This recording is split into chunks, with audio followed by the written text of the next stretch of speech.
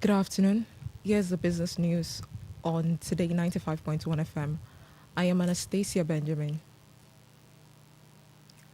Crude oil supply from the Nigerian National Petroleum Company Limited trading arm has surged in April 26 with shipment records indicating that more than 1.3 billion metric tons, equivalent to about 6.8 million barrels, over 1.8 billion liters were delivered to the Dangote Oil and Gas Company Limited within the month.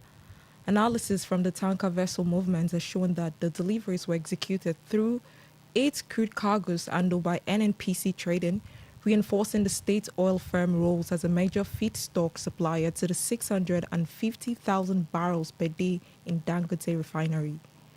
The document has shown that 1 out of 8 cargoes, 5 has been fully discharged, while 3 others are still waiting completion, indicating a steady pipeline of crude inflow into the refinery. The development comes amid a refining continued compliance with supply inadequacies, with a total requirement of 19 cargoes monthly, and the country imported 55.39 billion barrels in January and February 2026. The Nigeria's oil and gas industry may be heading towards a critical turning point, not due to declining reserve or asset divestment, but because of a growing shortage of skilled professionals needed to sustain the sector's future growth. The chief executive of the Nigerian Upstream Petroleum Regulatory Commission, Orisafemi Yewa Eyishan, has urged indigenous operators to urgently invest in the human capital development or risks undermining the industry long-term viability. She charged the Independent Petroleum Producers Group to uphold industry standards, strengthen human capital development, and promote good corporate governance. Ayushan warned that without deliberate investment in skill and capacity, the industry could face a crisis that would affect not just individual companies, but Nigeria's global standing. She further challenged the group to enforce discipline among its members and emulate the operational standard historically associated with multinational operators, reaffirming the Commission's role as a business enabler. She assured operators of continued regulatory support in line with the economic agenda of President Bola Tinubu. Nigeria's aid total debt servicing rose by 2.98 trillion naira year on year to 15.81 trillion naira in 2025. Analysis from the Debt Management Office (DMO) has shown that total payments increased from 12.83 trillion naira in 2024 to 19.81 trillion naira in 2025, representing a 23.2% rise within the period. The increase was driven primarily by domestic debt servicing, which climbed from 5.87 trillion naira in 2024 to 8.68 trillion naira in 2025, making a total 0.74 trillion naira increase, or about 46.7% year on year. This means domestic debt continued for approximately 54.5% of total debt servicing in 2025, up from about 45.8% in 2024, highlighting a clear shift in the structure of the country's debt burden towards local obligations. Despite the rise, the share of external debt service in total obligation declined from roughly 55.8% in 2024 to 45.5% in 2025, reflecting the faster growth of domestic debt cost.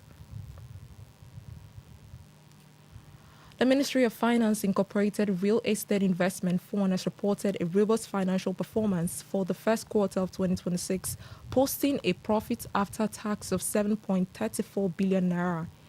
In a regulatory filing submitted to the Nigerian Exchange, the fund revealed that in total income reached 9.2 billion naira and ended in 31st March 2026.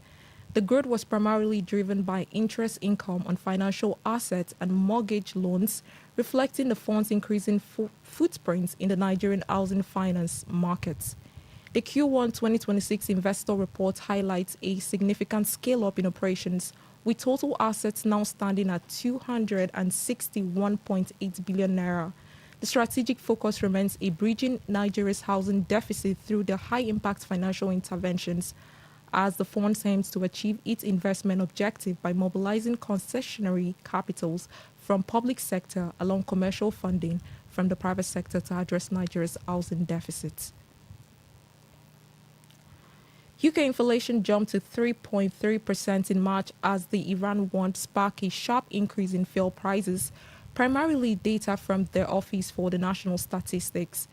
Economists has expected the inflation rate to accelerate to 3.3%, up from 3% in the 12 months of February. Chief economist Grant Fitner had said that the rise in inflation was largely due to increased fuel prices, which saw their largest increase for over 3 years. He further said the monthly cost of both raw materials for businesses and goods leaving factories rose substantially, driven by higher crude oil and petrol prices. A sharp rise in energy price on the back of Iran war has been blamed for renewed inflationary pressures, and while the conflict continues, economists expected to see costs accelerate further. And that was the news update on Today 95.1 FM. Good afternoon. My name is Anastasia Benjamin.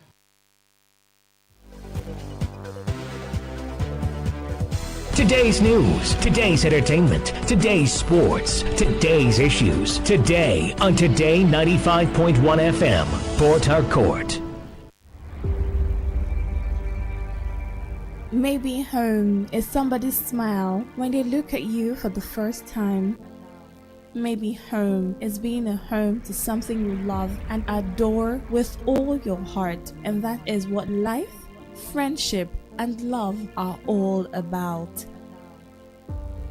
Maybe home is listening to all of your favorite shows on Today 95.1 FM. We create memories. We inspire comfort. We are the voice of the people, and we are home away from home.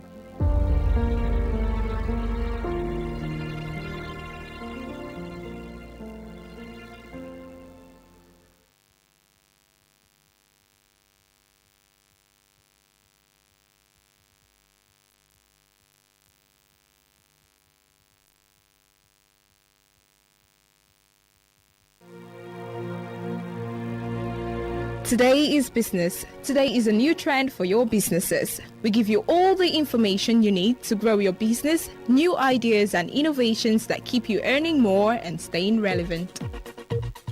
Every day we engage in business, buying and selling, trading and exchanging of services as individuals or as a country. Money goes round, it goes up and down. But have you ever wondered what business is all about? And have you ever wondered how you can stand out in your business? Today FM has got you covered every Wednesday between the hours of 1 p.m. to 2 p.m. Learn all you need from professionals on how the country runs its business affairs and how you can be an outstanding entrepreneur and grow your business. Business Today.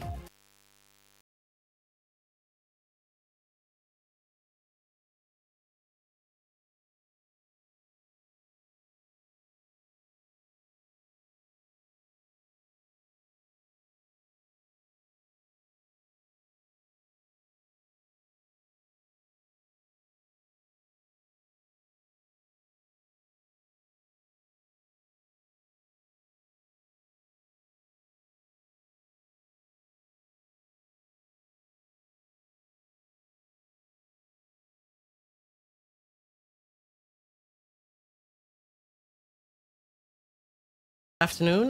Time check. It's 9 minutes past 1 o'clock. And of course, just as the promo did say, it's time for business news on your premium talk station, 95.1 FM. Yes, it's Today FM. My name is Dawn Wilson. And to be part of the show will be Dr. Babalola James Olatunde, and he's a maritime expert, educator, and a port user in Nigeria. Also, former PRO, Shipping Trade Practitioners Association of Nigeria, and currently the Secretary, National Shippers Association of Nigeria, Rivers and Bayelsa Chapter. He's also a public affairs analyst. So, of course, it promises to be vibrant and quite interesting as well.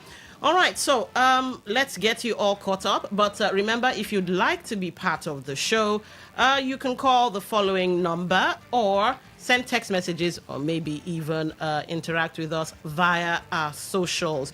So the number to be part of the show, 0810 9510 951 0810 9510 951. Now for text messages, WhatsApp messages, voice notes, 0701 9339 962 0701 9339 962. Now for social media, if you'd like to watch the studio and everything, you could go to YouTube at Today951FM. That's at Today951FM. On Facebook, it's at Today95.1FM. On Instagram, it's at TodayFM951. And on X, it's at TodayFM951. Now, if you'd like to listen via the website, you simply go to www.todayfmlive.com and just click listen live. It's right there, just right in your face, middle of the screen. You can't miss it. Listen live. Now, if you use the Radio Garden app, which you can get from Google Play Store or the Apple Store, just get the Radio Garden app and look for Today 95.1 FM. That's it. All right, we've got that tucked away. Let's get into the program proper. I would like to read something from The Guardian. This was some days ago. That's the 20th of April, so like 6 days ago or so. And then we would take off from there. So according to The Guardian and the headline, it says, Reps Committee hails Dangote Refinery as Nigeria becomes net petrol exporter. Now, when I saw that, I was like, yes, we're finally doing something right. For those of you that follow the show, the Business Today show, you know we talk about macro and micro. Now, macro is, on paper, how great we look before the global community, the international community. And micro is you and I, how life in Nigeria affects our pockets. So I was like, wow. We're doing something great, which means all of this will somehow translate to more money in our pockets. Maybe less high cost of living and all of that. Until, of course, I read the thing and I was like, okay, so let me break our collective hearts together. Now, Dr. Babalola is laughing. All right. So the House of Representatives Committee on Petroleum Resources Downstream has described the reported milestone by the Dangote Petroleum Refinery and Petrochemicals as a major boost to Nigeria's energy sector and a validation of ongoing reforms in the downstream petroleum industry. Now, Nigeria reached a significant turning point in March 2026 when the Lekki-based refinery exported more refined petrol than the country imported, making Africa's largest crude oil producer a net exporter of refined fuel for the first time. So basically what that means is that for the first time in Nigeria, well, okay, let's just go with that. For the first time or for the longest time in Nigeria's history, Nigeria exported more fuel than we imported. That's beautiful, which means Nigeria is making money. Slow your roll. Let me continue reading, then we'll break it down for you. So let's see if this is something we should really be celebrating or we should collectively put on sackcloths, put ash on our heads, as they did in biblical times, and cry. Now, Nigeria reached a significant, have I read that? Okay, yes. Data shows the facility shipped 44,000 barrels per day of petrol during the month, while national imports fell to 41,000 barrels per day, yes, the lowest level on record, according to market intelligence firm Kepler.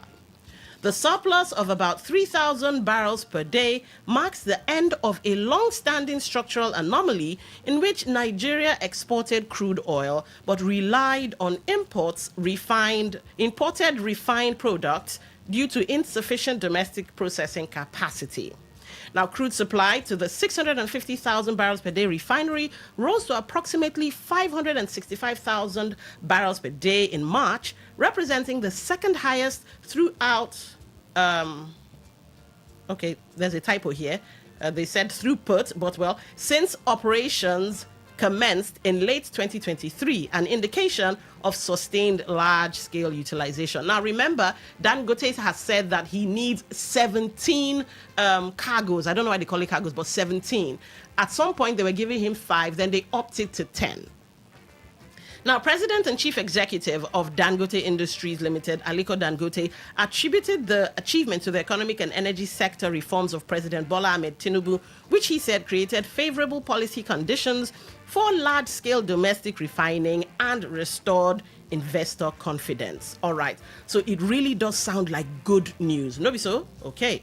So I wrote down a couple of things. So here are my notes. So apparently, it would seem that Nigeria now has more fuel supply, because that's why Dangote has enough to export. It would also seem, is that we are no longer importing as high an amount as before.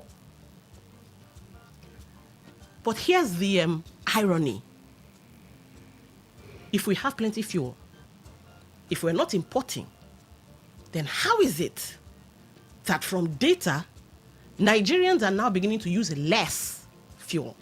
Because if we have more fuel, then that means that it's sarara werere, no be so. So we should have wonderful access to it. But let me break it down for you. Why you and I have stopped using our Pass My Neighbor generator. You and I have now been carrying jerry cans in our cars with 5 liters. So anywhere the motor stop you, you top up from there. Now, recent data shows that local refining, led by Dangote, now supplies a major share of petrol demand. In fact, in some quarters, we're told 70%. But, because of volatility and jumping around, sometimes they say, no, not really 70%, but let's just go with Dangote is now supplying a major amount of petrol to us. Now, at the same time, Nigeria has even recorded net export levels in recent months. However, daily fuel consumption has dropped from about 57 million liters to around 47 million liters. Now, at first glance, it's, of course, contradictory, because, like I said earlier, increased supply should lead to higher usage. But in our case, demand is shrinking.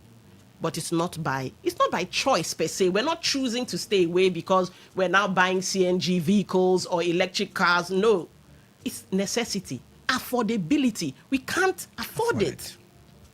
Petrol prices are now 1,000 plus per liter. So now, you and I, we're reducing where we work out to. In fact, my sister has this saying, if you know they put money for my pocket, I'm not coming. That's what people are doing now. Some are even trekking, cutting down on using their generators. Businesses too are scaling back. In fact, with the way things are going, some businesses that used to run 10 a.m., 11 a.m., and 10 p.m., 11 p.m., and all of that, they now close a little earlier because everybody's conserving what they have. Now, even with local refining, prices still remain tied to global oil markets and exchange rates. Now, some of you, the other day, you guys came for Queen, like, why? We have oil, we have fuel. We're not supposed to be affected by global shocks. Hold your roll, slow your roll. Dangote sometimes has to go and buy from third parties who bought from Nigeria at a premium. It's a business at the end of the day. The man is not dumb. So somebody is going to have to, shoulder or bear that lot. And that's you and I. Because of policy and all the confusion in the way we have structured Nigeria. Now, not just global oil markets, wahala, exchange rates as well. Remember, the man is paying in dollars in some quarters. So, while fuel imports have not disappeared, and it does indicate that we are in a transition phase to, full independence rather than depending on fuel imports. The problem, fuel is available, but it is not affordable. So if fuel is available and you and I can't afford to use it, has the problem really been solved? Now, of course, you already know the answer. The problem has not been solved. So why are the reps praising Dangote? Why are the reps sharing in Dangote's milestone, in Dangote's luck, in Dangote's win? The bigger picture, which they seem to be missing, is the people. You're saying, oh, Nigeria is now a net exporter. Excusez-moi. Dangote is now a net exporter, but we have refineries that don't work. But let's clap for Dangote. While the people seem to be, well, at the losing end. The people are the ones with the short end of the stick. And we're praising Dangote. Now, please don't come for me and say, why are you bad-belaying the guy, this and that? I'm not bad-belaying him. I'm just pointing out the obvious. Now, let's pull the thread some more. It's Dangote's win, yes. And in a sense, the federal government also wins because Dangote will be paying taxes. So the federal government is making money. Dangote is also making money. Now, that money the federal government is making, are we feeling it? No. Why? Well, we're servicing debt. Then we have an over-bloated governance. They don't want to reduce cost of governance. So, they're looking for money. Remember, they've even sent in, is it supplementary budget, or whatever. They're looking for money left and right. So how are we going to feel it? And here we are, here they are celebrating Dangote's win. Meanwhile, it's looking like Nigerians are not winning alongside him. Fuel, Sarara Wirere. I know it's called fuel, but... And Dangote is a savvy businessman. He's taking advantage of a broken system. A system, I might add, that analyst after analyst after analyst have come out to say, do it like this, do it like this. Why is it? I mean, somebody should really tell me why the refineries can't work. Let me rephrase, why the refineries shouldn't work. Because it's not a matter of can't. It can. That drama they did where, Port Harcourt refinery is now flaring, blah, blah, blah, blah, blah. It at some point it worked. So why shouldn't it continue? Now, let me read you something else. Because, all right, just hold on a second. Let me find that. And this one is credited to Tonye Cole. Because the little research I did, the research was like, okay, you know what? Macro this and macro that. On macro, we're doing well. The IMF will praise us for this. And the World Bank will clap for us and waiting. Then when I brought it down to the micro, Nadia Agbada hang for barbed wire. Because some of these things are supposed to be like long-term, in the long term, and that's why the president keeps saying, so wrapper of endurance and blouse of tolerance and, all the preachy. But to put it in better perspective, that is, if we might ever get to feel the micro aspect of this, Tonye Cole, I think this came out yesterday. I'll read the one from Channels News.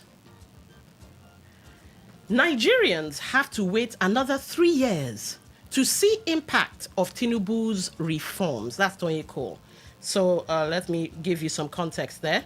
The 2023 All Progressives Congress APC governorship candidate in Rivers State, Tonye Cole, has said Nigerians may need to wait another 2 to 3 years before fully feeling the impact of the economic reforms introduced by President Bola Tinubu. The businessman turned politician made the remarks on Tuesday while speaking as a guest on Channels Television's Political Paradigm program, where he addressed concerns about when the government's macroeconomic gains would translate into tangible benefits for ordinary citizens. All right, so to quote him, if you ask me, I suspect that before you begin to see the impact at the very bottom, if you allow things to just move naturally, you are going to look for another 2 to 3 years before you see it. He stressed that while macroeconomic indicators may show progress, effective communication and targeted interventions remain critical. According to him, the man at the bottom cares about feeding, transportation, and getting a job that will at least pay. So at least he gets the macro and the micro. So shouldn't the government, before subsidy goes, subsidy comes, subsidy went, and all the things that they did, shouldn't they have at least put one or two things in place to cushion the shock? Because this is a shock. Imagine if they had, like I like to say, dotted their I's and crossed their T's when it comes to carrying the people along. We wouldn't feel all of this too much. But now here we are, celebrating the gains of an individual who, well, he has dotted his I's, he has crossed his T's. So while he has kind of put Nigeria on the map, he hasn't quite put us on the map, because it's his money. It's his victory. It's his windfall. But you know what? Small potatoes type of people. What's that famous expression? Low-hanging fruit. Yeah, low-hanging fruit. So, Dr. Babalola, Dangote has done a great thing for Nigerians. What say ye? Good afternoon, listeners out there. Good afternoon, our global audience. In fact, what do you expect of sycophants? And I'm not in the class of that, and I do not subscribe to sycophancy as far as I'm concerned. We look at the reality of things and speak the way it is and let people know the truth. For me, the man who made those utterances, I used to respect him, but for now, I want to look at him with another eye, because Ugochinyere has been someone very, very notable and respectable, and for him to make that kind of pronouncement, I think we should look at him with his second eye. Okay. Why do I say this? Some time past, he made some revelations, at least that were shocking, and Nigerians have to sit up, and things were done at least to remedy those things. But talking about Dangote, it's not Nigeria's win per se. It is a business, a private business, privately owned business that is succeeding, not Nigeria as a country. Yeah, it is a business sited in Nigeria, located in Nigeria, localized in Nigeria, operated by Nigerians, yes, but it is not in the name of Nigeria as an entity or owner of the particular business. It is owned by an individual citizen of this country. So whatever Dangote has made, whatever achievement Dangote has made is individual, or it is personal. Though it resides in Nigeria and it's for Nigeria, yeah, fine. You can put the name of Nigeria on the map, but to me, there is no basis for such assessment and such validation or declaration yet. Because if I want to measure output by what Ugochinyere have just said, it is not by one-time export, then I will not declare that Nigeria has become a net exporting country. Okay. For Nigeria to become a net exporting country, we must look at the antecedents and trajectory of production. And that export business, how viable, how have they done, what quantity have they done, and what is the tonnage really sent out that becomes a net export. So those are the things. And perhaps rely on the statistics from Nigerian Bureau of Statistics, if they have any, then such declaration can now be validated. But without such information or background information, one-man declaration of making Nigeria a net export based on Dangote's one-front achievement, to me, it is not adequate, it is not proper, it is not business-wise. Because it's like you are painting a black pot white when it is black. Let us see over time, if this continue and there is continuity over time. For example, give it a 4 weeks to 8 weeks chance. Okay. Then we can now see whether it is really we are netting export or not. Yes, if you can sustain it, not only by one-time transaction.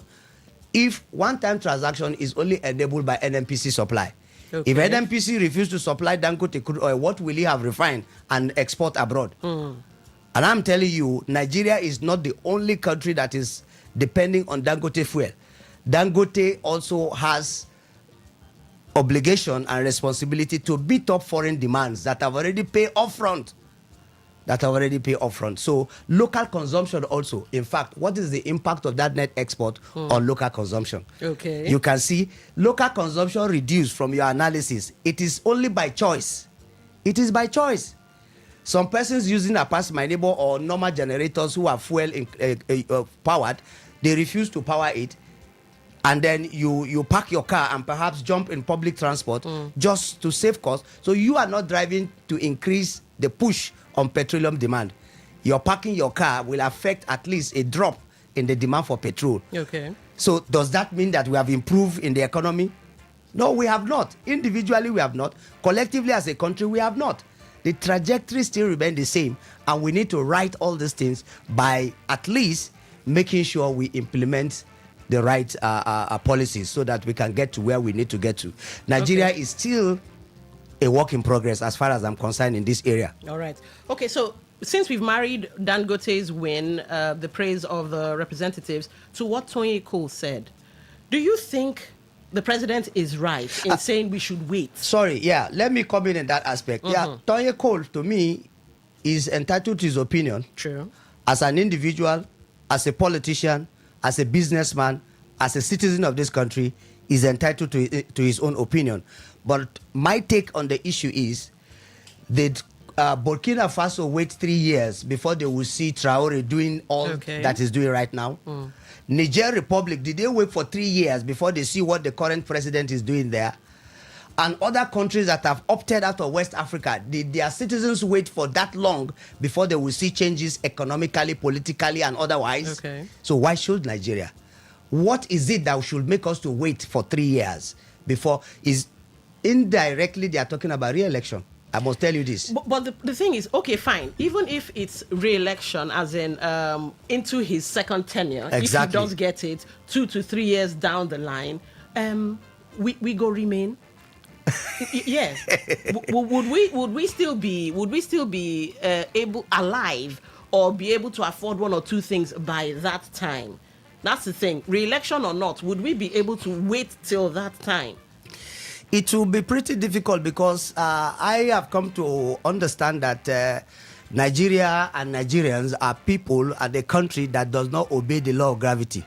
Whatever goes up in Nigeria don't come down or don't seems not to come down. It's hung somewhere. So if it keeps going up, it keeps going up. When we get to that supposed promised land, it will still be high up there. Of course, yes. So what do we do?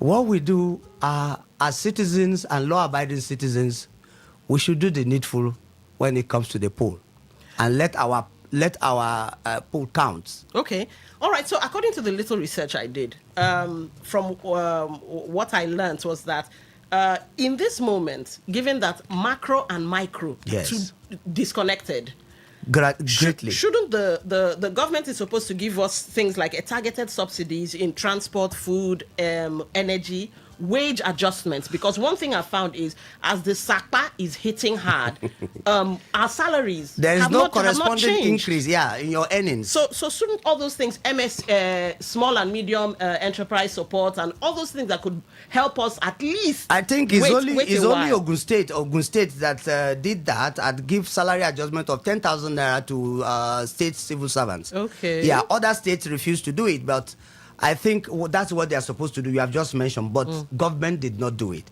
and they are asking us to wait. How can we wait, and why should we, when there are no efforts to cushion what we are passing through? All right, okay. Let's see if we can take one or two calls. Then we move to the next topic we're supposed to be talking about. Let's see if I can find that quickly. It's also part of the waiting game, and let's see. It's about on airport, but I see we have people that would like to weigh in. So let's get your thoughts. Hello, Business Today. Welcome to the show. What's your name? Where are you calling from? Austin, calling from Port Harcourt. Go ahead, Austin. You have the floor. Okay, please, is it the same about juice can tell us during Buhari tenure? Because the first time they say Buhari is Learning Foundation. I don't know whether that foundation that Buhari led that put us for this hunger and this Tinubu come. I don't know whether this Tinubu destroy the foundation called Poverty Foundation. These people don't have anything to offer. The best thing, they don't leave the office. I beg. They give people who get something for head to rule this country. These people don't have anything for their heads to offer. Thank you and God bless you. All right, thank you, Austin. Let's get the next call. Business Today, welcome to the show. Good afternoon, all. Good afternoon. What's your name? Where are you calling from? Yadi Beradile, calling from Agalabena, Bayama. All right, go ahead. Should we be celebrating the win? Pardon? I said, go ahead. Should we be celebrating the win? We are now a net exporter of fuel. Of fuel. Yes. When they are refusing to supply Dangote enough fuel, that's crude oil. In fact, when there are, we call it cabals that control the supply chain, and Dangote is always complaining. Imagine who that man is. Had it been it was someone that is poorer, do you know what they would have done to that person? Perhaps they would have shut down that refinery. But let me just make one appeal. The cost of chicks, day-old chicks, is too much. Government should look into that area. Because we are no longer seeing enough cows. This one now, in terms of death, there's problem. Last time I made contact, 5,000 naira per chick, broiler chick. But they found more than 5,000 naira per day old chick, broiler. Then for layers, more than 3,000 naira per day old chick. So calculate it, if you want to rear 500 or 1,000, how much it is? So government should look into that area. Okay, we get you. Thank you very much. You're welcome. Business Today. What's your name? Where are you calling from? Yeah, good afternoon. This is Honorable Chris Okwich. Go ahead. Welcome to the show. I really don't know why people should put their hope, trust on this administration, because since 2015, 17, 18, that I keep on telling you people, refresh your system. I keep on telling you people, these people don't have anything to offer. If you are waiting this administration to give you dividends of democracy, I am telling you, it will get to the people will start cooking their children. But wait, Chris, on paper, the macroeconomics of it looks like we are trying. No, my sister, let me tell you, once I used to pass my neighbor before, under good luck, under which administration, once I open my office in the morning 8 o'clock, that I pass my neighbor, the 500 naira or 1,000 will pay until 10 o'clock when I will close in the evening. And the people in that community, elderly ones, will come and start charging their thoughts and the phone. Today, I cannot be able to vote for 500 naira fuel for that my pass my neighbor. At times, 1 or 2 months, I don't own it because of what? How can you bring work for me? A 1,000 naira, I should go and buy fuel of 1,000 to do the work for you. How much do you think I will charge? All right, we get you. They don't have anything to offer. These people are businessmen. All right, thank you for calling. Business Today, welcome to the show. What's your name? Where are you calling from? Presenter, my name is Abandon. All right, go ahead. You have the floor. I agree with the last speaker. They have nothing to offer. I thank God for the revelation coming from Toreku, because he might sitting on the fence and he's telling Nigerians a little of what is still going to happen. How does he want us to wait in the next 3 years when after God it is government? So as he has said that Nigerians should do the right thing, and the right thing they need to do is to make the right choice. So we should wake up now. Forget about them giving you 100,000 or 20,000 or 11,000, 12,000 for you to come and vote for them. Collect the money if you are saying, even if you give me 100, I don't need it. Because those money are the same. So Nigerians should know who is who. We have suffered for almost 4 years now. Do we need to suffer again for another 5 years? Or let us do the right thing once and for all? All right. Thank you for calling. Business Today, what's your name? Where are you calling from? Oh, my name is Good. You're calling from Port Harcourt. All right, go ahead. You have the floor. You see, sometimes when we look at this way, look the other way. All right. Dangote is a private company. He's doing it for himself. And now, he came to our country. He may decide to quit the country.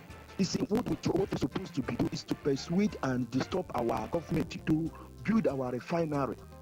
They cannot promise a refinery since Obasanjo, from Obasanjo to Yadwa.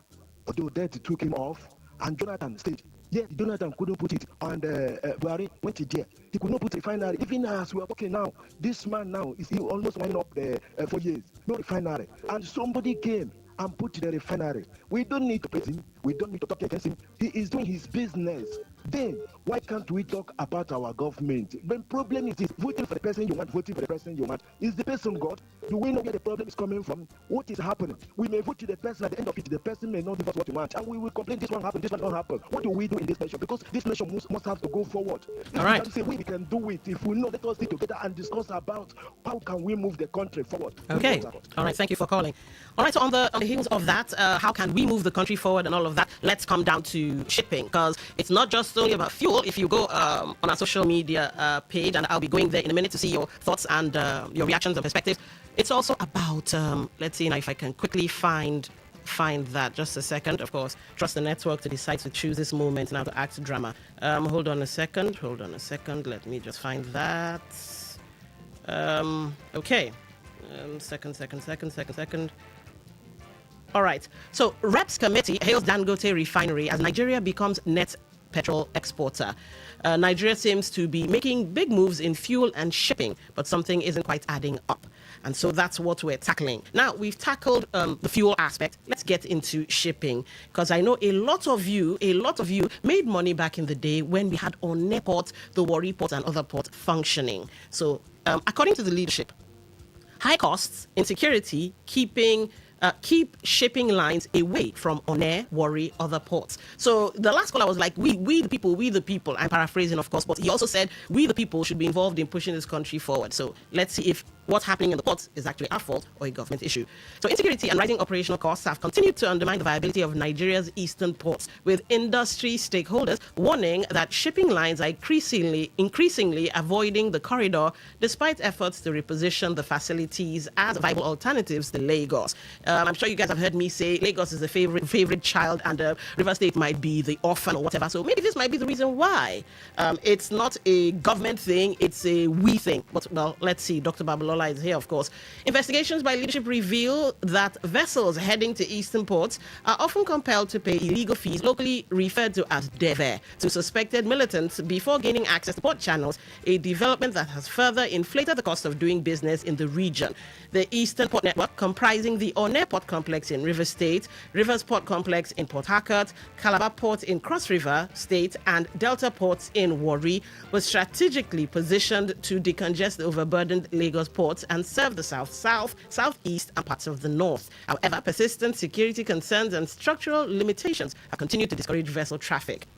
Confirming the situation, the President General of the Maritime Workers Union of Nigeria, Comrade Francis Bunu, said insecurity has significantly reduced vessel calls to the eastern ports, noting that operators now factor in unofficial security payments when planning routes. According to the MWUNPG, the governors of the South states must come together to secure waterways against militancy in the Niger Delta. Let us hold our governors responsible. They have security votes. What do they do with it? If the governors of those states come together, they will achieve more and solve the security problem bedeviling the seaports.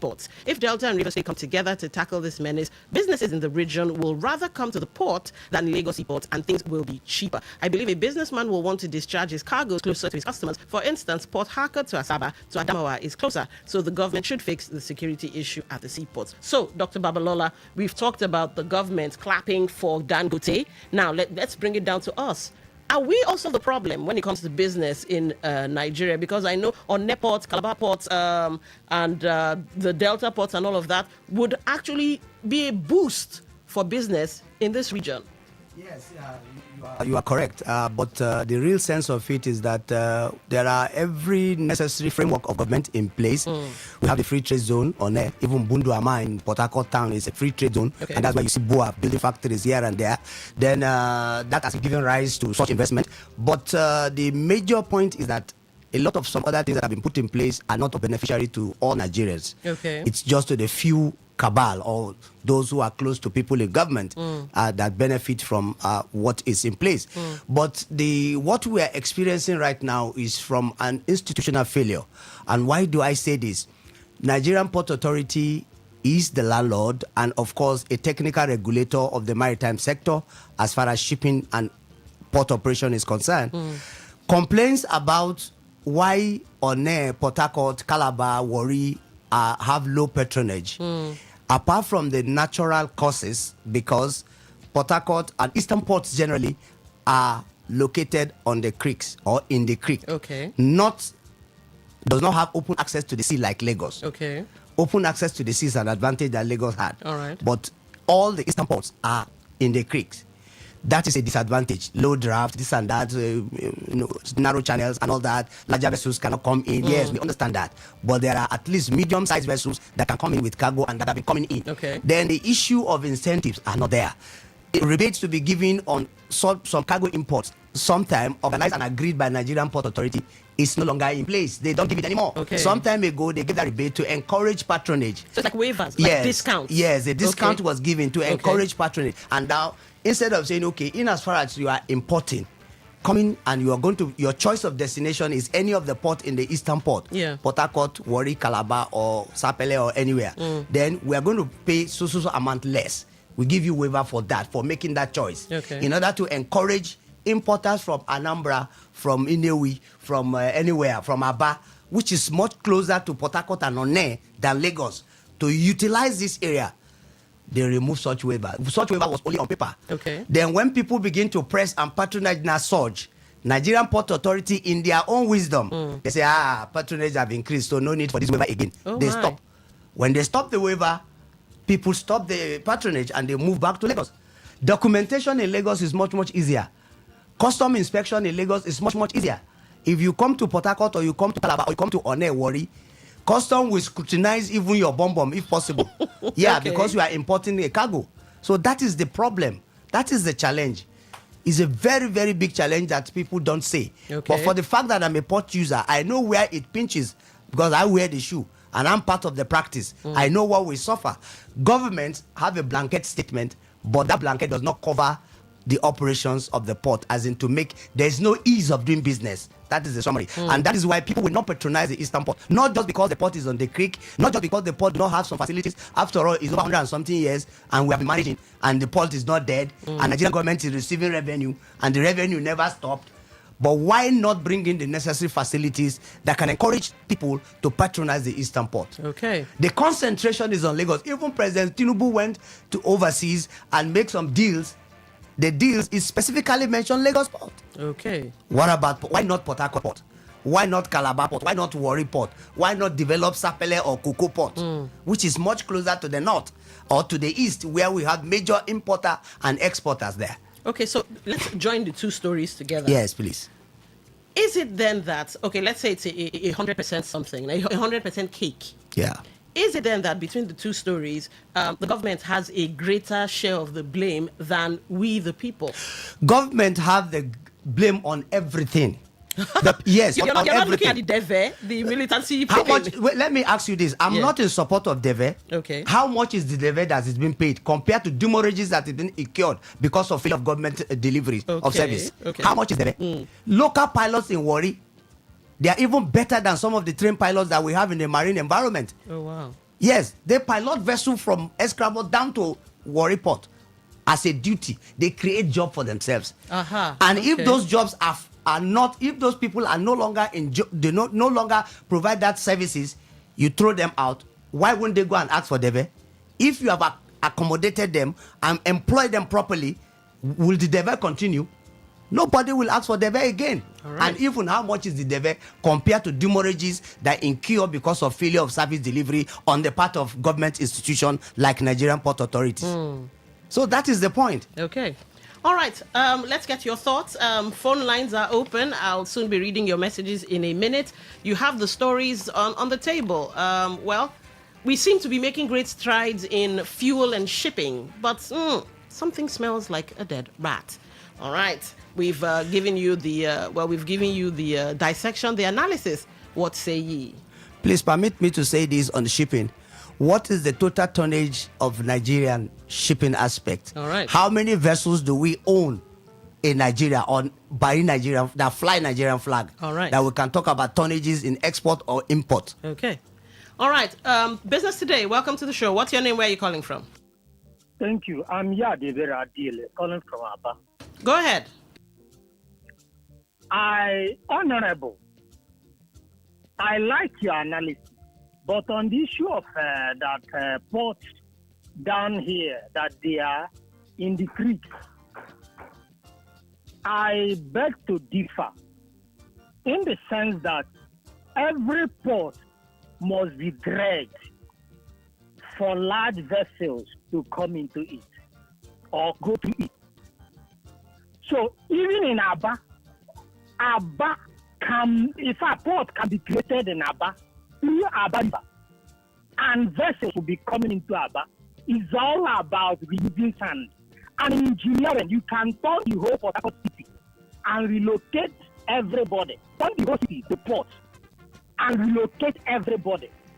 So issue of creeks, Port Harcourt port or Warren port or whatever, being in creeks, I think that it should not be something that should be talked about in a country that has so many engineers. All right. Thank you very much. Okay, thank you for calling. Let's take your messages and see if we can get back to calls. This is Woki from Port Harcourt. You say, don't agree to you. Appreciation to Dangote, but looking at in between your analysis, it now means that 10 million litres shortfall of daily consumption of PMS, telling you that more Nigerians are no longer using their private cars and businesses use less fuel, meaning people are no longer meeting up. What of sectors? Please, we are not there yet. Okay, let's see. Messages. I have to sift through. Okay, this is a Facebook link. Not going to touch that. All right, let's get to Facebook proper. Reps are praising Dangote, but Nigeria as a can't repay their refineries. Oh, all right, Charlie Man Obianozie. I didn't quite get what you were saying there, but all right, I think you might be talking about our refineries, and we can praise Dangote, but we don't have ours. All right, I get you on that. Okay, Dr. Babalola, you respond in a second about the dredging thing, but let's get this. Okay, we missed that call by a hair's breadth. I was about to pick your call.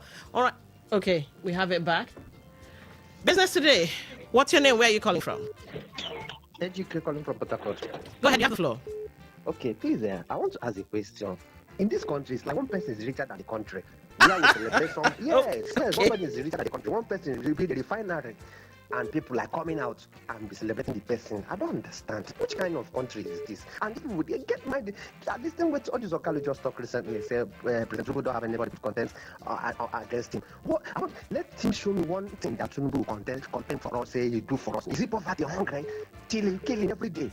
All right, we get you. We get you. Thank you for calling. Business Today, welcome to the show. Oh, good afternoon. Good afternoon. What's your name? Where are you calling from? My name is Dodi, calling from Port Harcourt. Go ahead, you have the floor. I think I have a problem with the citizens of Nigeria. We are operating a government whereby people represent you from various constituencies, people from zone, people from 18, people represent you. We have Senate, we have rep, we have governors, we have assembly. We have councillor, we have chairman. Why can't people table their problem from their community, from their ward to the local government table to the governor, state table to them? We have rights of rep.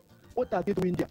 From month to month, from year to year, until 80 years, they still want to go back again. Some people you cannot even hear the voice. Most people that are there, I'm challenging you. Some people do not know them, even in their consequences, even in their state. I challenge you now, River State. Tell somebody now. Mention how many people that are representing us in River State. They will tell you, I don't know. What are they doing there? Are they going there to share the salary? All these ports now we are talking about. Is it not for somebody to go there, see the reason why we should have ports? See the reason why we should have this. See the reason why we should have that. We keep on complaining every day, talking. In fact, sometimes they call us up and we don't even know what we are holding about. Every damn thing we talk. Confusion everywhere. All right. Are not helping the matter. Okay. The people that are ruling us are not even helping the matter. The people that are ruling. All right, we get you. Business Today. What's your name? Where are you calling from? Hello. Go ahead. Business Today. What's your name? Where are you calling from? I am Ezekiel. Go ahead. You have the floor. Yeah. So I really want to know. During the time of President Buhari, the biggest vessel landed here in One. Then today, your king there is talking about the draft and the shallow water. Then what happens to it? Those vessels of those magnitude are no longer present in One port. All right, let's give him a chance to answer. Thank you for that question. So the dredging one, yes, and the huge vessels are Thank you very much. I know there's FOT and FLT. FLT, yes. Federal Ocean Terminal and Federal Light Terminal. Okay. As the name implies, the depth of those terminals are not the same. Okay. Good. Now, let me come back to the previous caller who talked about that he begged to differ. If you listen carefully to my analysis, I only compare the location of the port in the eastern port and that of Lagos. Okay. And I will repeat, that of Lagos is almost on the open sea because the distance from breakwater to the port is just very short. In less than 2 hours, you are there. Okay. But Port Harcourt, like to Bonny or Onne to Bonny, at least is a maximum of 3.5 hours voyage before you can bring in or sail a vessel out. Then what I refer to as shallow, being on the creek, is that we all know what creek is all about. Creek and open ocean are not the same. Creek is an estuary. It's a tributary. Okay. It's not the main body of the ocean. That means the draft you expected there can never be like the ocean mouth, and then it needs like places that you need to dredge. You need to also understand the engineering of that particular area. Okay. What do I mean? There is what they call tidal movement. For those of us who use the port, tidal movement means going out and coming in of water. Okay. And that's what we have on the creek. That goes along with sand, silting. There is silting of the port. That's what he referred to as dredging. And that dredging, who will do it? It's not an individual. It's federal government that will do the dredging. Okay. All right.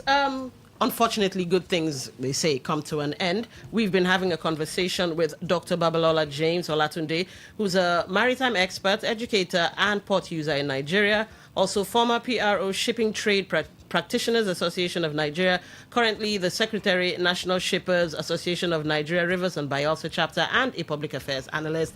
And hopefully, well, this has been an eye-opener for all of us that when our leaders come out and clap, we scrutinize why they are actually clapping. It's been Don Wilson on Business Today. Up next is the news update with Anastasia and, of course, Talk That Talk. Don't touch that dial.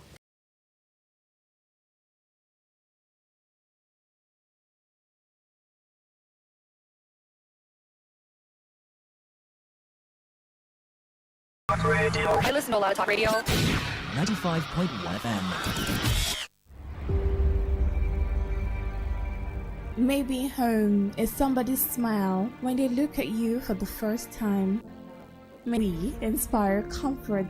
We are the voice of the people, and we are home away from home.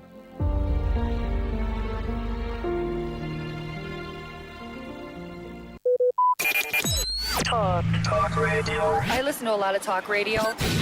95.1 FM. Whether it's happening in Port Harcourt, South South, Nigeria, or around the world, we've got you covered. On air, online, delivering balanced news and unbiased analysis. Today, 95.1 FM. Today,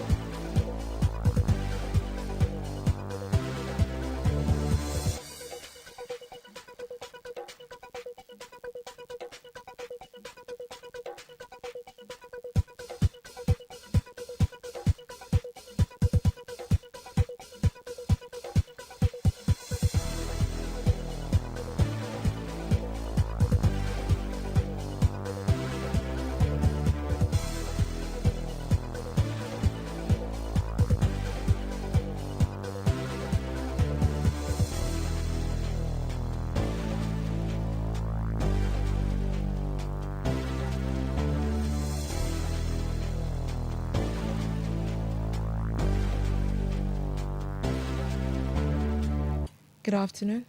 Here's a news update on Today 95.1 FM. I am Anastasia Benjamin.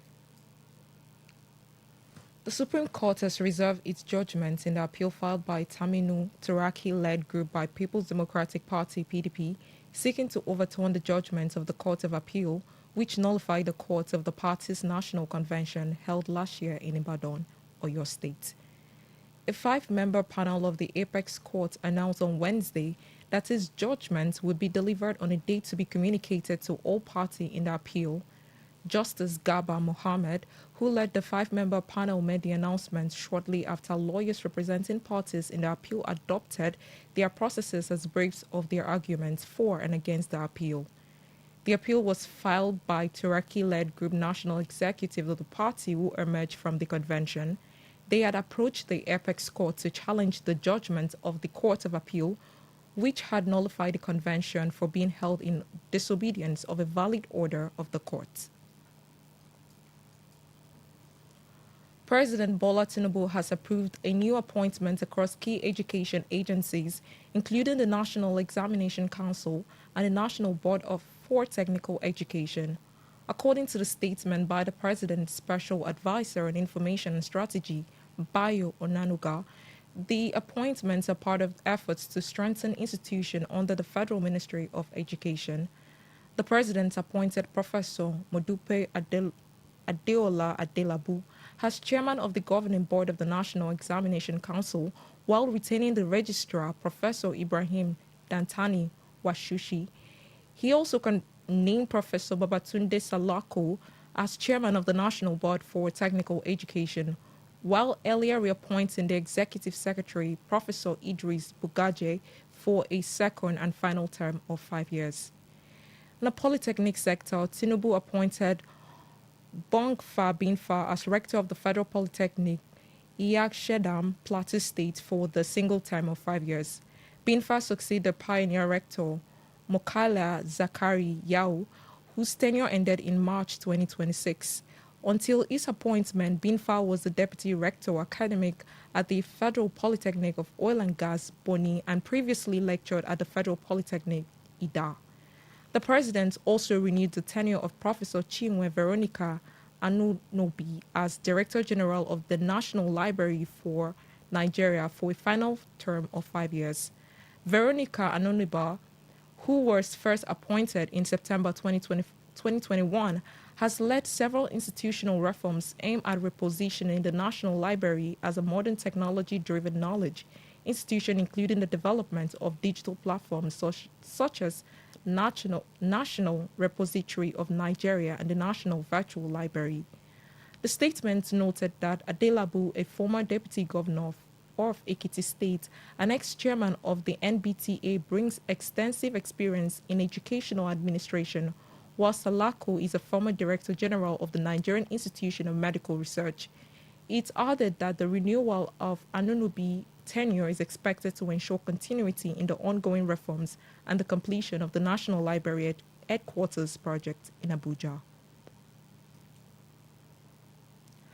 The Central Bank of Nigeria has warned Nigerians about the surge in fraudulent messages and cyber attack attempts targeting unsuspecting members of the public, urging heightened vigilance in digital interaction.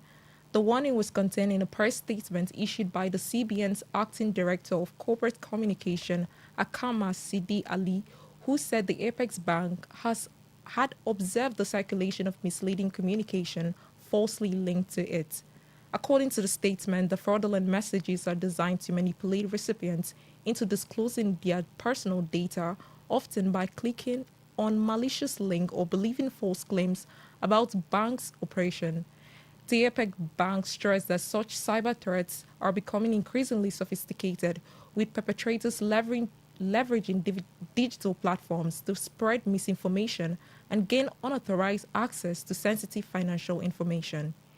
It retreated that the official website remained the primary channel for verified communication and advised the public to rely only on trusted sources for updated on activities. On the foreign scene, as such, the challenges ahead are daunting. 3 years into the war and a year after Khartoum was taken over by Sudanese army, the battered heart of the capital city still remains quiet. The remnant of war remains as many major buildings, including the Carinthia Hotel, one of the city's largest, still stand completely blown out. The Sudanese armies and the paramilitary rapid support forces had some of their fiercest battles in the capital. In the heart of Khartoum, in the Arab souk, previously selling everything from gold to electronics, but now a ghost town. In May 2025, the Sudanese army took full control of the city. The military seizure of capital and other urban areas in central Sudan in early 2025 did not allow the return to about 4 million people to their homes. And that was the news update on Today 95.1 FM. Good afternoon. I am Anastasia Benjamin. Today's news, today's entertainment, today's sports, today's issues. Today on Today 95.1 FM, Port Harcourt. Say no to the ordinary. Embrace the extraordinary, because we are the voice of the people. Today 95.1 FM. Today 95.1 FM.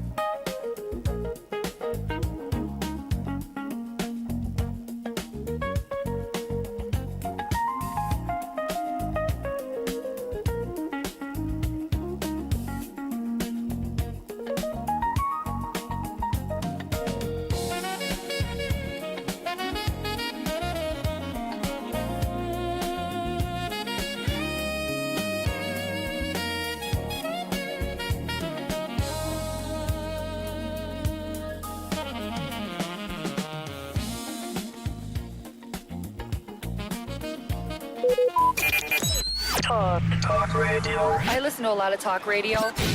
95.1 FM.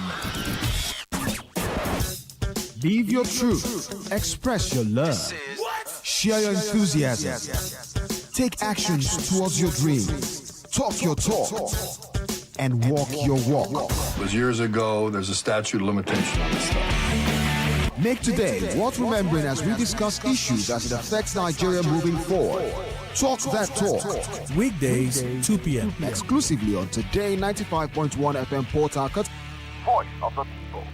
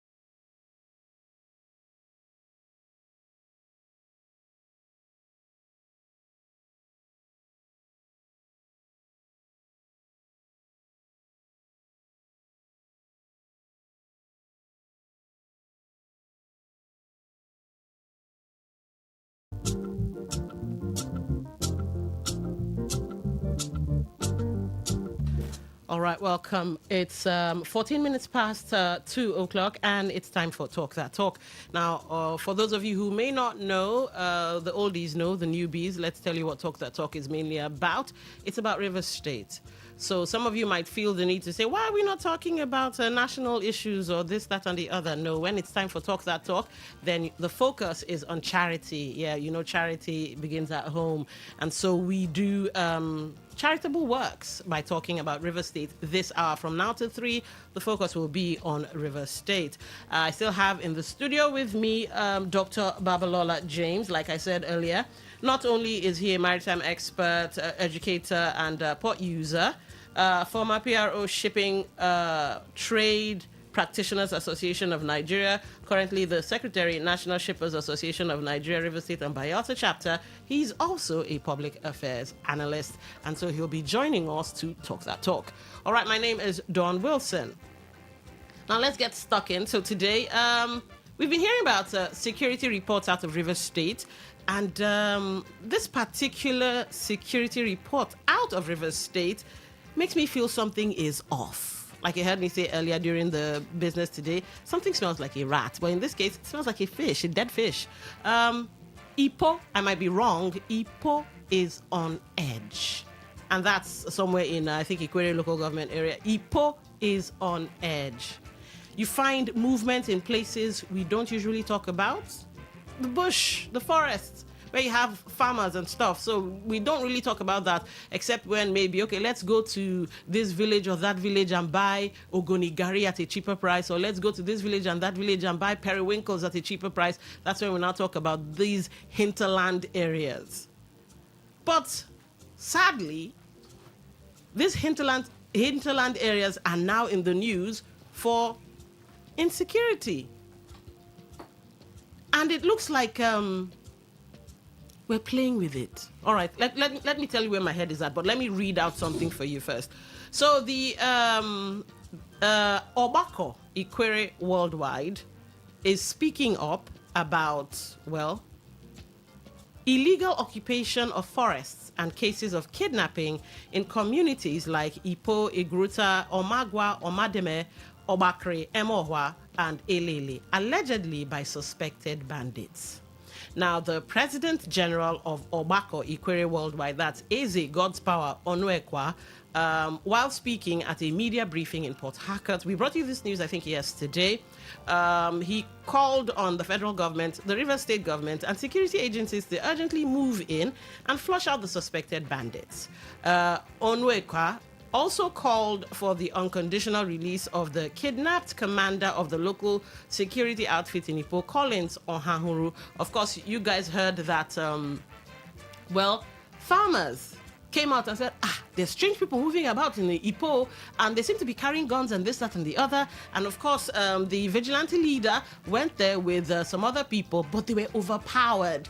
And the newspapers say, by superior firepower. I really don't like it when the media, we say superior firepower. But, well, what else can we say?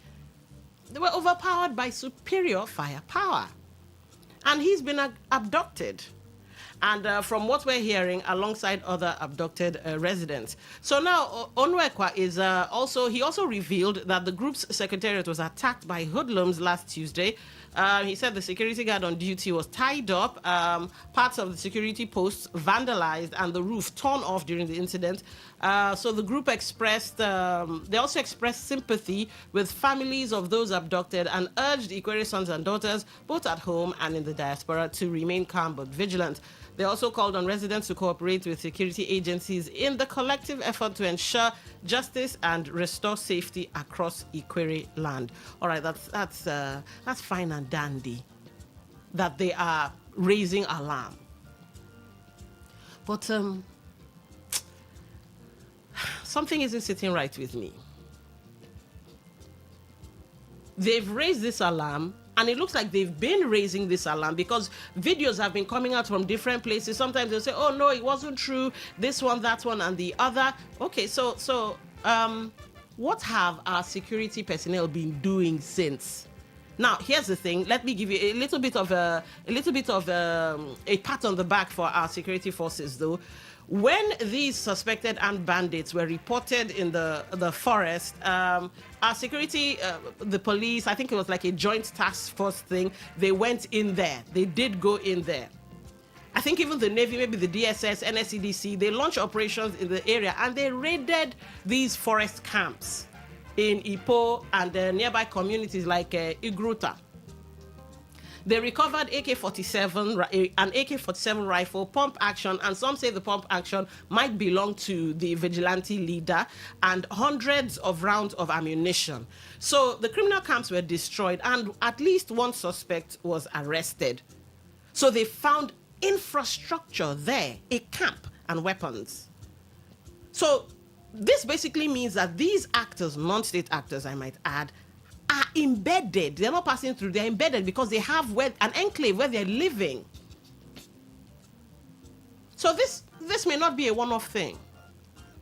Now, even some from the Obako Ikwere Cultural Organization, they're saying there have been multiple attacks, abductions, a pattern of invasion, not an isolated crime. So this is shifting the narrative away from crime incident like a one-off thing to a security threat creeping into Ikwere land. But here's the thing, not just creeping into Ikwere land, creeping into Rivers State. So let's not pussyfoot with it. Let's not dilly-dally. Let's not try to, make it sound like, oh, it's not as dire as. It's creeping into Rivers State, or it's crept into Rivers State. And look at the pattern. Forest occupation. So you now have gunmen operating from deep bush camps. Of course, thank goodness for the farmers that detected it. But many times, if you are a security person, I watch too much movies anyway, you could call it a cultural or a classic rural infiltration model. It was also used in the Boko Haram era. And of course, the Boko Haram, they were playing with them, so they are just disgruntled, it's a one-off, it's a this and a that. Now it's a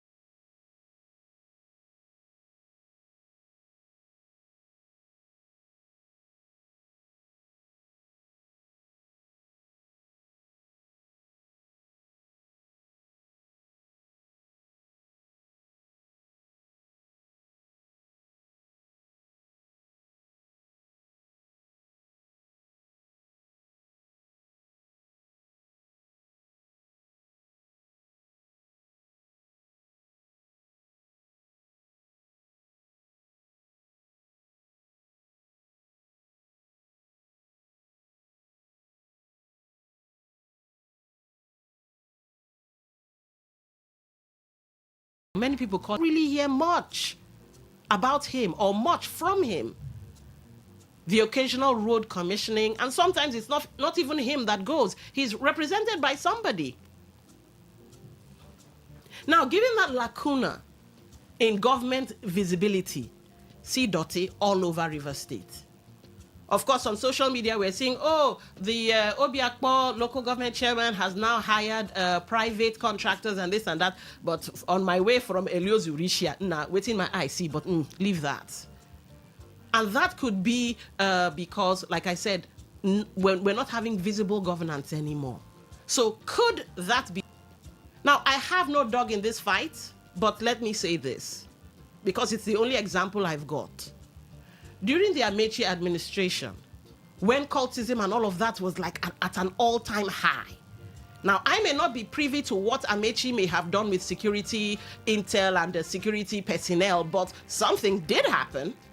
And it kind of, insecurity in the state kind of, went down a little bit.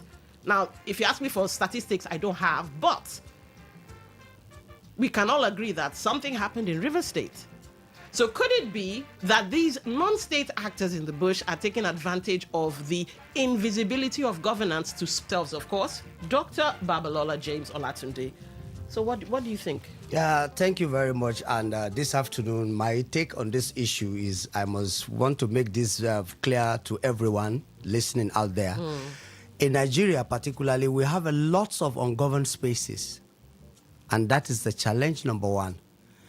The military, all the paramilitary and everybody that carries, that wears uniform and carries weapon for security's sake, all the sister agencies, as far as security is concerned, working outside of police, they are concentrated in urban areas and some kind of developing communities only. There are a lot of other spaces there that are not governed.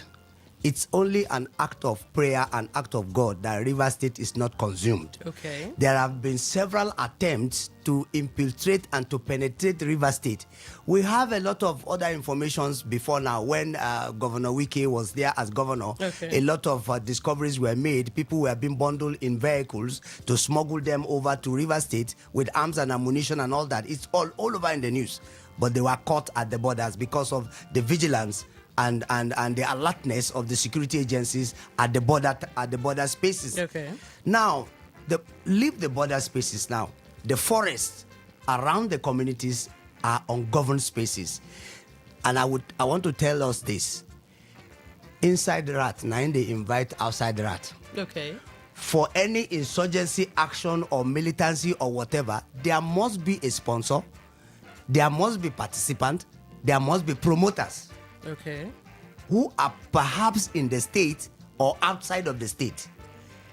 That I leave for DSS to go and investigate. And that is where DSS should come in as a security agent. And they live with the public and they see people, they meet people, they see strange faces. Community people see strange faces. Say something when you see something. And then the community leaders also should also have their ears on the ground. The moment you receive complaint, channel your complaint to the proper security or whoever that is responsible. Before at worst we get to the governor, at least we have the DPOs who are in the area. We have other security agencies who have their divisional officers. Reach out onto them. They work in synergy so that the infantry officer of the state, then actions will be taken. If you see something and keep quiet, then no action, and at the end of the day, you might be consumed. God forbid. But look at the situation at that community you mentioned now. I believe before any attack happened, there must be reconnaissance, there must be surveillance, there must be presence. Before the there must be some kind of simulation. Okay. And they must go after their target to study their target's movement, the trend of events around the target and all those things before they finally launch the action. Okay. So in the process of doing that, people will see them. They might not be armed as at that point in time they came in first. But when you see a stranger, at least ask question. Why are you here? What are you here for? If you cannot ask that question, tell those people who can do the asking of the question, which is the security agent. We found strange face here. We don't know what is he doing or what he's doing or what he's doing or what they are doing. Then let the police and whoever that you reported to go into action. The moment they are being challenged at the first instance, before they carry out the action, they will shift. They will say, this is a governed space. People are aware that they don't tolerate infiltration. Then they will move forward and go elsewhere. Or perhaps we chase them out of that place. Now, the raid that was conducted and somebody was arrested and all that, didn't they get some information from the person? Okay. And what did they do with the information? Is he only going to the camp and raid that particular camp and collecting a cache of arms and ammunition? And they mention gun. Okay, after you have raided that camp, did you find out whether they have other camps elsewhere or closer? You raid one and you forget about it. They will come again. They will reinforce. So that is it. So what do you think we should do? Because it's a network. Yeah, it's a network. How do we then create our own network of security personnel that could go into the bush? You know, they come out. I've seen videos where they would raid at 2 a.m., 3 a.m. They'll raid people's houses. That is the security personnel or the police or whoever's doing that. You see videos where they do that. How can we get our security personnel to start raiding the bushes? Or is it our bush is so wide, our forest so vast, that they may not be able to cover the entire geography? At least, yes, the forest is so wide and the bandits or the criminals do not occupy the entire forest. Okay. They chose All locations where they stay. And they stay closer to people, not far away from people. Therefore, we should be alert. And the community people also should be alert. The security agencies, the challenge they have, the rules of engagement, yes, they cannot act without a petition or without an instruction. There must be a guy at the top that will give a go-ahead, say, oh yeah, mobilize and go to this place. But should it be so? Okay, maybe because I've watched too many movies. Should it be so where you wait for the people to come and tell you? Sometimes you see all the surveillance, reconnaissance missions and all of that. Yeah. So they walk about, they listen to what people are saying, and from there you pick up information and you are proactive with said information that you get from society. That is an ideal situation. But for us here, only if a security agent's personnel, somebody closer to him, man, no man, is being affected, then they will go and dig out the hole within few seconds. But when it has something to do with the public that is not their own personal thing, then they will relax. And if you don't push them, they don't walk in some cases. Okay. Yeah, you need to push them before they walk when the complaints are coming. And that is why I will insist and I will advise that community people don't keep quiet, particularly the traditional rulers, those areas that are vulnerable. Let your people, let your community people give you information. Open your door to your community people to receive information. Some traditional rulers are not accessible. That's another challenge. Okay. Their doors are closed to their community people because of lack of trust. They don't even trust each other. So how would I volunteer information when I don't have access to you? And when the challenge will come, it will overwhelm everybody. So traditional rulers in this case, they have major role to play because the security agencies are not spirits and they cannot be everywhere at all time, 24/7. All right. You need to give them information for them to be active and for them to react to situations. Okay. And on that note, the phone lines are open. Do you smell a fish? Do you smell a dead rat? What's happening? Why are we not proactive enough with our security? People are sounding the alarm at the moment. All right, remember the numbers to call: 0810-9510-951, 0810-9510-951. To send text messages, voice notes, and all of that, 0701-9339-962. Talk that talk. Welcome to the show. What's your name? Where are you calling from? Hello, Lady Don Wilson. Good afternoon. Good afternoon. What's your name? Yeah, Reginald, calling from Tegoche. All right, Reginald, you have the floor. Yeah, greeting to I guess in the studio. Good afternoon. Thank you for calling in. Yeah, thank you. Don Wilson. Yes. The issue of insecurity and security challenges has become a household name in River State, especially when it comes to issue those people invading our bushes. You remember, your guest is talking about when you see something, report something, say something, don't quiet.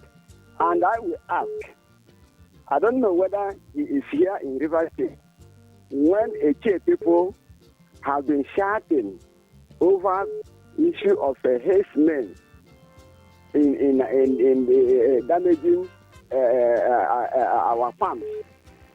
Lady Wilson, for 5 years now, I, as an Ekema, have been buying Gary. Why? The reason is that some group of people will come with in the name of Lama, they come with their cow, they destroy your farm. And the people are talking, we have been reporting, we have been shouting.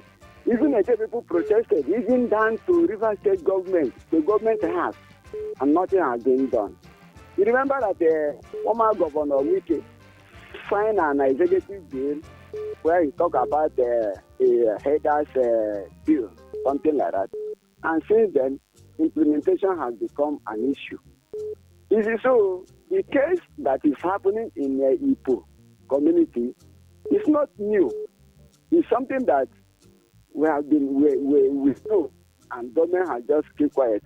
So for me, it's high time that government have to come in and take this issue of this security very seriously. Because if they invade Ipo today, they will invade another community.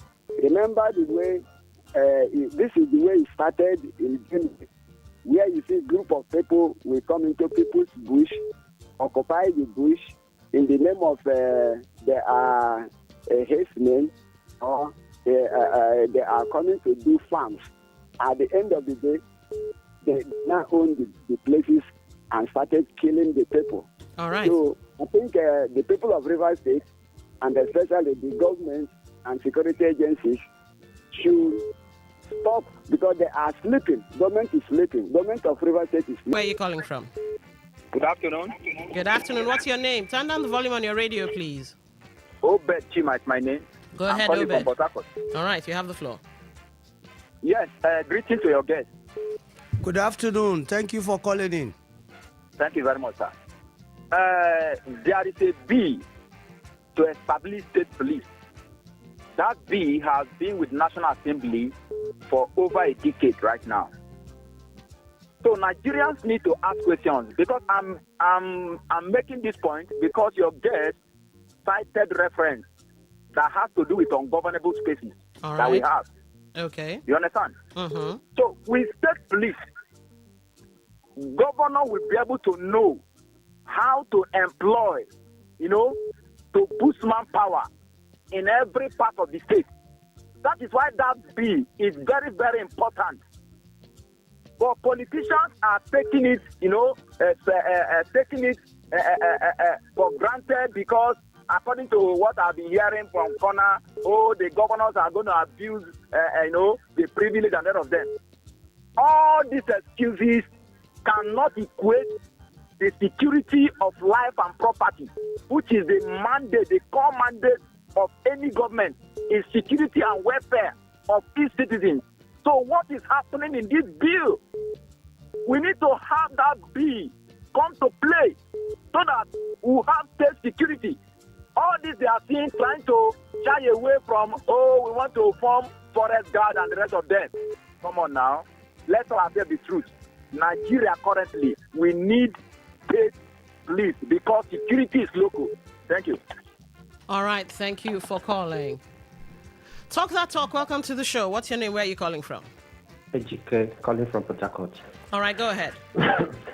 Sister me, about this insecurity we are talking about, from my own angle, the way I see it, the person they make this insecurity is like our former President Buhari. How can he recruit Boko Haram people that kill somebody, say they are repentant Boko Haram, repentant bandit? Who oppressed for them? Who lead them to Christ? Is it which man or which pastor who lead them to Christ? Because let me tell you something, this insecurity, some people they are under uniform causing this havoc. Because let me tell you, it's not possible that somebody is not wearing uniform who carry arm. Sister, let's tell ourselves the truth. See this repentant Boko Haram, bandits that they put inside our military. Who pray for them? Who be the pastor? Or is it the I'm gonna live in Nigeria? Bye-bye. All right, thank you for calling. Talk that talk. Welcome to the show. What's your name? Where are you calling from? Hello? All right, we lost that call. Okay. Talk that talk. What's your name? Where are you calling from? My name is Desmond. Let's not go there. All right, go ahead. You have the floor. I'm in Port Harcourt. We are living in this place where governance and government don't care about human lives. The only time they need the commoners, the citizens, is during the election, where they take food from the table and ensure that during election, people have nothing to eat. They come with 4 kilograms of rice, designed with people's photographs, and then share face scarves and wrappers. And they deprive women and men, wear them and dance to the stadium. And then they give them to 2,000 naira. And they vote. All right, we lost him. Oh, we lost that call, rather. We didn't lose him. Talk that talk. Welcome to the show. What's your name? Where are you calling from? Good afternoon. My name is Goody, calling from Port Harcourt. Go ahead. You have the floor. Thank you. You see, the name of the place is called Ipo. IPO. Ipo. Ipo. All right. Yes, it's one of the community in the Ikere local government, close to Omagwa, the road from airport, boundary with Gruta. But then, what do we do? When these people had such information, they're supposed to have connected Igruta, Omagwa, Ospat to get there. And again, they shouldn't have missed to invite the police to assist them. Why do you say that? Said, why do you say they shouldn't have moved to invite the police? I do not understand that. I say they shouldn't have gone without inviting the police. All right, okay, I get you now. Right. They shouldn't have been there without inviting the police to assist them. And again, I urge everybody, that is when people talk about insecurity, people camping in the forest, I begin to ask, if such a place now, another community come and invade the place, will the community say that they are encroaching? When they use the word they are encroaching to our land, when they possess the land, they own their land, you know that the place, hunters are moving all around. Please, only your boundary, know where your boundary stops. Sometimes walk down, sometimes tell your men to go there. Every community have boundary with another community. Every place have a boundary. Please, let them begin to walk down to search, because these people may camp in your forest, even in your land, where you don't know. Please help yourself, even as government is helping you. Okay, thank you for calling. Talk that talk. Welcome to the show. Good afternoon, my good sister. Good afternoon. What's your name? Where are you calling from?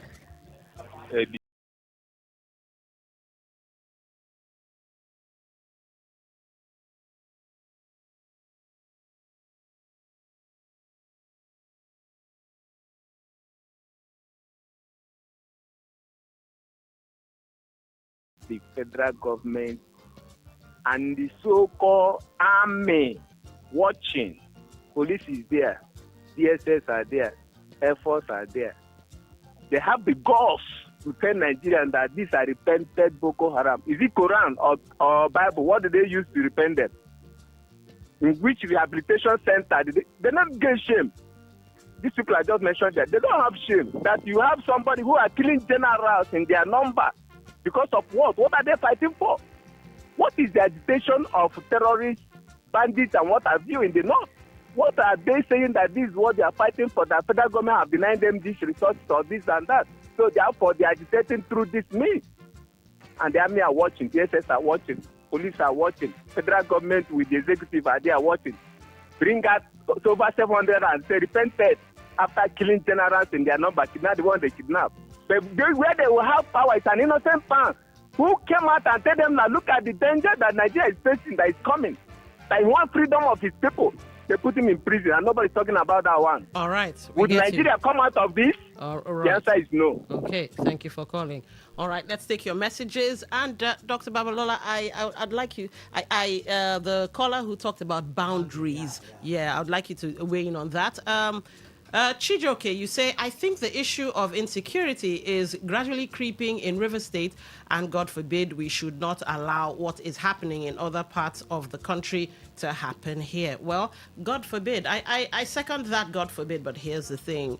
God will not come down and do what we can do for ourselves. We must rise to action. So, Fridax Orlo, all right, from Uniport, you say, greetings. Regarding the subtle infiltration of these undesirable elements into some forests in River State, all hands must be on deck, including the political colossus bestriding the two major political parties in the state.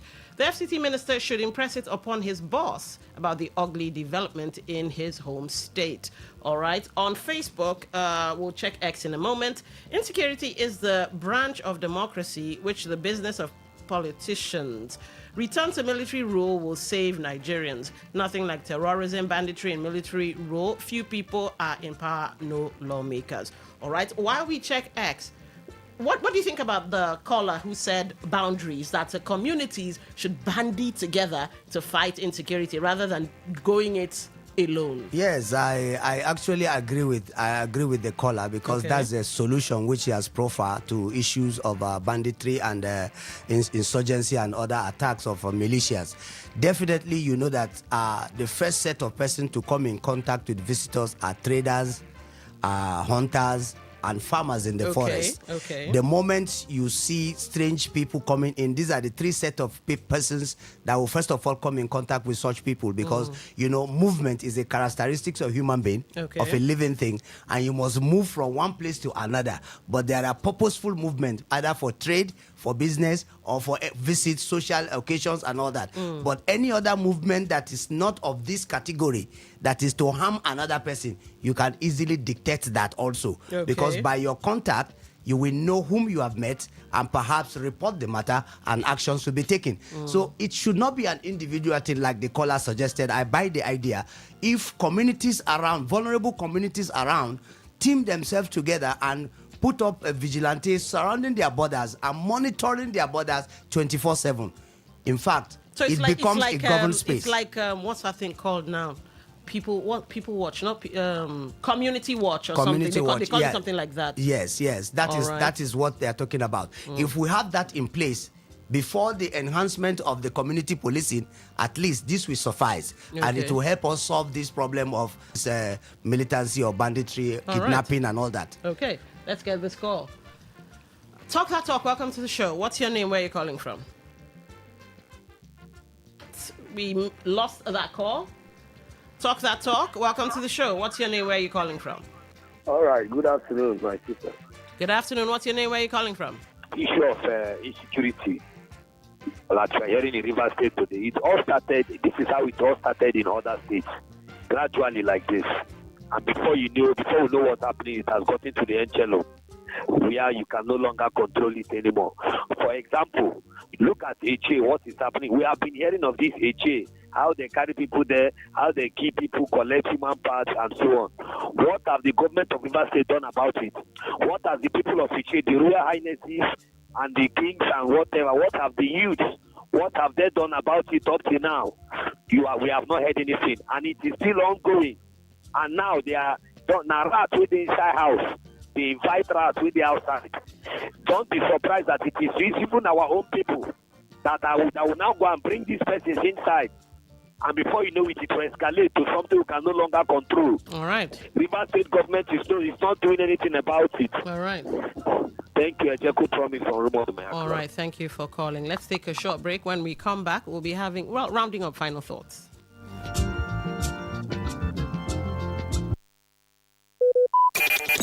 Talk radio. I listen to a lot of talk radio. 95.1 FM. Live Bank Events presents Jokes and Theater with Angel the Laugh, Guinness World Record holder.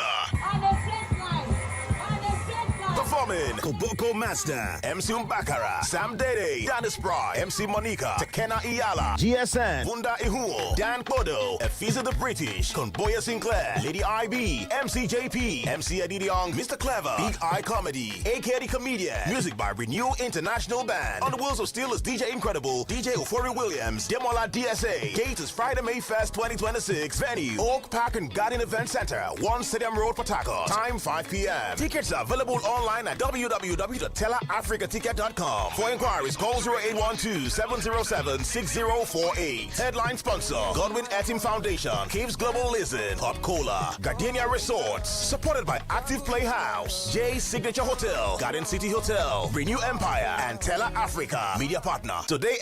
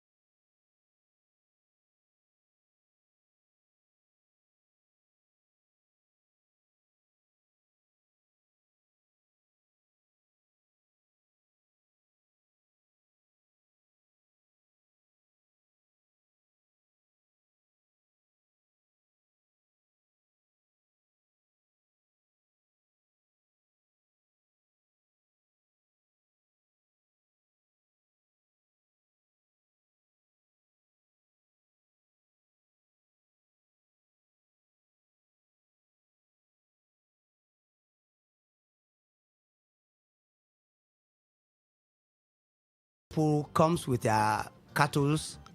Okay. People comes with their cattle. Okay. As herdsmen, and they do not just enter into a community without making themselves known to the community leaders and opinion leaders. Really? Some cases they even pay money to settle down and graze their cattle. And if you have collected money from them, you have given permission for them to settle down. Yeah, but that's not a bad thing. It is because not in itself we bad. are migratory. With the Japa syndrome, it's us moving about. I'm coming. It is not in itself bad. Okay. The moment they camp down with their hearts as cattle herders and giving you what the stipend they have given you to allow them, they will now invite the militia part of them to come and stay with them in unmonitored bush where they are. And that's how they come in. That's one strategy. Another strategy is, like the last caller said, you see them in 5s, in 10s, coming as hunters. You cannot leave your state in the north to come and hunt down here in the south. I don't know if there's any law that permits you to do that. Okay. Despite the fact that there is free movement of persons and goods. But is there a free movement at everybody with high caliber ammunitions? Okay. So that is another point. Then the third one is I'm particular about our traditional rulers and opinion leaders in all communities. Okay. This Ipo that you have mentioned now is just behind International Airport. There is a government presence there. It can be a plan to attack that international airport, and it is gone. If they attack that international airport, Port Harcourt economically will be affected. Okay. Because we know the movement of persons and we know the movement of goods in that particular place. I think and something even like government that happened generates in revenue. Akure or somewhere, but they kind of debunked it or said no, that didn't happen. Definitely, and all of that. around Akure Airport, there is an airstrip in Akure that was affected because of these bandits and all that. So the local flights coming into Akure, they couldn't fly, and a lot of persons were stranded and not economic activities was affected. So that is what we should even be interested in. There are lives. Human beings live around those communities, are inhabited by human beings, and there are government presence, infrastructures of government, particularly the international airport, if not for any reasons, at least for the life of people living around that community, surrounding the airport and the facility of airport. Government should please do something in good time to save lives and to save property, All save right. Nigerians. All right, this will be our last call, and then, well, we'll call it a day. Talk that talk. Welcome to the show. What's your name? Where are you calling from? Thank you. I wanted to ask your guests, if we say there is no law, that you don't know if actually is there any law that permit them. Is there any law that prohibits a stranger not to be a hunter in a community? And again, gathering in the bush, they may not gather into bush. So in life, somebody will say, let misfortune, let evil not come to the person. They can be in a room and do that. They can come to the town where people are scattered and do that. They can be at any place. So the only thing in life is this. So monitor people. Write the name. If you are a community leader, community development. CDC chairman. Yes, CDC. Thank you very much. They should be able to get the name of people living in their community. That is one thing. They can write it and know the strangers. It will help them. All right. Thank you. Thank you for that. All right, this is where we will draw the curtain to a close.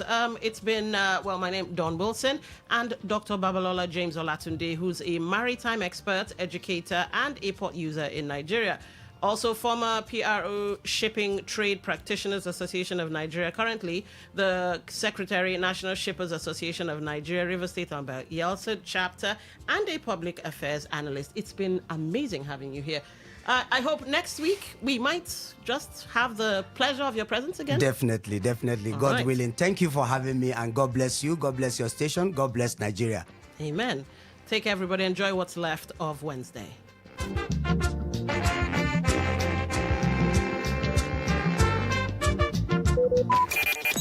Talk radio. I listen to a lot of talk radio. 95.1 FM. Today's news in 60. The National Information Technology Development Agency and the Corporate Affairs Commission have introduced coordinated cybersecurity measures aimed at strengthening the protection of Nigeria's national digital infrastructure following recent concerns around aspects of the CAC's digital systems.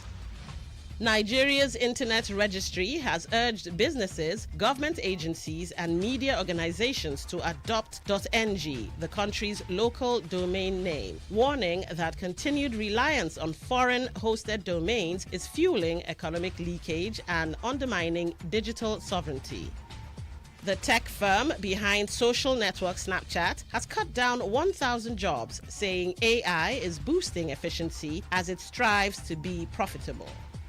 On the foreign scene, U.S. President Donald Trump has suggested opening better relations with Anthropic to end a dispute between the government and the tech startup over its refusal to grant the military unconditional use of its AI models.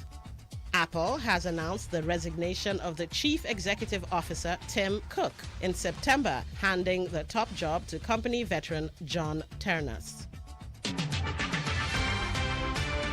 Today's news in 60. In 60. Talk radio. I listen to a lot of talk radio. 95.1 FM.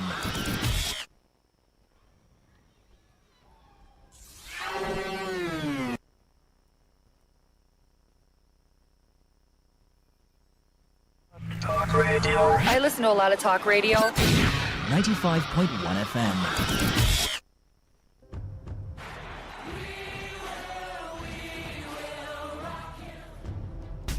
This is what we've waited for. The showdown. The fastest men in the world. Hearts racing. One light, two lights. They're backing off and backing. Pulse rising. Who will come out on top? Who'll take 3 lights, 4. Who's ready to be the star? The anticipation. Powerful, strong. Time, Tyson Gay right. Rolled all the way. He's looking right. The heart stops.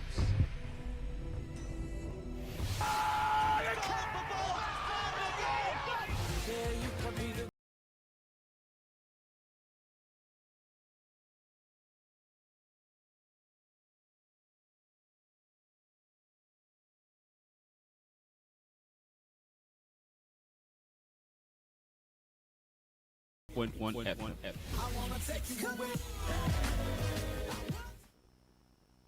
My name is Gianni Infantino, FIFA president. For the best of sports, always listen to Today Sports Live on. For AK Papilo, for the latest and trending sports stories, always listen to Today Sports Live on Today 95.1 FM Port Harcourt.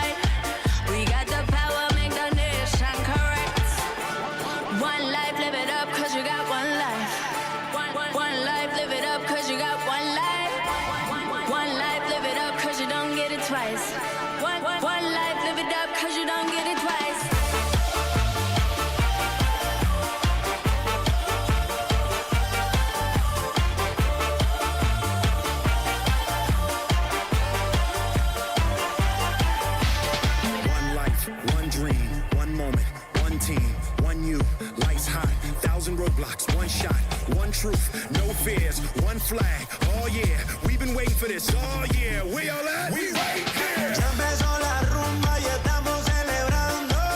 Todo el mundo que me levante la mano. Estamos vivos, hay que disfrutarlo. Hoy nadie me detiene porque yo no sé parar. No, no. One life, live it up, cause we got one life. One life, live it up, cause we got one life. One life. Yes, good afternoon and welcome once again to another exciting edition of Today's Sports Live on Today 95.1 FM. I am with your Wallace, the sports chef, ready to dive slice season and spice up your afternoon with whole talking points from the ever exciting world of sports. And with me, I've got the best analyst in the South region, as you want to call it. I've got the man wearing his shades right here, Somto Chukwu Isaac, and Alex Kabari here with me, ready to dive slice season and dissect everything I've got for you on the menu, ranging from basketball all the way down to football. The digress on the menu, tennis on the menu as well. Serena Williams going to be talking about, and of course Chelsea breaking records for all the wrong reasons, and City against Burnley today. They have a chance to climb to the top of the table. That is if they can trash Burnley, and we'll see how Somto feels about that. And Alex as well too, how you feel about his team climbing to the top of the table. And introducing the guys, starting off with the man with the shades, Somto Isaac. Somto, good afternoon to you. I'm covering my sorrows. It's gonna be a long day. I'm covering my sorrows. You know, for the first time in a long time, somebody might go to second. Quadruple of second place finishes we might be seeing this season. Only God can help. But I'm so happy. It's a delight that, you know, the other side of London, you know, they are not making the news for the right reasons. I think it's the first time since the Millennial War. It's the first time since 1912 that Chelsea are losing 5 games in a row without scoring a single goal. I mean, somebody is saving his hair for one team to win 5 games in a row. Meanwhile, another top 6 side is losing 5 in a row and adding extra Jara on top by not scoring at all. So it's all shambles at Stamford Bridge, and it's all shambles at the Tottenham Hotspur Stadium. At the end of the season, it might be shambles at the Emirates Stadium. It's a good time for London clubs, but it's always a good time when we're here. And I mean, I'm ready to do this with you guys. And right beside him is Alexander Kavari. Alex, how are you feeling this Wednesday afternoon? Oh, well, it started off very, very hot over here, but then right as we stepped into the studio to do business, it's begun to, you know, we are seeing a little bit more clouds outside, and it's beginning to look like signs of rain, and the cold is setting in. But of course, it's always going to be hot in here because of the talking points that we will always have for you. The Los Angeles Lakers, of course, I have to mention the basketball playoffs. It's NBA playoff time. Lakers clawing a 2-0 win over Rockets. I can't even say clawing because that was relentless efforts by the LA Lakers to go 2-0 up on that series. Boston Celtics 1-1. San Antonio Spurs 1-1. The guys you did not see coming are the ones all dropping series to tell you that it is going to be tougher than you actually thought. You're looking at sweeps in round 1, and everybody's like, no, think again. So that's what the NBA can always bring, and then just bring it back down to football. Of course, it's not going to be the top leagues, but in the championship, 10 years ago, we saw Leicester City win the Premier League, and 10 years after, Leicester City are going to play in the Ligue 1 for the first time in about 50-70 years.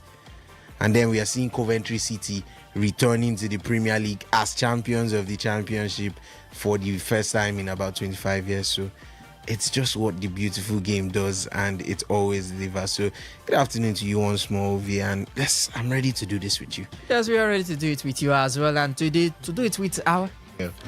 You should be very careful here. Careful as I don't understand. I don't understand. I ready to talk sports with you. You've started. I ready to talk sports with you. Where is it in the league where you enter? Don't quote. Alright, we're also doing the show with you as well. As remember, the show can never be complete without feedback, as you can do it via the feedback platforms. For the YouTube, is at YouTube. You can catch us live on YouTube at Today951FM, on Facebook at Today95.1fm, on Instagram at Today FM 951, on X at Today FM 951. You can listen to us audio only via the website www.todayfmlive.com, and also connect to us tune in at the Radio Garden app via the Radio Garden app at Today95.1 FM. For the SMS and the WhatsApp portal, it's 070193399962. For the phone line, it's 081095109151. Did I forget to say that there's a post right there on the Facebook platform where you can engage, and your feedback will be read out later during the show. Paul Pogba, as I said, Bruno Fernandes should be a top 3 Ballon d'Or player. If he wasn't in Manchester United, maybe in Man City, he will be top 3 Ballon d'Or player. Is Bruno Fernandes being held back by Manchester United and City against Burnley today? Can they deliver? Can City deliver? Yes, with that, I say let's buckle up and get ready to go on this amazing journey in the ever exciting world of sports.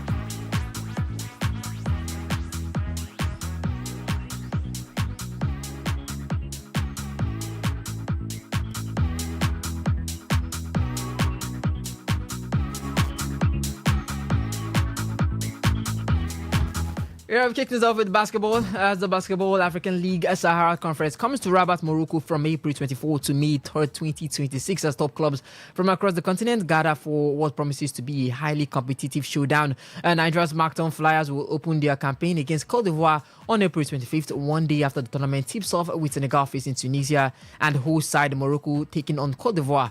The Flyers will then face Morocco on April 26th, return to action against Egypt on April 29 before wrapping up their group face against Tunisia on May 1st. To the national side, as Nigeria, the Tigers have been handed a tough assignment at the 2026 FIBA Women's World Cup, placed in Group B alongside France, Hungary and Korea. South Korea for that matter. The draw was released by FIBA, setting up what promises to be a firstly competitive group stage for the African champions. The Tigers head into the tournament on the back of a historic qualification, having won the FIBA Women's Afrobasket title for a record 5th consecutive time to secure their spot on the global stage. Elsewhere in the draw, host Germany are in Group A with Japan, Spain and Mali. Group C features Belgium, Australia, Puerto Rico and Turkey, while defending champions United States of America will face China, Czech Republic and Italy in Group D. Alex, over to you now. How ready are the girls? Hungary, France and Korea. That was the World Cup qualifiers in France. We had South Korea, we had the French to also play as well too, and we lost both games. So you could say this could be a reverse or revenge fixture against them, and both are placed high atop the standings when you have to look at the rankings. France are currently ranked world number 3 in the FIBA women's ranking, while Republic of Korea are ranked 15. Yes, Nigeria is ranked 8, placed above Korea, but Korea were able to dismantle the Tigress. And Hungary is going to be a new face for the girls. They are ranked 20th in the world. It's going to be a tough clash against these 3 opponents, but can Rena Wakama and the girls get it done? Oh, well, if there's any indication to go by the fact that Renault can definitely get the job done, it's the fact that, as we said, we've been talking about her putting some sort of preseason schedule against WNBA teams, going to the USA to be able to make those competitive fixtures happen. And I did say that it is the only way to compete and be essentially ready for the very best.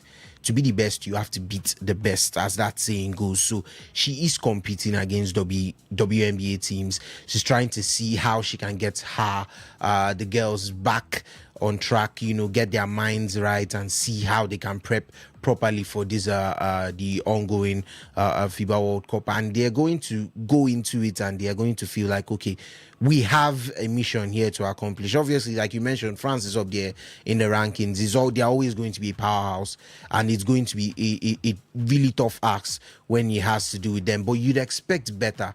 That FIBA World Cup qualification, which the girls had already secured, but still had to just compete and to sort of test their readiness. You could argue that the South Korea game, they should have played better. They really should have played better. So what happens if there's something on the line?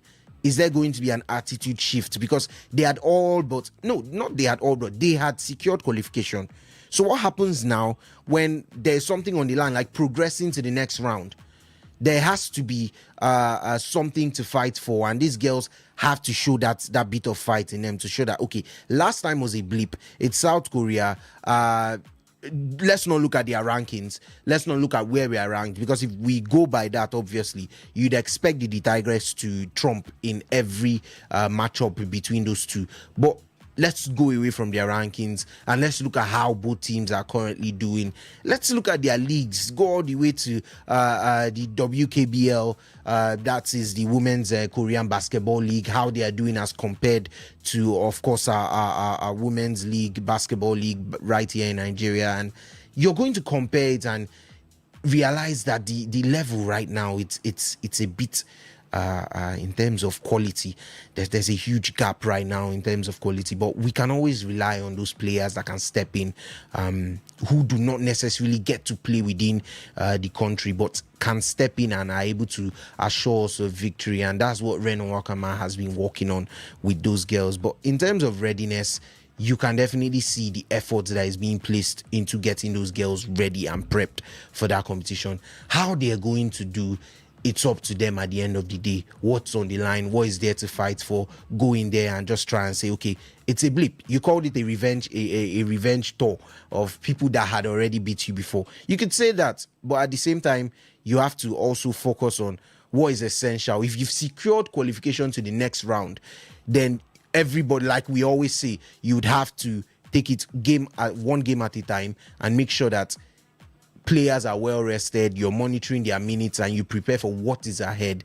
And I think that is what she has to put into consideration. And doing that, we'll see how it all plays out the Germany World Cups later this year.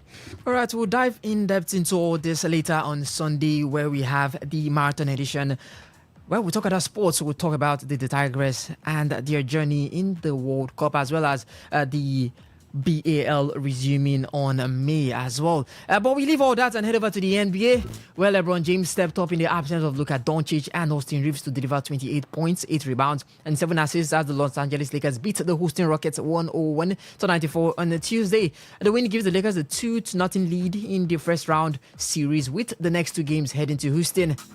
Kevin Durant returned for the Rockets after missing Game 1 and topped scored with 23 points, but 9 turnovers and just 3 second-half points proved costly.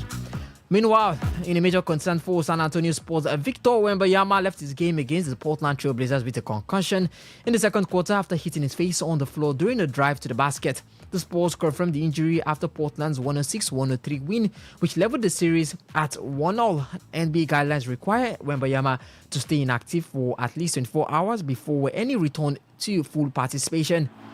Elsewhere, the Philadelphia 76ers bounced back from a poor game one to level their series with the Boston Celtics. VJF Konj and Tyrese Maxey combined for 59 points in a commanding 111-97 road win, with Jaylen Brown's 36 points not enough to keep Boston ahead.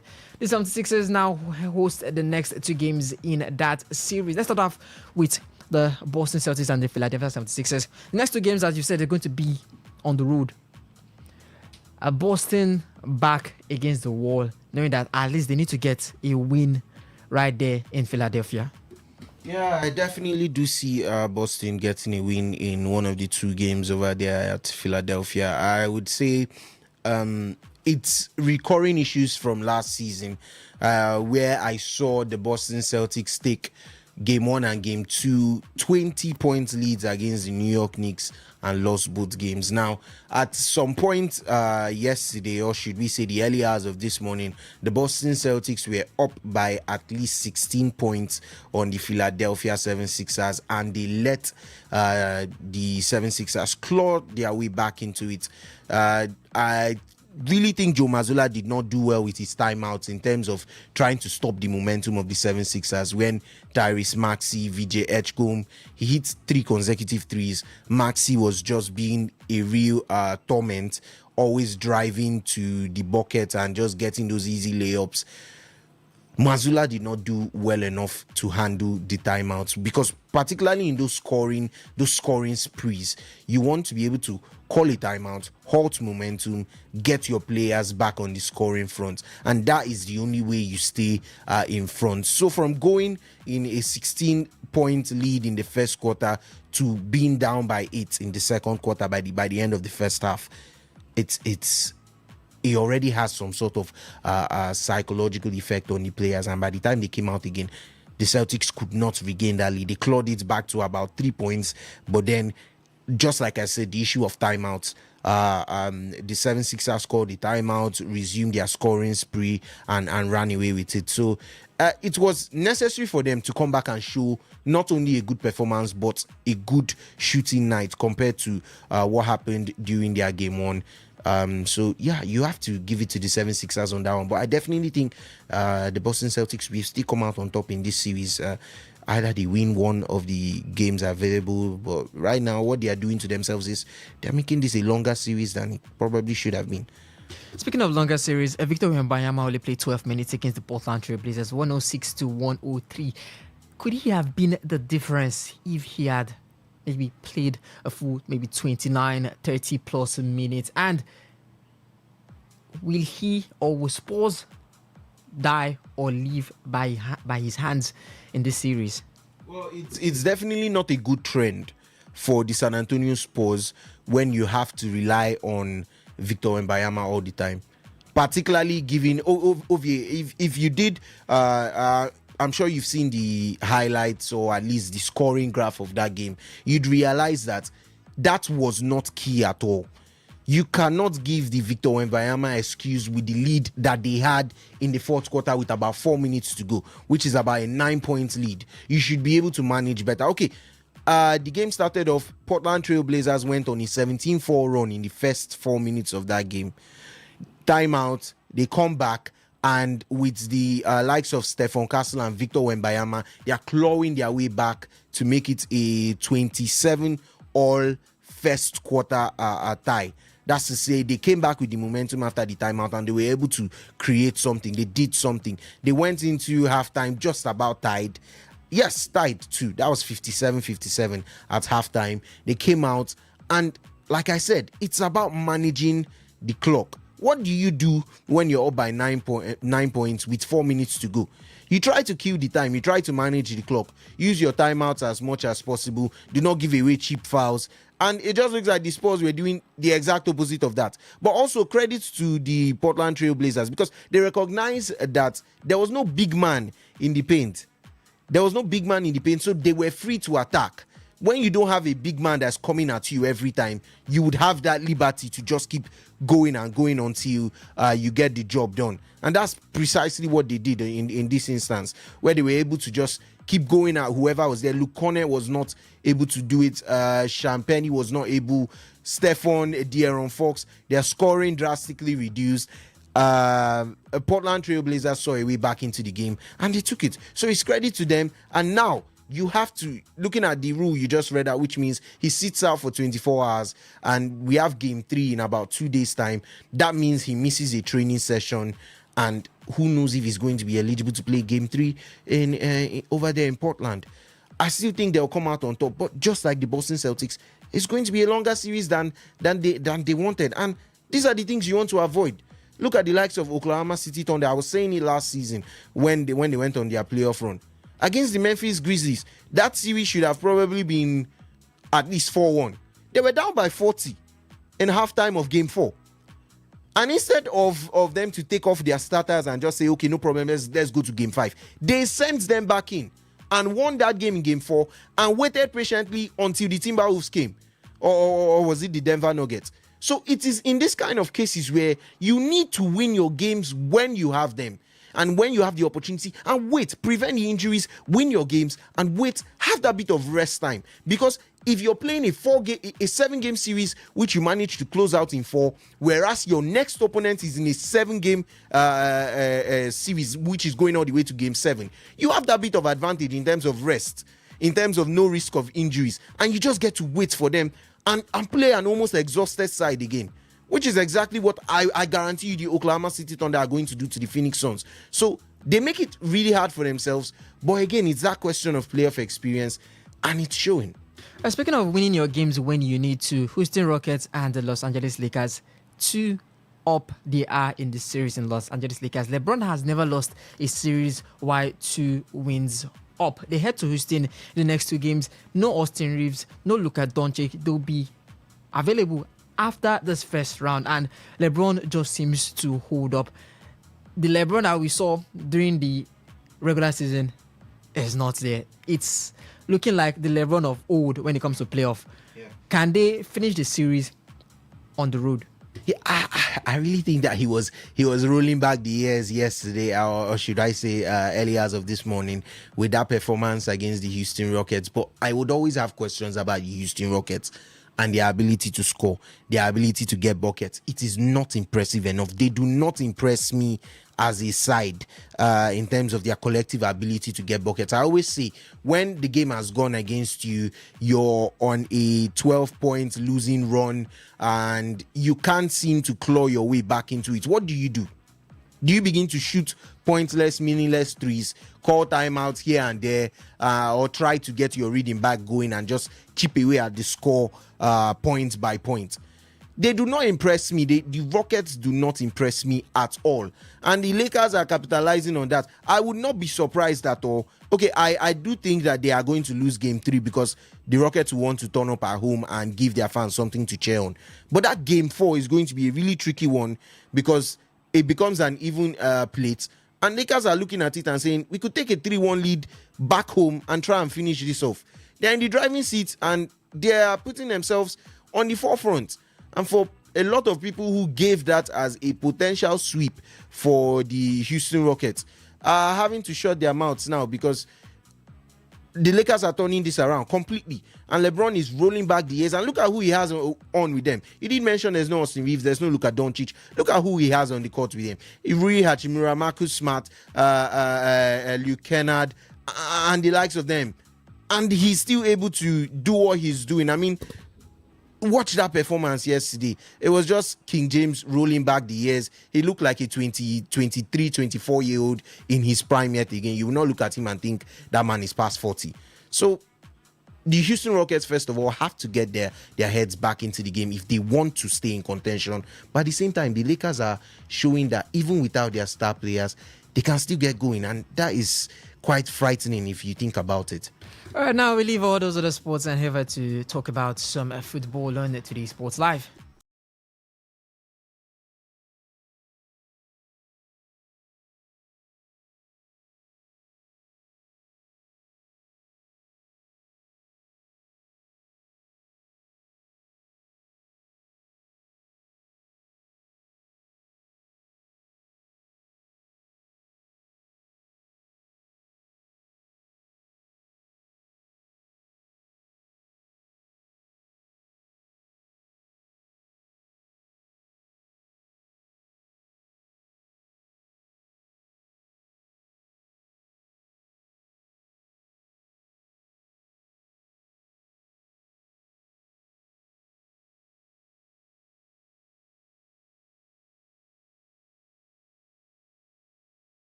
about some football on Today Sports Live.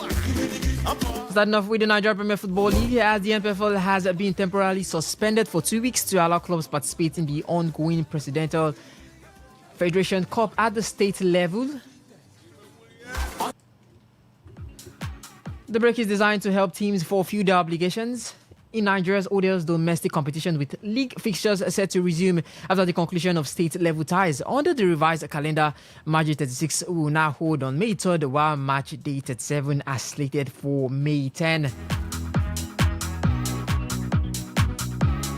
Now head over to the foreign side as Chelsea's miserable run continued on Tuesday as Brighton handed them a comfortable 3-0 victory at the Amex Stadium, extending the Blues' winless streak to 5 games without scoring, a record not seen at the club in 114 years. Frederick Adiogu struck early in set to tone before Jack Hingleswood doubled the lead just before the hour, and substitute Danny Welbeck wrapped up the night in stoppage time. The result dropped Chelsea to 7th, now 7 points adrift of the Champions League places, while Brighton climbed to 6th. Angry travelling fans made their feelings clear with chants of telling Rosenier to disappear. Well, they didn't say it like that exactly, but you get what I mean. Speaking post-match, a visibly furious Rosenier did not hold back. Quoting the man, he said, "It was unacceptable in every aspect of the game. It was unacceptable in our attitude. I keep coming out and defending the players. That's indefensible. That performance tonight." He also pointed to a lack of spirit and lack of belief in the current squad. However, defender Trevor Chalobah offered a different perspective, pushing back on any suggestion of a lack of effort. Quoting the man, he said, "I think personally the boys were running their socks off. You can see in the changing room everyone's tired. It's nothing to do with effort. We gave our all. We just got beat today." Chelsea now shifts focus to Wembley, where they face Leeds United in the FA Cup semi-final on Sunday, April 26th. A fixture. Somto, Chelsea are they in a crisis right now? Coach coming out saying the players and doing well. The players saying, yes, we are trying our best. What's happening in the whole Chelsea locker room? People are saying the manager needs to go out. Some are saying the players need to step up. Is there a point where even Chelsea don't even know what their problem is? It's a serious situation for Chelsea. I want to say Chelsea brought this on themselves. And for this Chelsea side under Rosenior, you definitely know he's not going to get them to the big time. And you look at that Chelsea performance yesterday, it was absolutely shambolic. And you can tell from his comments after the game, you know, if there was any question marks about the players playing for him, it goes up in smoke, because I had said this weeks ago when that Enzo Fernandez saga happened, and then Marco Cucurella was also talking in the media, and I was saying, there comes a time when it wasn't like the Chelsea players didn't know this situation before now. They knew the ownership they were working under. They knew that from Pochettino. They knew that from Enzo Maresca. And from these two managers, yes, despite everything that was happening upstairs, the main job is to get the work done on the pitch, which is what is their duty, to galvanize these players to get the job done on the pitch. And for this Chelsea side, it's not working out.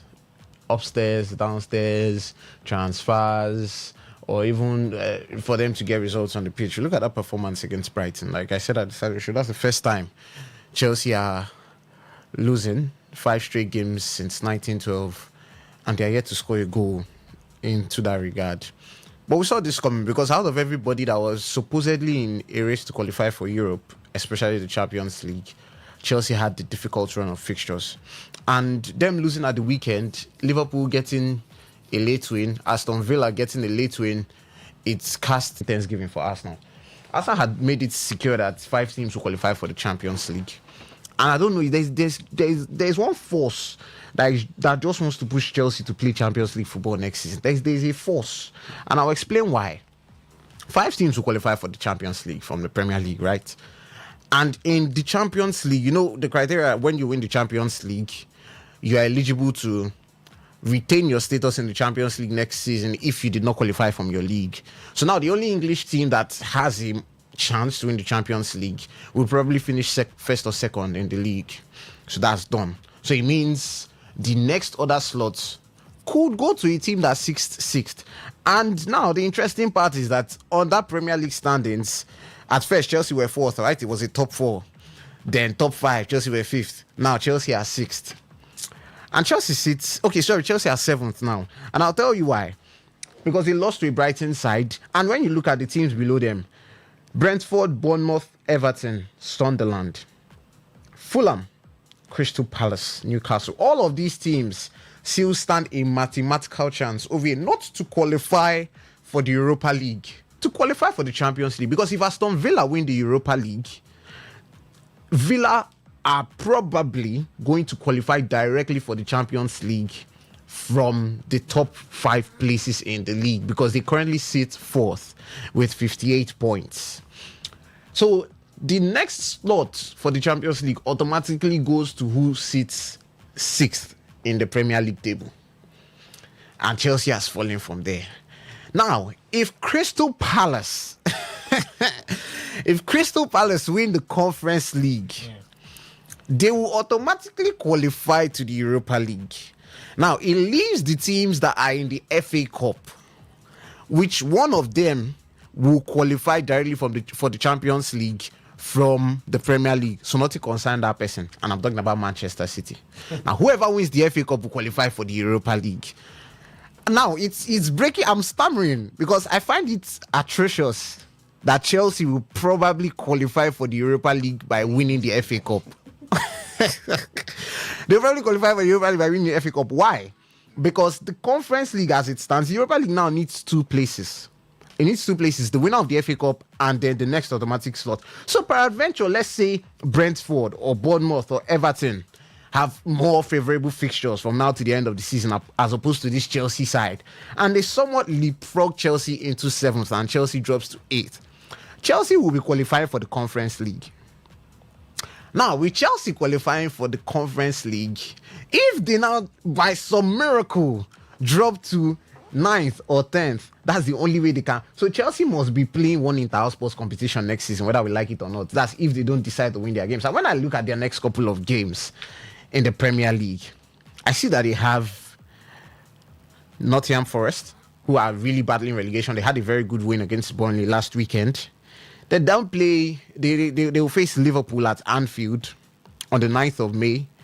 They face Tottenham Hotspur, a team battling relegation or in relegation as it stands in the relegation places. And then on the final day of the season, you know that when they travel to Sunderland, there's no way they're getting all 3 points.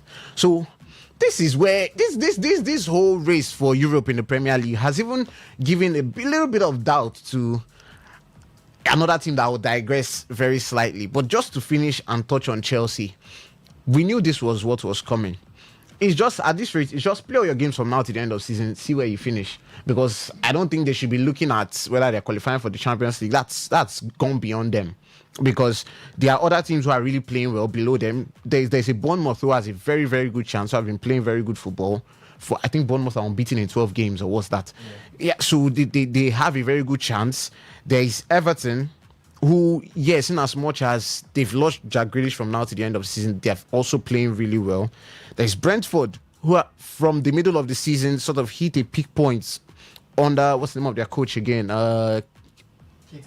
Keith Andrews, thank you. They've hit sort of a peak point in their season. And then there's Brighton, obviously, who are somewhat dark horses. But then, like I said, there's still Sunderland, there's Fulham. Why I say Sunderland? Because Sunderland is just 2 points behind Chelsea. And Sunderland are 11th. Chelsea are 7th. So you can see how this race is going. It's very, very sad for Chelsea at this point in time. When I want to talk about the problems, first of all, signing Liam Rosenio, that guy is not, he doesn't exhume that aura. It's so clear. Nobody's trying to make fun of him or anything. But he does most of the things for the cameras, and you can clearly see it. Everything he does is for the cameras. And I mean, there was something he said when the Chelsea players huddled around the ball, and he said they were trying to worship the ball. What the hell is that? What is that? Like his press conferences, you can clearly see that he's not within that range. It's just like Graham Potter when he was at Chelsea. Listen, there are some managers who can handle, these minnows, who can handle the little, but when they get to the big time, breaking, but it's not for everyone. So if the Chelsea ownership knows what's best for them, they've got to change whatever structure that they are doing. They've got to focus on something else because this is clearly not working. Liam Rosinha is clearly it's not clearly the man for them. Their recruitment has been poor. I'm still surprised till today. They had luxury of looking at world-class defenders in the market, and the defender they ended up signing was Jorel Hatu as the centre back. They had the opportunity to look for world-class goalkeepers. They've constantly fluffed their lines when it comes to signing. Mike Maignan should have been a goalkeeper at Chelsea, but he's not there.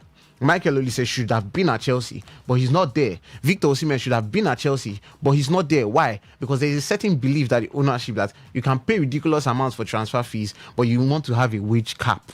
In a top club like Chelsea, you can clearly see that not having that wage cap is what brought them success. So it's all good. Whatever, how you make your bed is how you lie on it. Chelsea ownership should really take pride in this. The fans should also, it's a hard time for the fans, and I'm very sorry because watching that team yesterday, I felt like puking. I just had to watch another game because that was awful to watch. And for the race to qualify for Europe in the Premier League is really heating up, and that's where people like the Arsenal fans who still have their hope because City are going to probably face Brentford, Bournemouth, and Everton from now to the end of the season. These are teams that want to qualify. You have a chance to qualify for the Champions League. The 6th position might qualify for the Champions League. Champions League 6th. Before it's 2 places far off. 4th is where it ends. But now you have a very good chance. So I'm sure when they face Man City, they want to take it up. Just like you also mentioned, they face Burnley tonight. Hopefully, for some Arsenal fans, that wish comes true. All right, elsewhere, Paul Pogba has backed Manchester United captain Bruno Fernandes to challenge for the Ballon d'Or, but only if he were playing for a stronger side. Speaking on the Rio Ferdinand podcast, here's what the former Manchester United midfielder had to say.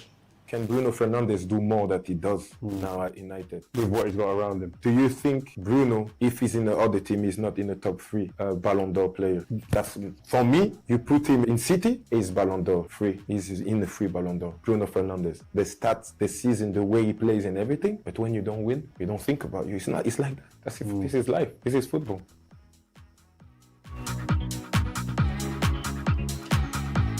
Some to Bruno Fernandes for the Ballon d'Or. I think the last time this man was here was it 2021 or so, and he finished in the top 30. If with the performance he's putting right now, the man has 18 goals, has 8 assists, 8 goals and 18 assists this season. If he was playing for City, yes, he was playing for a top 3 club, maybe Arsenal. I'll talk about the Premier League. Not in Europe, sorry. But in Europe, maybe Real Madrid, maybe Barcelona. Could he be top 3? We talk about the Ballon d'Or awards. I'm even trying to remember a time where Kevin De Bruyne, for all his exploits at City, made it into the top 3 for the Ballon d'Or just once. Was it that COVID season? No, that was 2 seasons after that. Sadio finished second, and who was that won the Ballon d'Or that season? I think that was Karim Benzema's winning season, Sadio right? Mane, and then Kevin De Bruyne. Okay, so now the thing is, there has been a notion, where if you want to really win the Ballon d'Or, you have to go to the top sides in Europe. There has been that notion. And when I say the top sides, you're talking about Barcelona, Real Madrid. I mean, for all of Lamine, what he did last season, some people are saying Rafinha should have even gotten there instead of Lamine, but just the fact that him playing for Barcelona got him that far.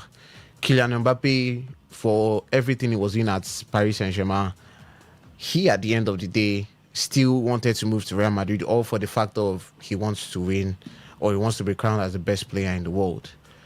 For Bruno Fernandes, I'd like to say to an extent, yes, he's been limited at Manchester United. Because no matter what he does, number one, he's not playing in the Champions League this season.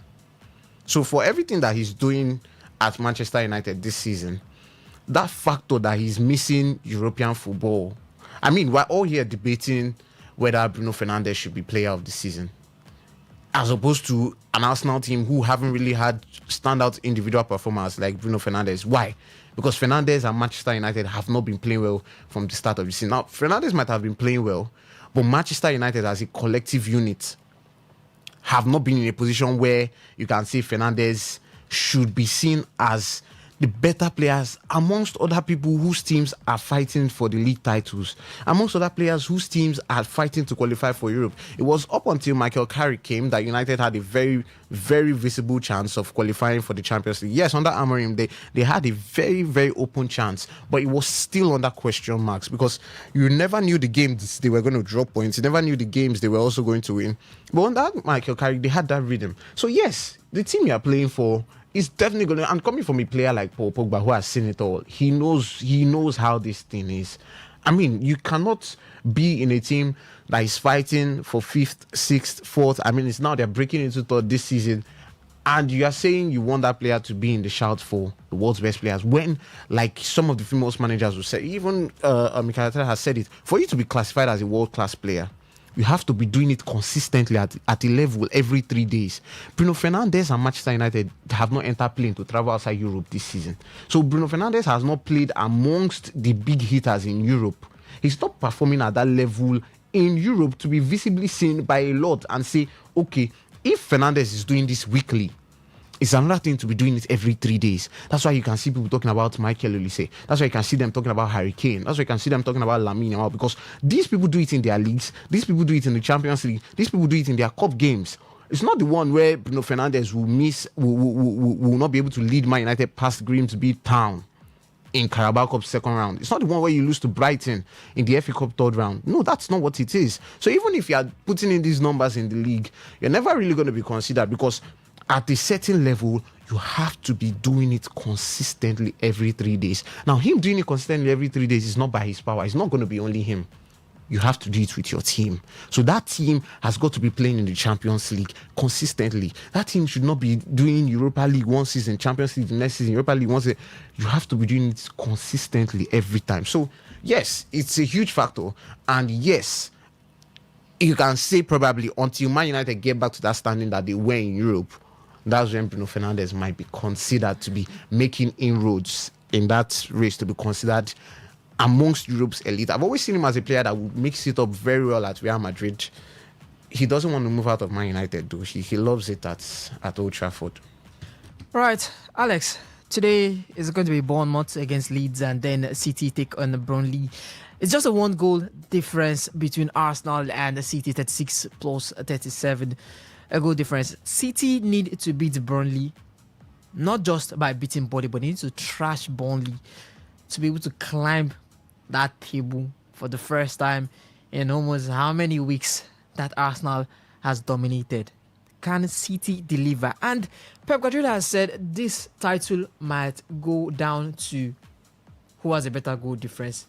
You look at the fixtures and you say, oh, Everton is fighting for Europe, Bournemouth, Brentford, they are all fighting for Europe. But if Pep takes this game one at a time, he dismantles teams. He knows how to do that. And as much as this is not the same City side as before, it is the same manager, and he always finds a way to go about things. I do think it could come down to the goal difference if City maintains the level they are showing, the level they've showed to beat Arsenal twice, to beat Chelsea, to beat Liverpool in the space of about 3-4 weeks. If they maintain that level, every competitive fixture they have from now to the end of the season is not going to be a problem for them. They will sweep through teams.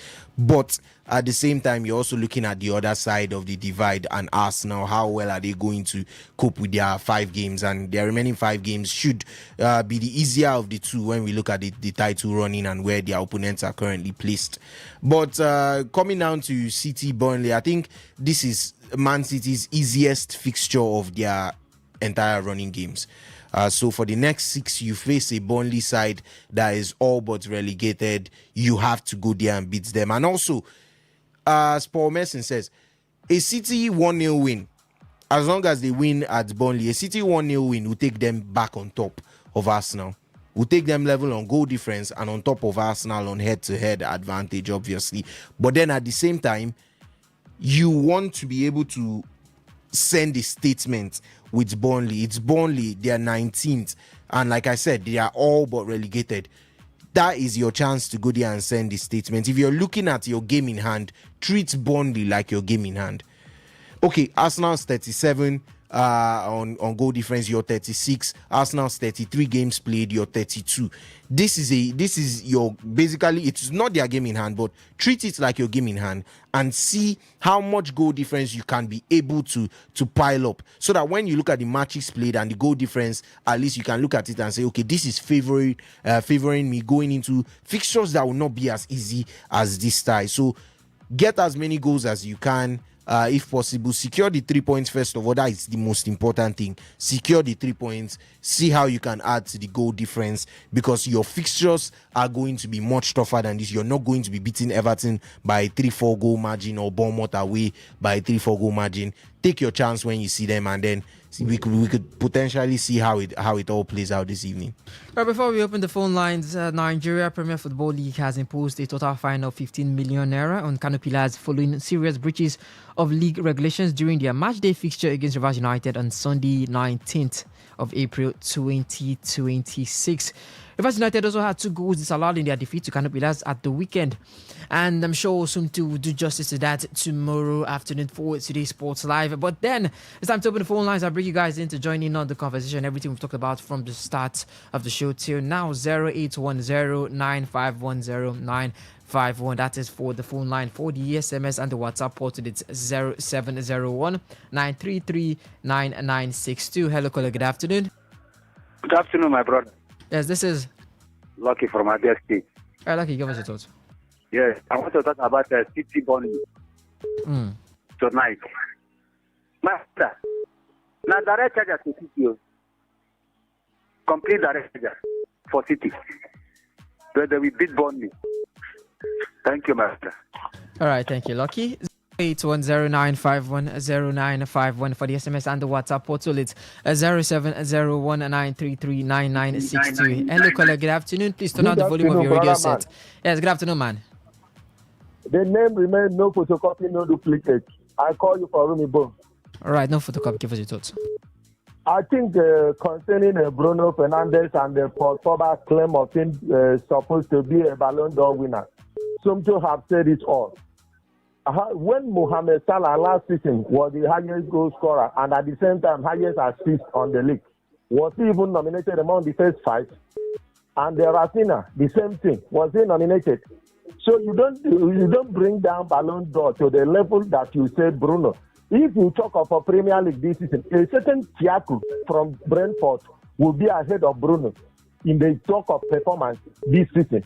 A certain Ekitike that just came into the league from a broken Liverpool will be ahead of him in the league. If we talk of individual players and achievement, not that we just have assist, they begin to talk about a Ballon d'Or. Ballon d'Or is not that childish.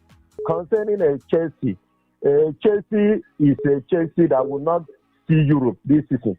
I've had all the fermentation, but no one will work out because of after watching their 5 games. They are a championship team, not even a Premier League team. You talk of the way they approach the game, attack, defensively, keeper-wise, have not seen any sign of a Premier League team or a European team. That is my take for now. Let's give others a chance to call. Thank you. All right, thank you. No photocopy. Hello, caller. Good afternoon. Today's Post Live. Good afternoon. Yes, this is. Monty, give us your thoughts. Yeah, my brother. Chelsea management, they are the problem. What is happening in Chelsea, all should be placed to them. Because if they did not take that wrong decision with Maresca that forced Maresca out of Chelsea, all these things wouldn't happen. You know, one thing is that, you know, there are times players play their heart because of the coach, depending on the relationship they have with the coach. You can see that some matches players played for the coach. But this one, what is happening in Chelsea this time around, since this guy came, I called and I made a joke the other time.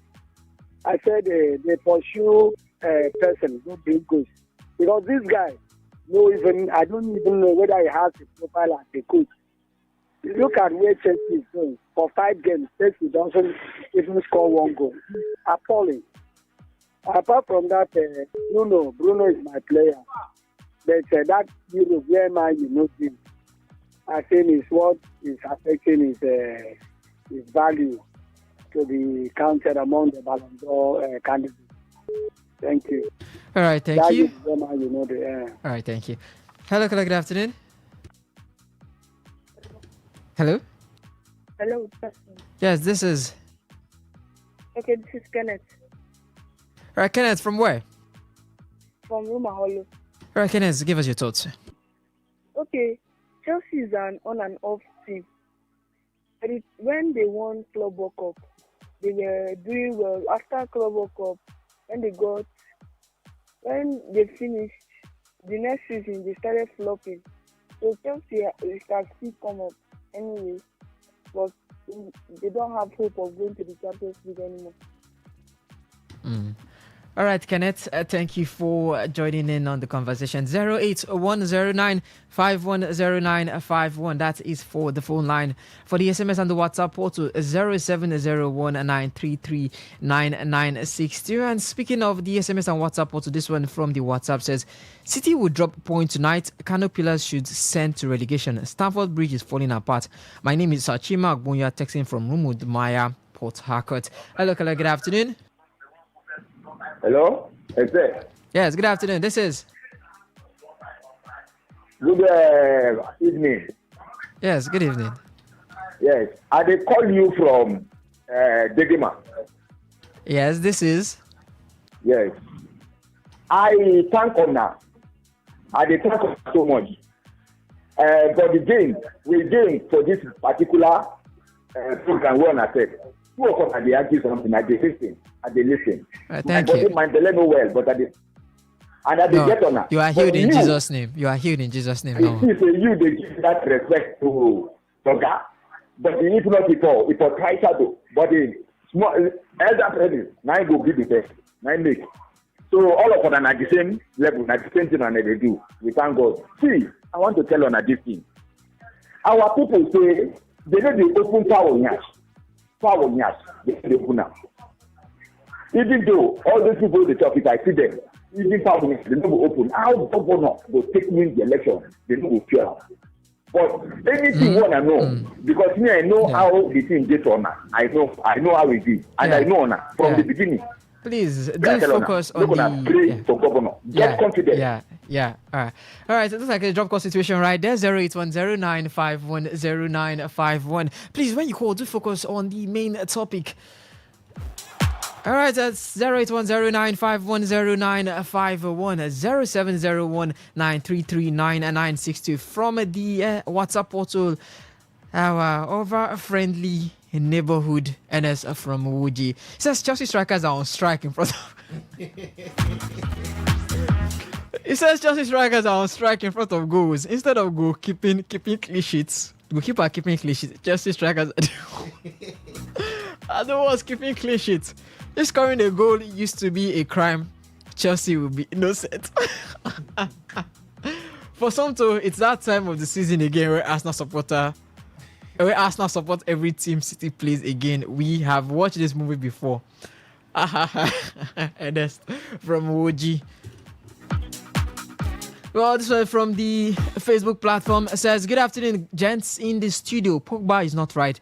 Kevin De Bruyne did more than what Bruno is doing for Manchester United and still didn't win it. So, to me, I don't think Pogba is right because KDB didn't win the Ballon d'Or or never close to top 3. I'm an Arsenal fan and I hope City don't win big today. Thank you. I'm sure some too wishes that. This is Owo Emmanuel Kinichuku.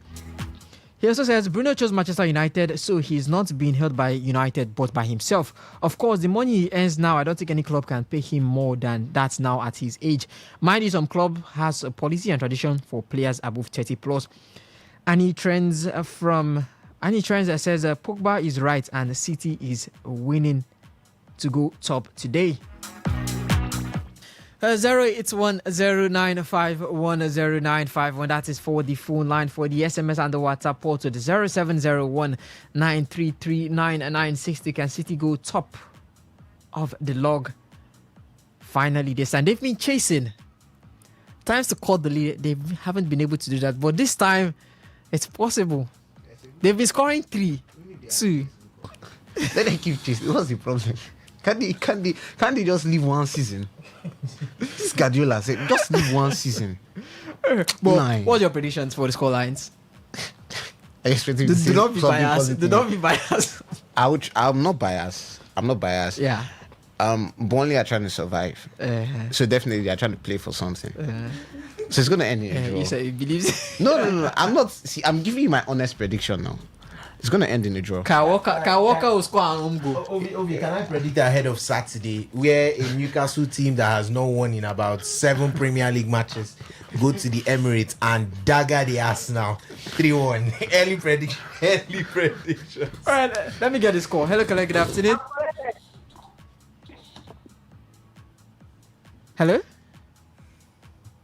Hello, good afternoon.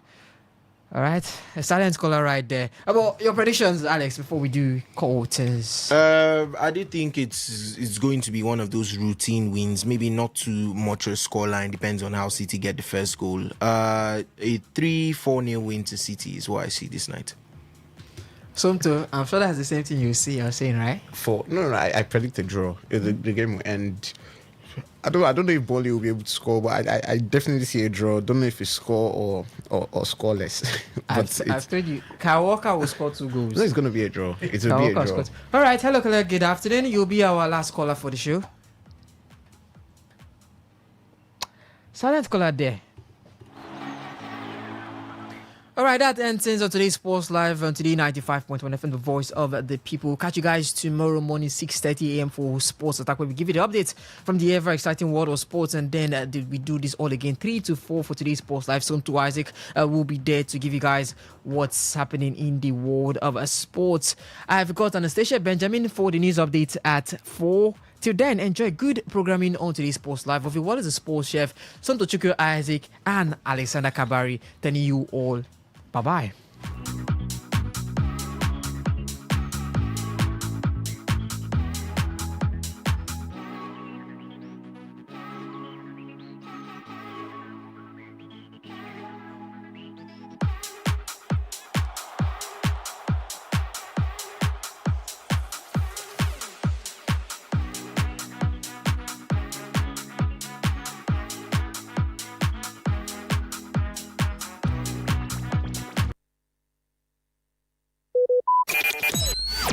Talk radio. I listen to a lot of talk radio. 95.1 FM.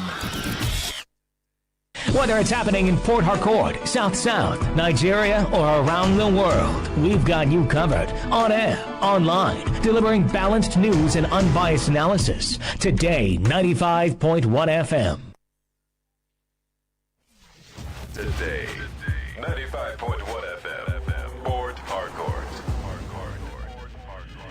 News update.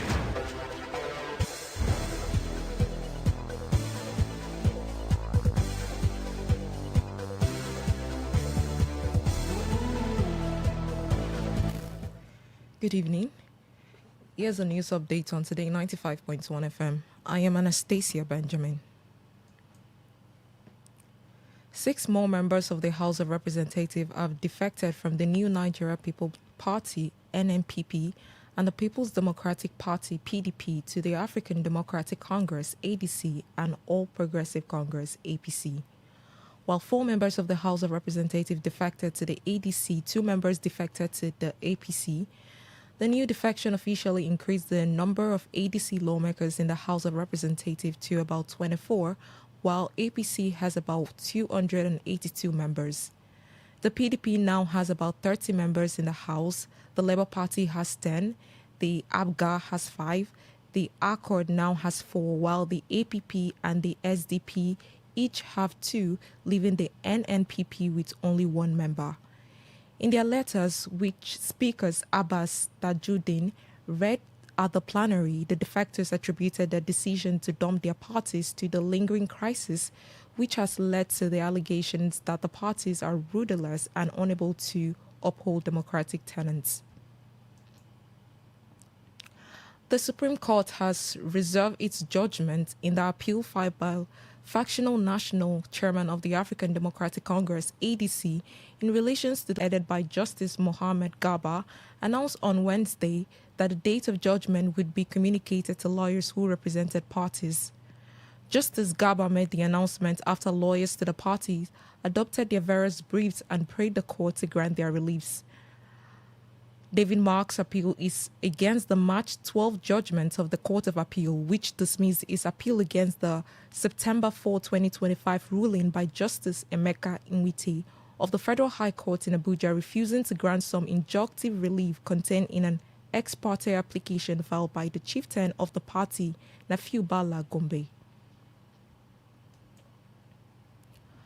The Senate has directed the Chief of Defense Staff, CDS, General Olufemi Oluyede, and other service chiefs to carry out a comprehensive operational and logistical audit following recent attack on military formations in Benin Sheikh and Mongono, Borno State. The resolution passed during the plenary on Wednesday mandates an in-depth review of the circumstances surrounding the assault, including an assessment of equipment inadequacy and adherence to the rules of engagement. Lawmakers also called on the armed forces to address any gaps identified in the course of audits. The Senate also urged the military to investigate the allegations of civilian arms during operations, with a new video ensuring accountability and preventing future occurrence. The decision followed a motion raised by Senator Tahar Mongono, Borno North, of the urgent need to curb attacks on military formation by Boko Haram insurgents. On a foreign scene, at least one container ship in the Strait of Hormuz has been attacked. This is happening despite U.S. President Donald Trump announcing he was extending a ceasefire to allow more time to peace talk.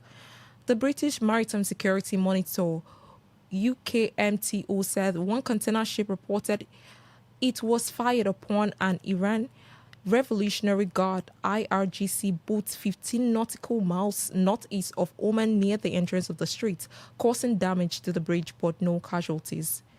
The Iran news agency Tashim said the ship had ignored warnings from Iran's armed forces, which are blockading the strategic waterway. But British security from Vanguard Tech said the vessels was sailing under a Liberian flag and had been informed it had permission to transit the Strait of Hormuz. Separately, another container ship 8 nautical miles west of Iran coast was fired upon a stop in the water, UKTMO said without identifying the attackers. Vanguard identified it as a Panama flag content ship Euphoria, which it said was transiting outbound of the Strait of Hormuz. The U.S. Navy is attempting to block vessels heading to and from Iran ports, while Tehran had vessels must seek permission to leave or enter the Gulf through Hormuz, through the route that the peacetime accounts for a fifth of the world oil and gas exports, along with other vital commodities. And that was the news update on Today 95.1 FM. Good evening. I am Anastasia Benjamin. Today's news, today's entertainment, today's sports, today's issues. Today on Today 95.1 FM, Port Harcourt. Maybe home is somebody's smile when they look at you for the first time. Maybe home is being a home to something you love and adore with all your heart, and that is what life, friendship, and love are all about. Maybe home is listening to all of your favorite shows on Today 95.1 FM. We create memories. We inspire comfort. We are the voice of the people, and we are home away from home.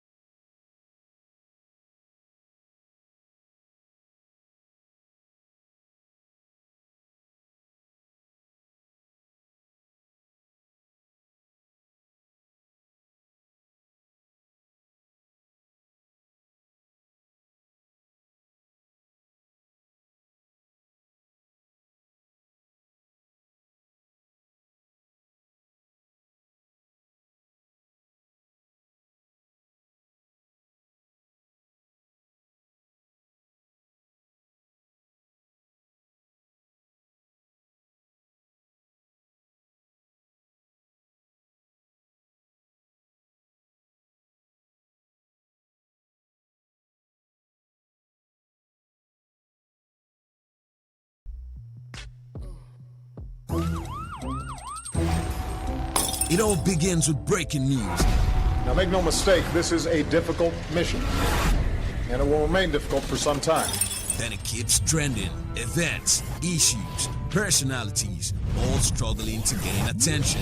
But in the race with deadlines, the intrigues, power play, undercurrents are often missed or underreported. Insecurity here is basically a product of poverty. But not anymore. As the platform on radio steps in to fill the missing links on events, issues, and personalities in the news. I'm not afraid of anybody.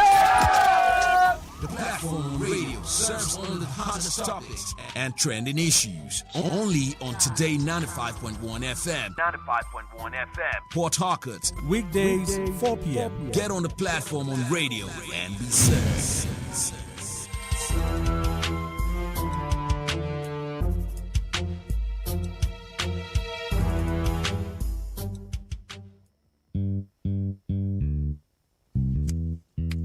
All stands, greet. Good morning, sir. Good morning. You're welcome to Jagbajantis High School. My name is Sound Sultan, your new mathematics teacher. By the way, do you understand Pidgin English? Yes, sir. Okay, now what we go use henceforth? Okay, carry your pen. Carry your paper. Hey. Them for my class. People of this world, them plenty. Hey. The sins of this people, many. So many. Many times plenty, multiplier. Many times plenty, multiplier. Multiply the answer you get now waiting, they make poor man they cry. The answer you get now waiting, they make rich man they mess and leaders they lie. The answer you get now waiting, they make young boys and girls join party gang. Answer you get now waiting, they make innocent man rot inside the jail. Good evening. A time check. It's 11 minutes past 4 o'clock. It's a beautiful, I think it might be a rainy Wednesday evening as the evening progresses because we've been hearing a lot of thunder in the background. But, well, let's see. It could be raining elsewhere. At the moment, I don't know if it's raining here, but we've been hearing a lot of thunder. So, yes, welcome. It's time for the platform. So, yes, as I said, another edition of the platform on radio on your premium talk station, Today 95.1 FM Port Harcourt. I'm Don Wilson, and I shall be giving you insight into some of the news reports making the round. Now, the platform on radio is a program where we come to dissect trending issues with correspondent reports. Our correspondents are out there sourcing reports from the field, and on this program, we take their reports and have them give us more details. Perhaps you get to hear what's not entirely in the news. All right, so on the menu, residents of Port Harcourt raise concerns over a growing trend of constructing infrastructures beneath high-tension electricity poles. Rivers State Police Command has announced the dissolution of tactical teams within the command. Okay. Pharmacists express divergent views over government's ban on importation of paracetamol and other commonly used medicines. Okay, let's get stuck in. But remember, if you'd like to be part of the program at any point, here are the numbers. 0810-951-0951. That's 0810-951-0951. Now, for text messages, WhatsApp messages, and, of course, voice notes, 0701-9339-962, 0701-9339-962. Now, if you'd like to be part of the show via our socials or online, okay. On YouTube, Today 951 FM. That's for YouTube. Facebook is Today 95.1 FM. Instagram, Today FM 951. X, Today FM 951. Now, if you'd like to listen via the website, you can do that, www.todayfmlive.com. Right there, smack dab in the middle of your phone, you'll see Listen Live. Just click that and you are golden, as I like to say. Now, for those of you who prefer apps, on Google Play Store and the Apple Store, simply go find Radio Garden. That's it. Radio Garden, download that app and look for Today 95.1 FM. and you are in. Okay. Residents of Port Harcourt have raised concerns over the growing trend of constructing infrastructures beneath high-tension electricity poles, urging landlords to reconsider such risky developments. Today FM's correspondent, who monitored the situation across major roads and streets of Port Harcourt, gathered that in several neighborhoods, the pressure for more housing has led some property owners to ignore safety precautions, but decided to put lives and property in danger. Some residents who spoke in an interview with our correspondent expressed fear over the constant risk posed by the high voltage lines, noting that during heavy rainfall or strong winds, the cables often swing dangerously or appear too close to rooftops, creating anxiety among families living nearby. According to them, any slight fault could result in electrocution, fire outbreaks, or damage to buildings, pointing out that living under such power lines affects the overall well-being of residents. They stressed that no amount of financial gain should outweigh the safety and peace of mind of tenants and families, and therefore advised landlords to avoid building houses under high-tension poles and instead seek safer locations for development, just as they called on government and relevant authorities to set up monitoring teams to curb the situation. All right, let's listen into what the folks had to say, and then we'll get talking. The reason we voted for them is not what they are working for. They're working the opposite, far from what we expected. The NDDC, that are based on housing and every stuff. During those days, if your house is on the bridge, they will come scatter it. But now they are the ones building houses, flyovers. Like most of the flyovers we keep built in River State here are all illegally, but not all are going under the NDDC rule. So the whole institution is just coming from the government. If it was individual people like us, the normal citizens here, we know how to handle ourselves. But since it's coming from the higher boards, something that everybody needs to come together to work. When government has planned where the high tension will pass, and everybody knows that this high tension always has current, and the current it has is not a small picking current. So if this current falls, if high tension falls, anything around that have life will die. Anything around that have life will surely die. There are lands elsewhere cannot risk people's life by building house under the high tension. All right. Okay, so, well, let's get talking. As I said, why do developers continue to sell and build houses in high-risk zones despite knowing the dangers involved in it? What can the government do to monitor and stop unsafe building practices like this? And should there be more stringent laws on offenders? I think we already... I might be hazy on the laws, but at some point in time, back in the day, we did have sensitization campaigns, awareness jingles and stuff going around. Don't build under power lines. Don't live under power lines. Don't do anything under power lines. There have been such awareness campaigns. Few and far between, but still, yes, such campaigns have come up a time or two. Sometimes when something bad happens, or I don't know, sometimes the government may be just being proactive or something. I don't know. But yes, I have heard of jingles and awareness campaigns telling us not to live under, high tension wires or high risk zones. That's one. But that's not enough to absolve the government. Because, I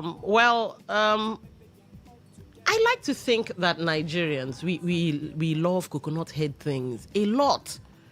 Some would say Nigerians love koboko, or they only understand koboko. So when you have a people who are prone to disobedience or prone to breaking the law, then, you should get ahead of it. So that's why I'm saying, even though sensitization campaigns have been put out a time or two, I still blame the government, because they are supposed to be, keeping law and order. Yeah, the police is also involved, I know, but why do we have a government if not to lead the people? So I think there might be laws, but enforcement, we're soft, we're lax on enforcement. And like you heard the insert we just played, sometimes it's even people in the government, the ministries, that aid this practice.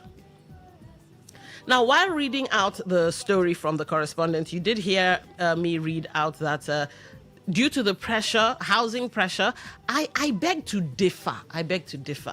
While I agree that there is a housing pressure, I do agree, because population explosion, everybody's running to the city.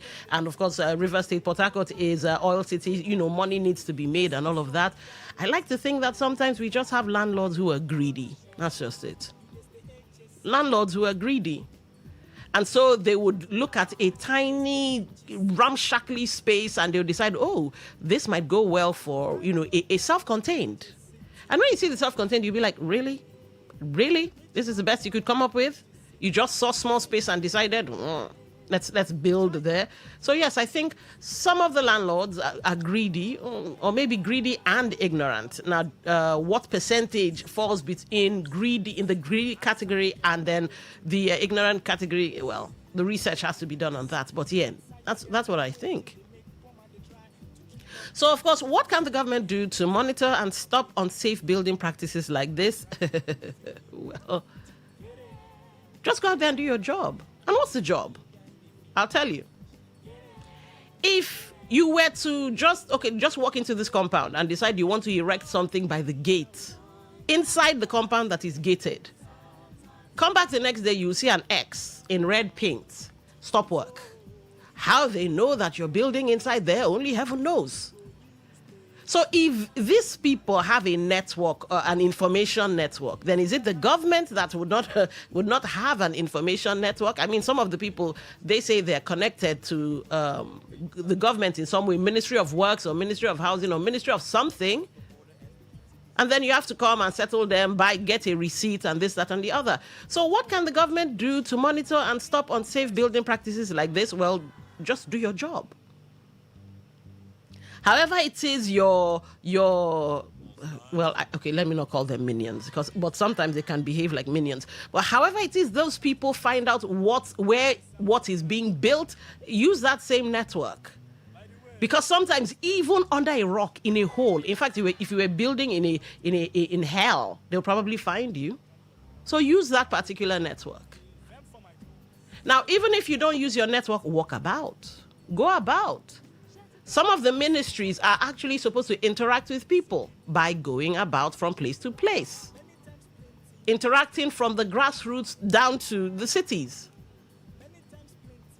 Or maybe we would blame the government still because logistics, maybe no cars or no trucks to walk about. How's NEPA doing it? How's PHEDC doing it? Copy from them. So if there aren't enough trucks to ferry your people from here, there, and everywhere, then okay. In fact, what am I saying? You can partner with PHEDC. We have a dearth of information gathering. So please, can you be our informants? Wherever you go to, drop bills and stuff, if you see a place that's being built in a place that it shouldn't, underneath a high tension wire, let us know and we'll come and do the needful. Now, as to the very first question, why do developers continue to sell and build houses in high-risk zones despite knowing the dangers involved? I just answered that question. But I'd like to hear from you. Greed. I think it's greed and ignorance. Okay, you know what? Maybe greed, ignorance, and poverty. Because a lot of people a lot of landlords, not just people, a lot of landlords tend to pack their life problems inside the rent. So you'd come to a place and, the going rate could be something as easy as low as maybe, let's just use 10 naira for argument's sake, 10 naira. And maybe they've rented out every other place and they have no other means of making the money, or they don't have a job or whatever. Okay, just erect one small thing quickly, and more 10 naira comes in. So maybe greed, ignorance, and poverty. But anyway, let's get your thoughts on this one before we move to the next topic for discourse. Numbers are 0810-9510-951. And for voice notes, messages and WhatsApp messages and all of that. 0701 933 9962. 0701 933 9962. All right, let's keep it moving. All right, the Nigerian police. Okay, before we go to the police, my favorite topic, by the way, let's take this call.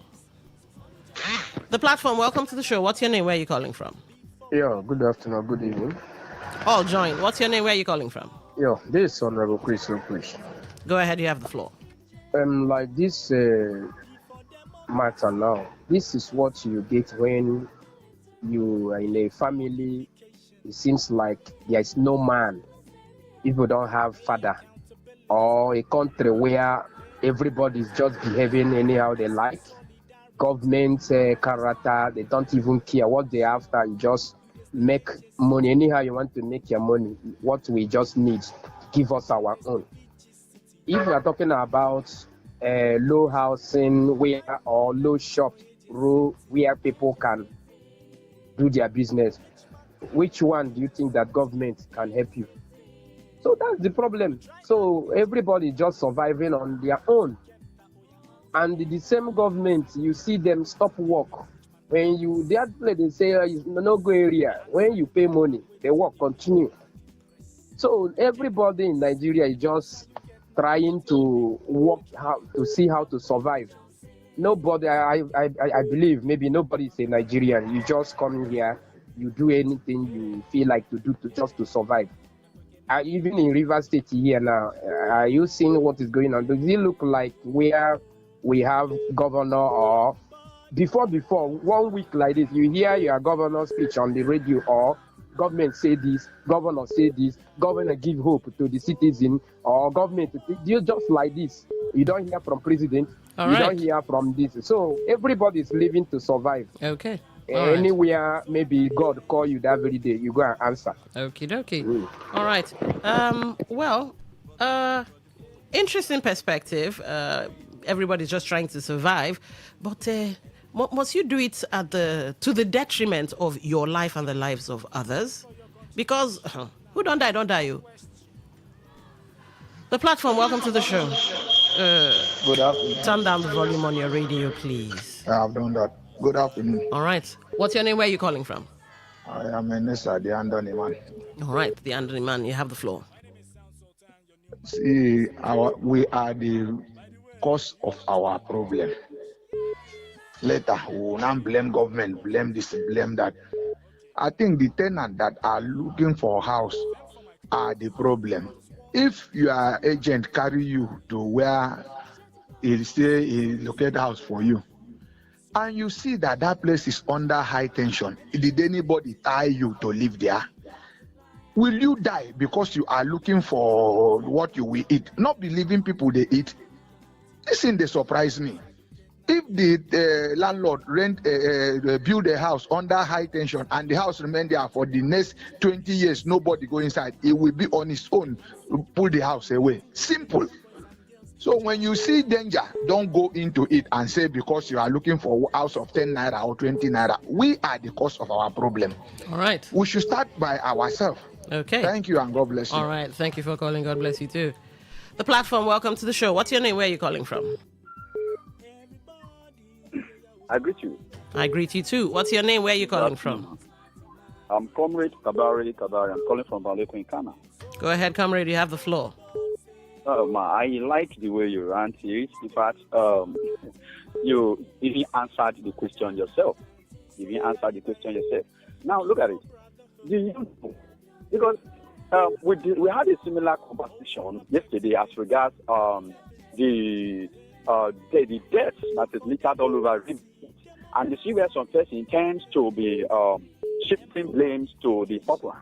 And I said, from the day God created the world, look, you have a lot of mad people in Nigeria society that you do not know. Not even in the university. Okay. Even in the leadership position of Nigeria. Now look at it. Do you know that the government's right over you surpasses that of your parents? Do you know that? Are you serious? You need government. You need government. If at all they have a way and ministry is regulating all this, okay, to set up or constitute a committee that will not always arrest and prosecute, but sensitize. Me? All right, we get you. That is it. See, I have seen where high tension killed someone at Alo. Everyday Emporium at Umola. Even at that flyover, there was a popular boutique. Then at that Rumuguta flyover, I was just stepping. I saw what happened. Immediately I crossed. A man drove and just parked. Once this man parked, on stepping out of the car, he had not even entered the boutique. The high tension dropped on the vehicle. Are you with me? You blame the government and not the people. All right. All right. You blame the government. Thank you. Thank you. We get your thoughts. Thank you for calling. Wow, that's a sad one there. All right, let's take a short commercial break. Hey, accountability. Talk radio. I listen to a lot of talk radio. 95.1 FM. True strength. What defines it? The brilliance of a player, or when a team comes together to win. A solo beat, or the rhythm of many. The flair of one dancer, or the art of a troupe. One distinct voice, or the beauty of the symphony.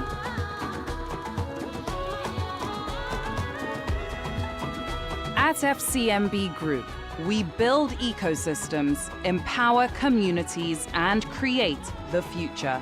Because we believe it's not just one, but the power of the group that delivers the future we all desire.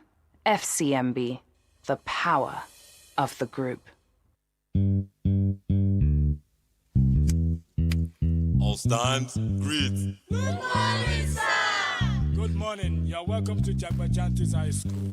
All right, this is still the platform on 95.1 FM. Right now, it's 31 minutes past 4. And let's get into the swing of things, shall we? We shall.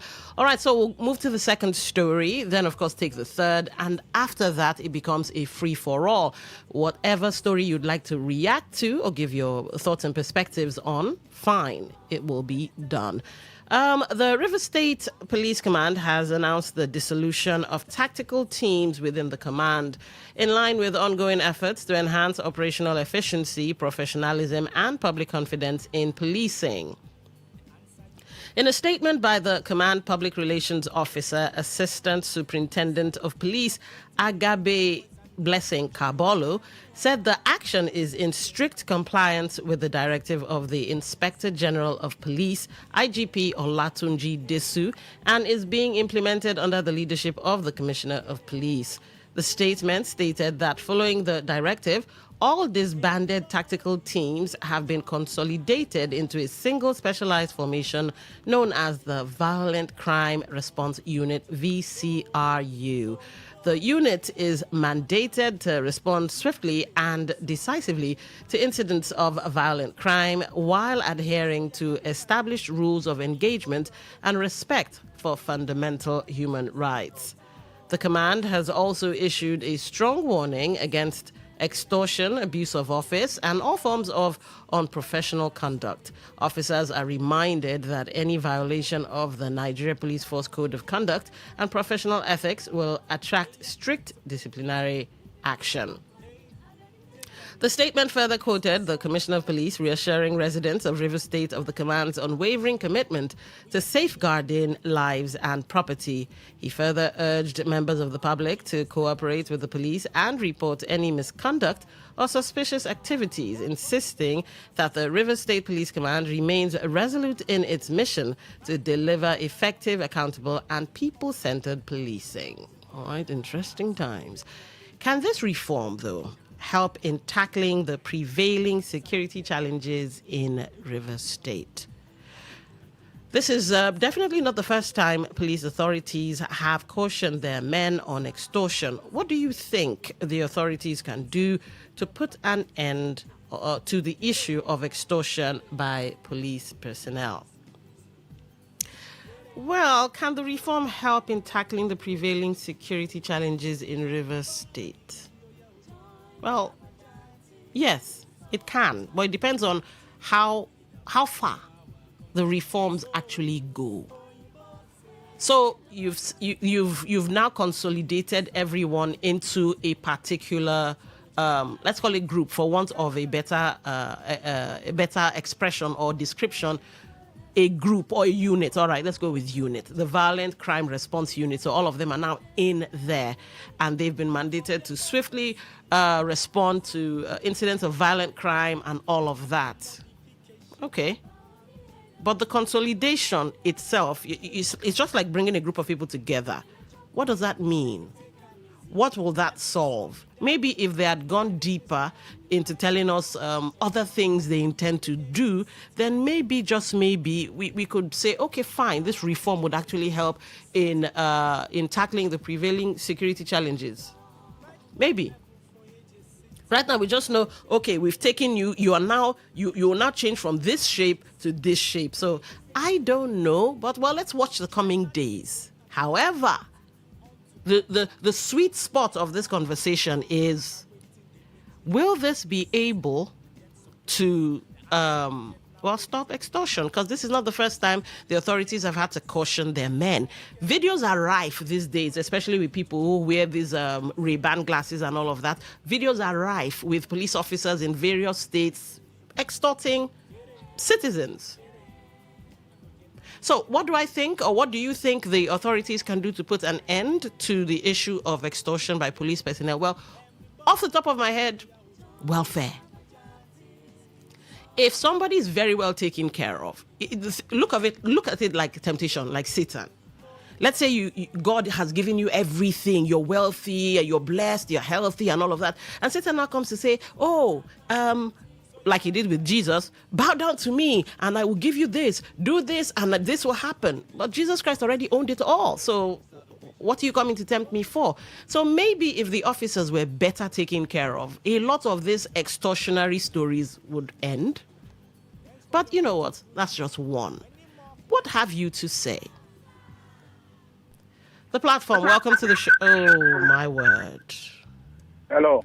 Your radio, have you turned it down? Yes. All right. What's your name? Where are you calling from?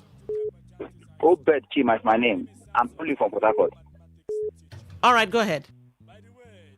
Presenter, sorry, what is your name? My name is Dawn.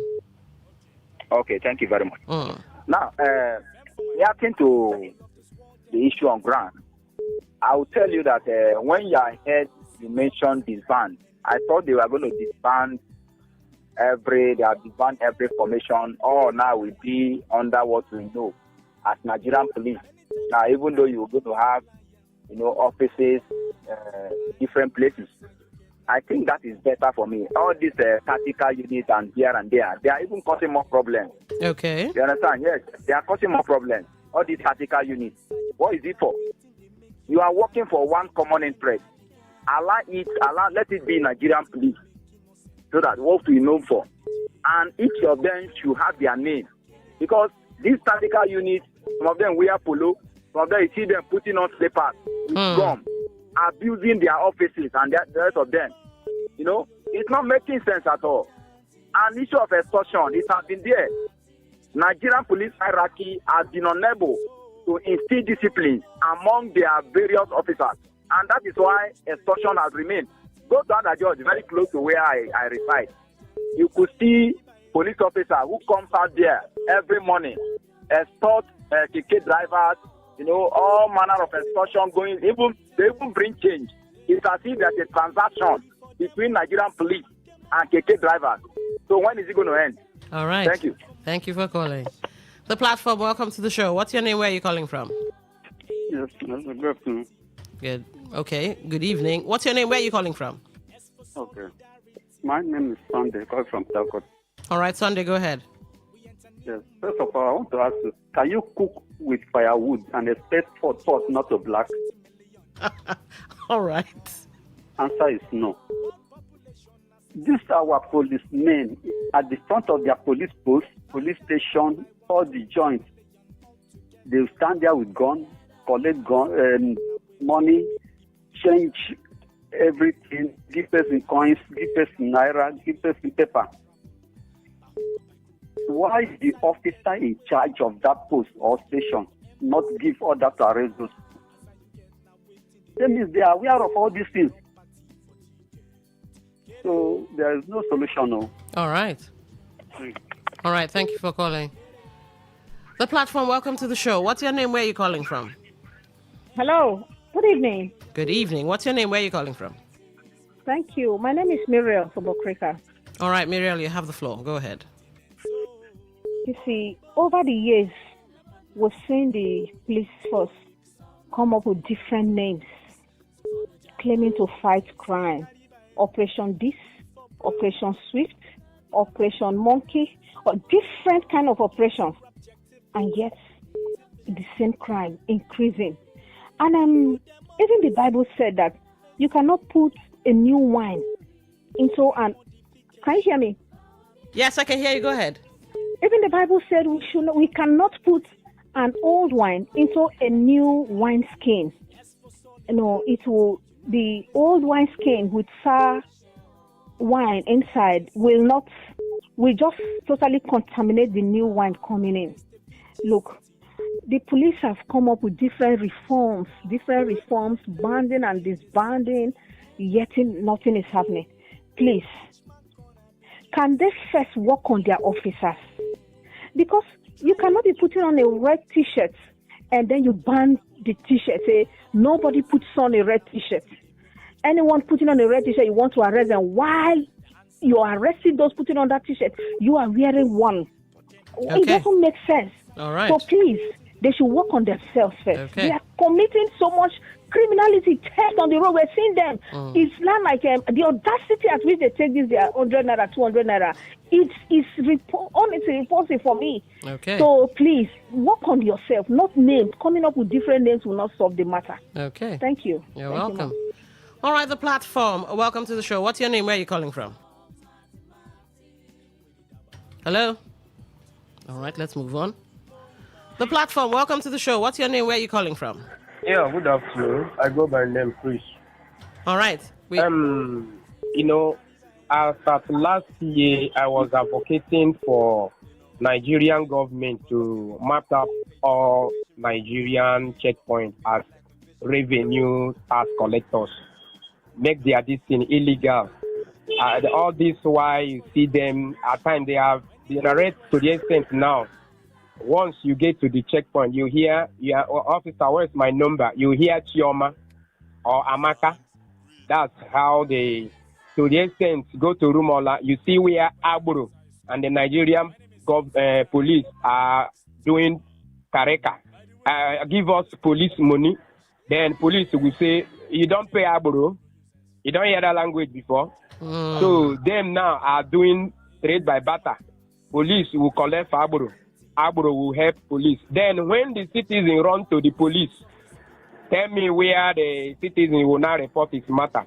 Maybe the citizen will now go to Eze in council, report your matter, because two of them, officer, Okachuku, now the same people. So to me, bringing this tactical squad from SARS to this and that, all of them are the same thing, one goal. What is in their mind? Revenue, money. Give me money, no day for their. Give me change, bring money. So there's nothing you cure madman. Forget about.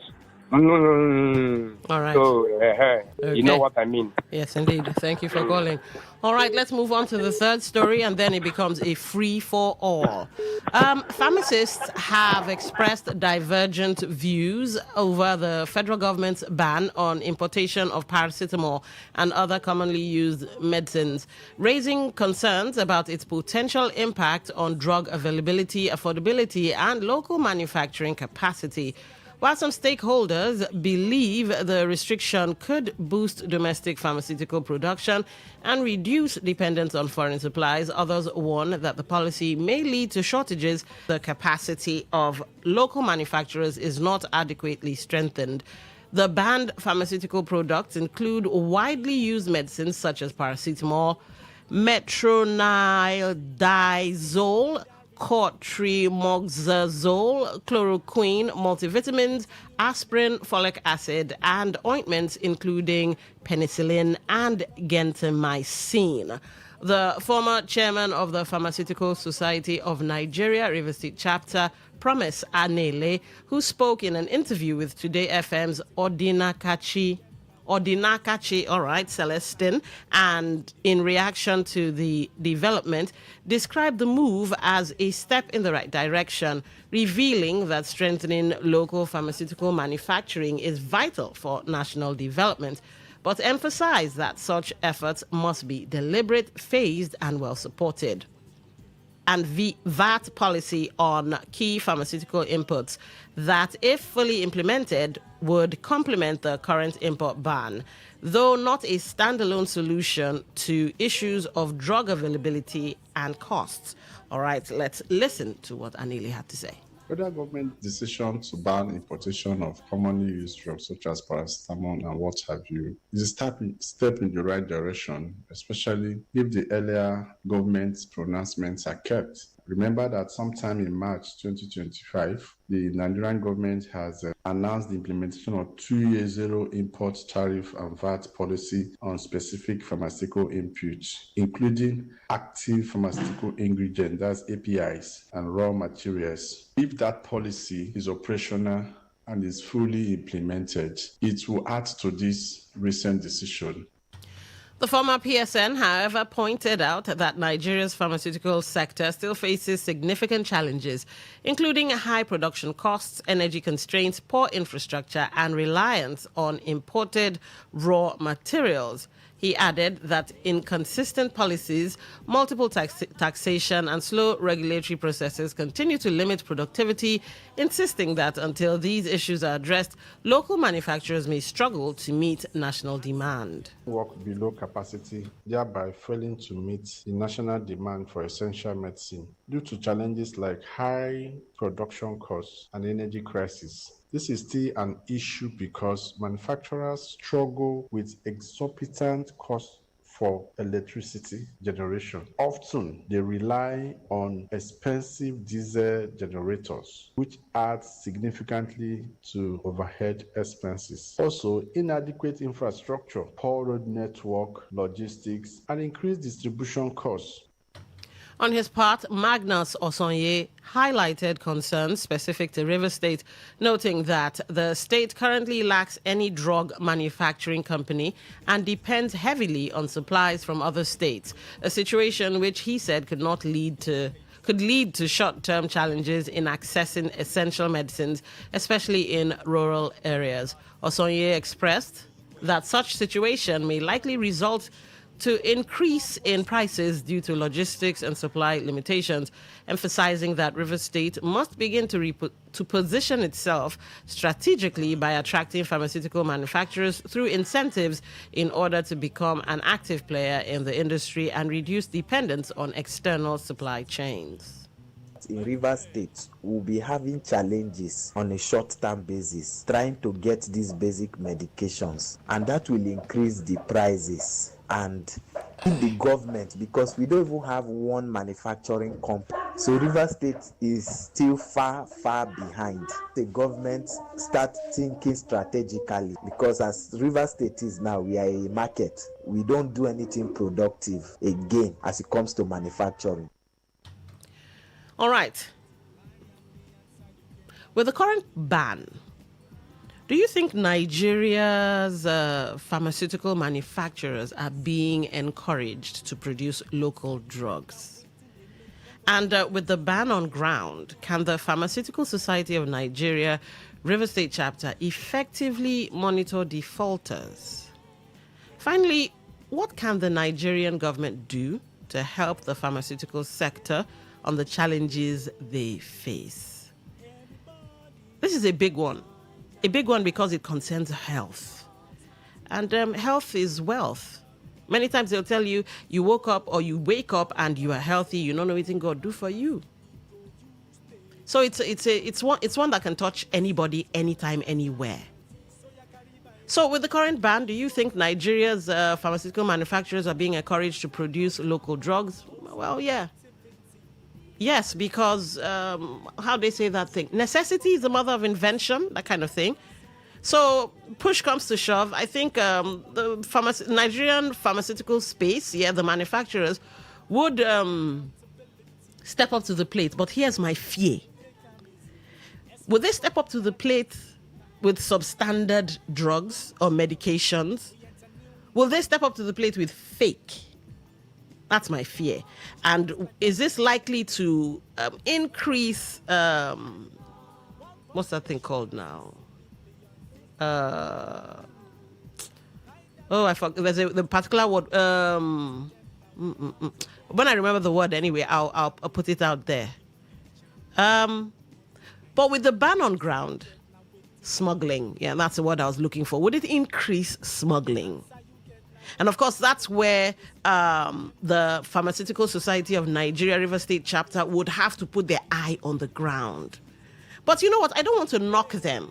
Because Dora Akunyili did it during her tenure. It wasn't a miraculous act. So copy her template or even improve on her template if they don't have a template. But I think I want to say that I believe the Pharmaceutical Society of Nigeria could do it if they want to. Just the same way we look at government and say lack of will. If they have the will, then I think they can do it. Now, what can help the Nigerian government do? What can the Nigerian government do to help the pharmaceutical sector on challenges they face? Oh gosh, if I start, we won't go today. But you see implementing policies that makes the life of the Nigerian manufacturers, even as it has to do with pharmaceuticals, easier. That's 80% done. That's 80% done. Let's take this call. The platform, welcome to the show. I'm Sunday, call back. All right, Sunday, go ahead. You have the floor. Please help me tell those people that bring out the matter that they should first of all make use of use my Nigeria car and stop making use of imported cars. They should they make use of Tokumbo before they stop me not to be using this foreign para.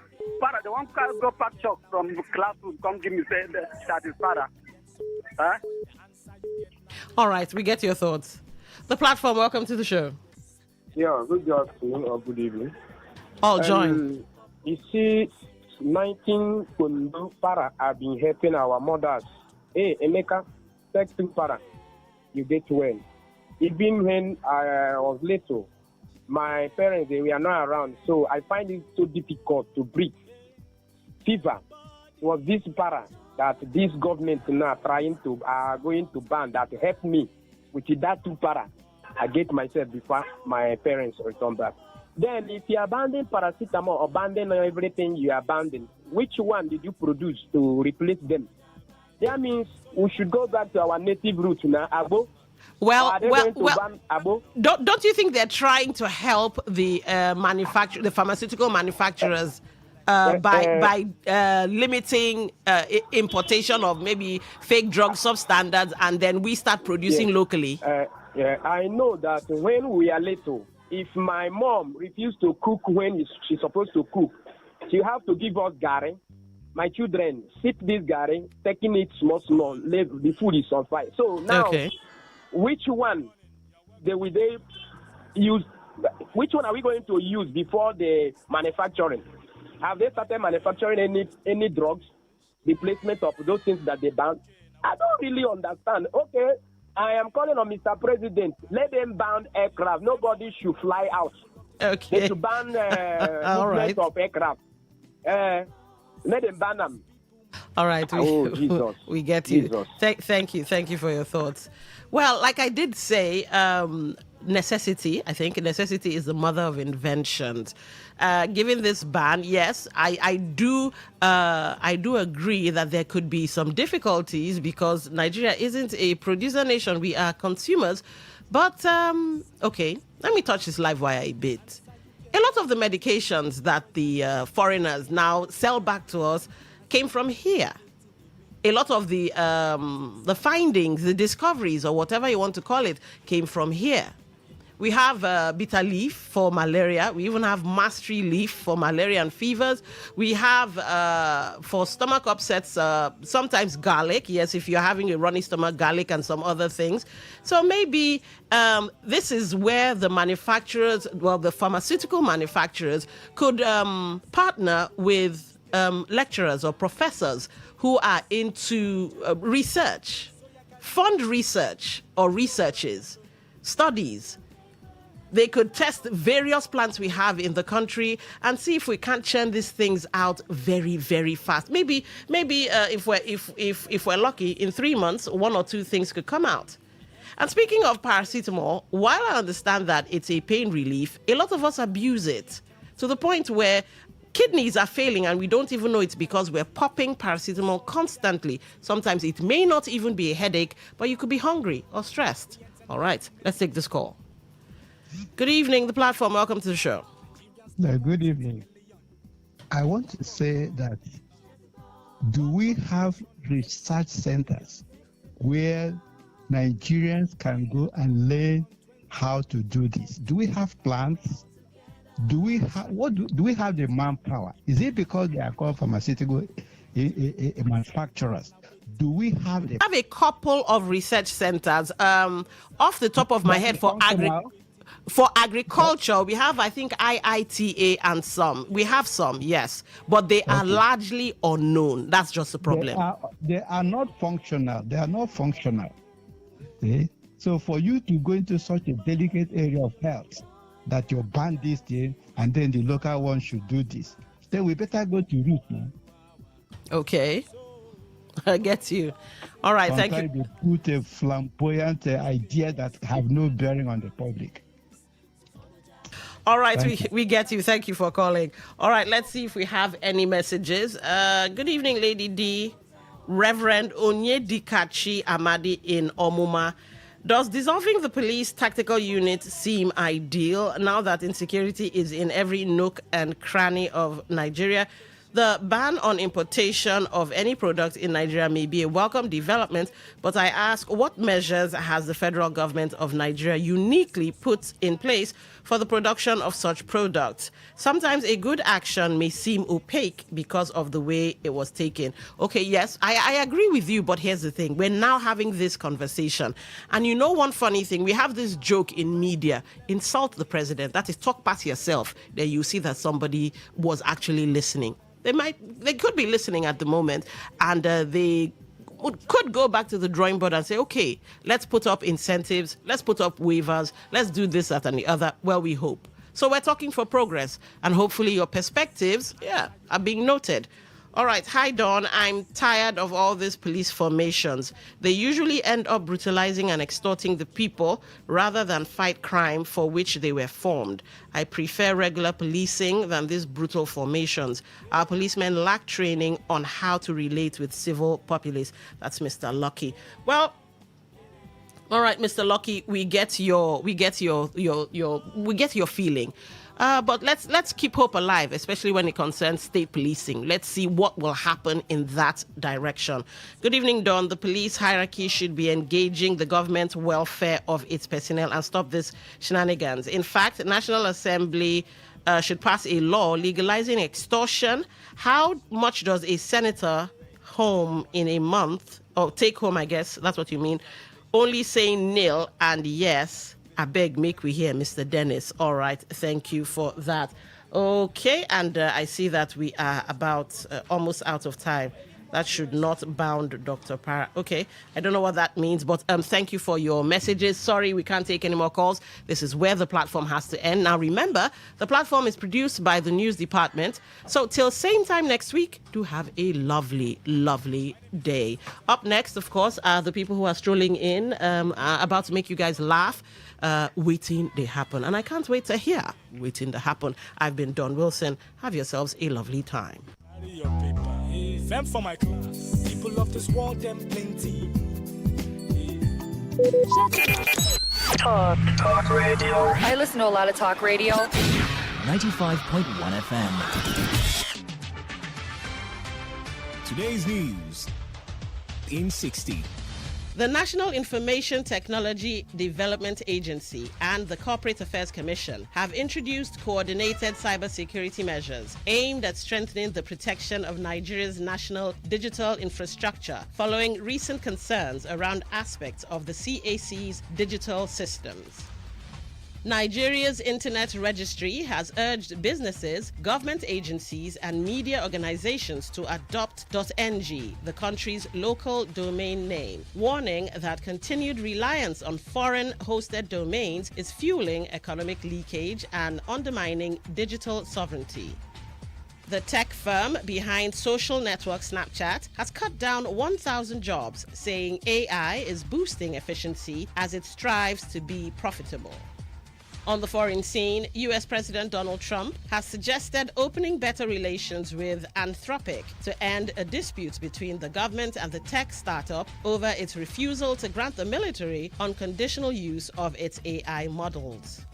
Apple has announced the resignation of the Chief Executive Officer Tim Cook in September, handing the top job to company veteran John Ternus. Today's news in 60. In 60. What if the internet had a voice? What if we knew exactly what you love to listen to? What if we understood your vibe, your voice, your opinion? Today, 95.1 FM. Today, 95.1 FM. We are the voice of the people.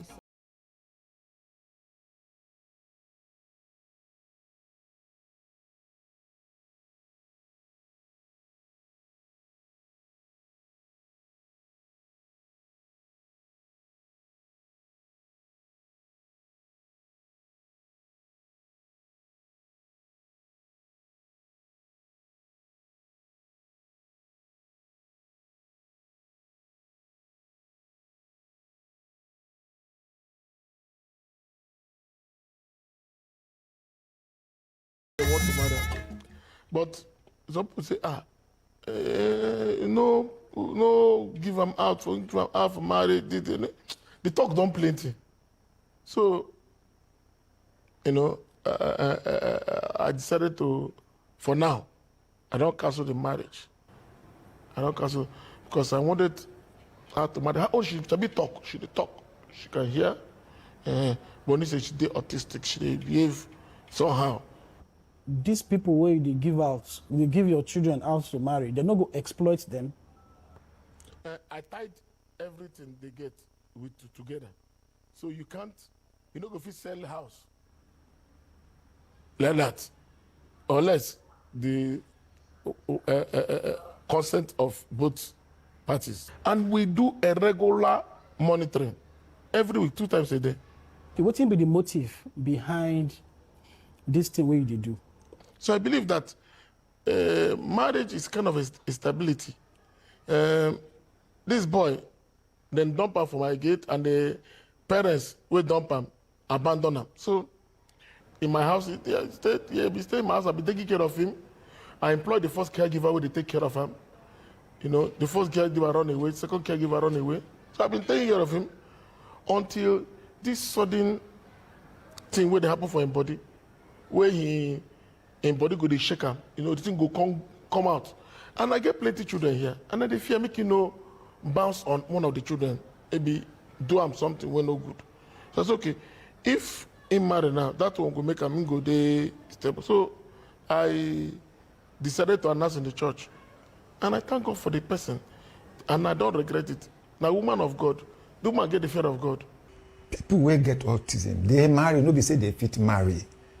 But it gets some where their level, they no get capacity. They no fit.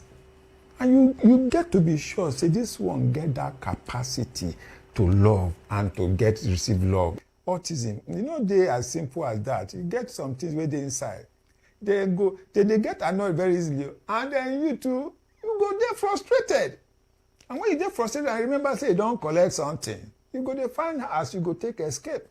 And when nobody they see, you go they give small. You think what this pastor do, like I say, he be like somebody will get good intention, but I for they happy if they assure me say they do am well, the right way.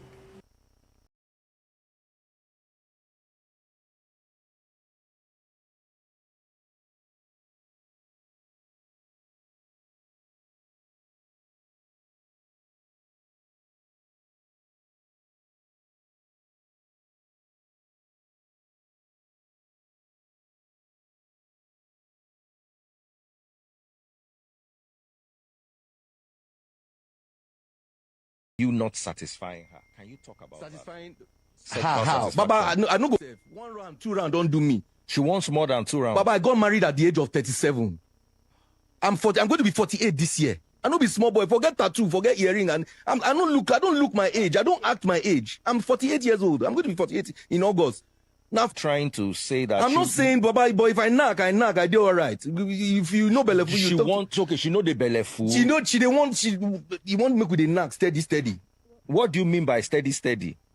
Baba, in a week, I feel knock like maybe twice. I do all right. But how much did she want? Every day.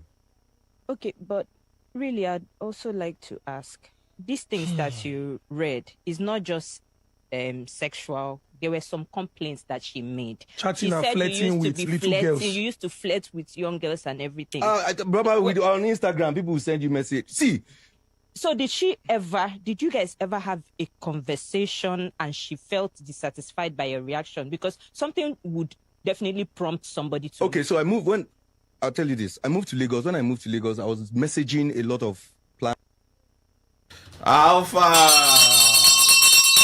Yes, sir. Baba, people need to send you message. Baba, they send me message. I cannot keep myself. I'm no longer a young man. I do my own part. See, I make myself happy. You can make yourself happy. The end goal is happiness. Don't you want to be happy? Wahala. Now people they think of waiting to talk. But now one of our story will come to about. I don't know whether you don't see waiting the trend. Just in Nigeria, you can just wake up in the morning. If something is the trend for this country, don't buy data. Now you be the problem if you get high blood pressure for this country. Like something I just see online, see Shehu Kuti, that's Fela's son, very dark one. Ratters they drag each other for online. Yeah, I can't even see one way Ratters come to talk say VDM is greater than Fela. And you know the funny thing about two of them. Now two of them, now you never even take the buy ram go slaughter for grave. You never tell two of them bow go hey Fela and great. Nah, you never reach how many months. They don't quarrel, they drag each other. Man, life is very dark, man. As in this country, I not just understand. It just look like say we no fit just the rest. Maybe if you just did today, say nothing happened. That's was everywhere. If you do Mejeno tell us one thing. Chief priest now don't lock a conversation. City boys could tell us one thing. The city boys could tell us one. Village boys could drop their own. Village boys don't drop. Peter Obi go talk. If Peter Obi don't talk. But recently our governor never really talk anything. Nah. Don't look like say the state's quiet. Yeah, everywhere is just quiet. No everywhere new is song, still nothing they happen. Like it just be like say they stagnant. I read something for social media. They say they be like say they don't transfer the dustbin with their back on Port Harcourt because it's so alarming, man. I swear, like everywhere just calm. Projects, you know, where they talk things say after the return of democracy back to Rivers State. say the ring road don't go far and all that, but it seems say everything just they on a standstill right now. Oh wow. Well, they pray, say God will help us. Yes, sir. Because everywhere quiet like this, and good for the economy. Yeah, it's not friendly, bro. It's not friendly. Most of the sector, Everywhere does. You get any? You get any particular sector for the states where they do well, apart from the people they park dustbin? Even the ones where they park dustbin, they do well. I think they don't they park. Okay, airport road. I just pass airport road. They say only Obiakwa don't take him upon himself to do it by himself. So more ring bell for Obiakwa chairman. No people wait for one mic. Okay, Obiakwa chairman, all those chairmen. So now you don't turn all man for himself, and we get a one man for River State. Man. Chai, so I want to do this thing. Faga don't clean before too. I think that was last month. And they even weed grass. I see them for that back of craft center. See them where they carry bag and truck. As they weed, some people they park, they follow them, they come. But meanwhile, today na World Earth Day. World Health Day. Earth. Okay, World Earth. Okay, yeah. I don't even forget. Yes, sir. No, the last year World Earth Day. Say that they get what they call Miss Earth International. Now me MC that event, and I don't even send me something. So I said, okay. So what you get for Mother Earth? Well, my mother Earth, thank you for being a mother to me. It is humans really they friendly to the Earth. We're not that friendly, and I mean that they remind us. See, now they say, with the aim of promoting environmental awareness and highlighting the importance of protecting and preserving the earth. The ecosystem. Una not try. Global warming. Emission of gas. Okay, now I'm going to leave everybody. What do they do personally to promote? Trees. How many trees you don't plant this 5,000. No, because it got start with you. No, leave government. I sweep my environment. Okay, they sweep your environment. Keep my environment clean. Okay. No, I back on generator. I don't do that. Okay, no get. I know they put so smoke if lights for the no air. day, no get light. I sacrifice. That's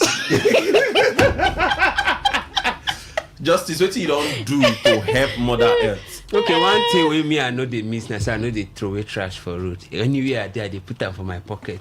Ring. You know, so my own contribution, if you sound like joke, but we need to find way to keep our environment clean. So all those people where they throw away things from inside motor, they're supposed to arrest them. Anyways, for me, I like Calabar for that one. Yeah, Calabar. You cannot try Akwa Ibom State is also ranked as one of the neatest states. Which Akwa Ibom? Nigeria is ranked here. No, they see the track. They see the rank. Maybe, but Calabar. But congratulations to the people of Abia State. I think if they check that ranking, they're supposed to go up small. They're supposed to go up small. They don't try. No, their don't carry them go hang for one corner. In the like me now for this year. I don't plant. Their body. Me, I don't plant. They see that they are doing. No talk. Me, I don't plant something. I plant a small, no be tree. Now this plant. Aloe vera. And snake plants. No be crops. Like all these snake plants. Where they pursue snake for your compound? No, they pursue snake. Not just the thing they create a special aroma. You understand the air. If you come around my house, the air, I don't like as I talk to you.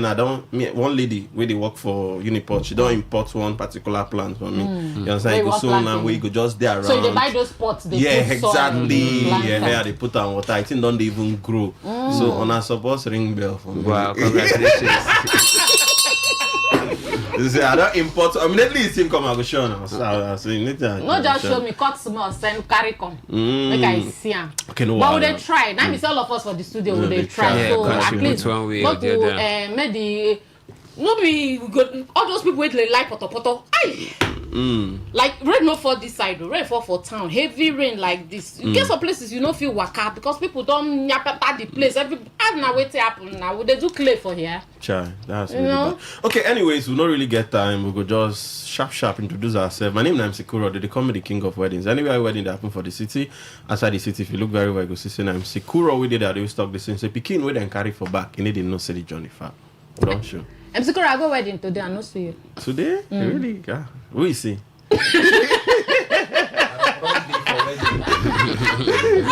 I swear. All right, so my better country people, how una do, how body, how everything. My name is Mary Queen. We don't show. We don't come with the ogbonge story. I beg, find water, keep for corner. All right, so we country people, you know the matter now. We don't show. My name now MC Justice. That man we hate injustice. Anywhere where they talk about injustice, you go see me. They run, they come. Make a country mouth. We don't come again for another Obonge edition. And you know how the show they be. Now show where they talk serious things on seriously. Emphasis on seriously. So if you get high blood pressure or low blood pressure, this show not the show for you. Okay, so before we enter the main matter, we'll get one senior man we just did for the studio. We just look me. Chairman, how far now? Are you okay? I'm Sikoro. Everywhere fresh, Abby. Oh, thank God. Okay. Okay, so this now one senior man from GM7 Properties, 94 years. So, what's in GM7 Properties there about? GM7 Properties now a real estate company. We deal with River State. The company we want make sure say everybody become a landowner. You know, today now World Earth Day, and everybody is supposed to get a piece of the earth. You understand? So that you go land. You understand? You get to get us so that you go land where, so that you go. You know, they say man we never get land. You know, be man. You understand? So GM7 Property will make everybody become a landowner. You know, land we go give you stress. Land where they are affordable, where they are available, where they genuine. Now it's in GM7 Properties one give to the masses for Nigeria as a whole, and even people they outside and say now diaspora make everybody become landowner. Land that will be say they increase in value because GM7 Properties get land for better places and correct locations. Now we get land will be say they depreciate, but it only they appreciate. Now what's in GM7 Properties don't bring come. Okay, so GM7 Properties, where on a get on a properties where you do? Okay, GM7 Properties will get our properties for River State, and the properties that we will get better Ogbonge properties we will get. One of them they call them our Cedars Court. Cedars Court. Yes, Cedars Court. They for Obrikwere Airport Road. That one just there after the Dunami Church, and that one they sell for 15 million naira. Okay. They for very good location and are just 50 million naira. Remember I tell you say 50 million. GM7 Properties they bring properties where they very affordable to you. While other people they sell them 25 million, 50, up to 50 for million. That place now, for that place now. Area. You understand? So but we would give them for 15 million naira. If you come, you go get them for there. Then we also get another one we did for Eneka. That one they call them New London City Estate. If you go that place, they give London vibe because get some kind of London buildings, trees there. You understand? Trees there to preserve the earth. Make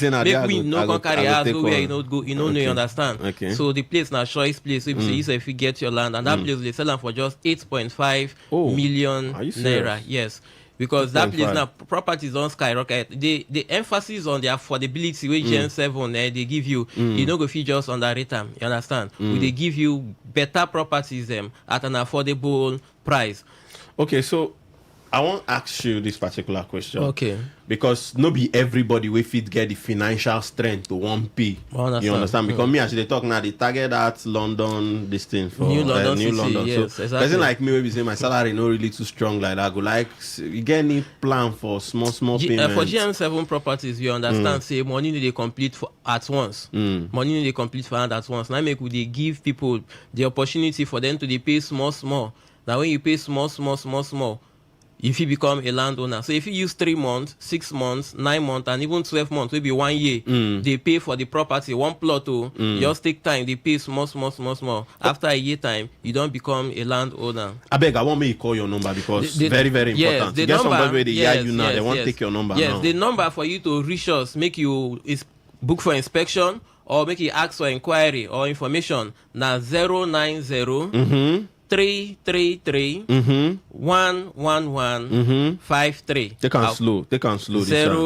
090 slow motion 333 111 53. Call on for the last time again. 090 333 11153. So when be on a days for inspection? If I say I want to go inspect on my London, this thing. Okay, days for inspection. If we want to go see our properties now, Mondays to Saturday, Monday through Saturday. That is Monday, Tuesday, Wednesday, Thursday, Friday, Saturday.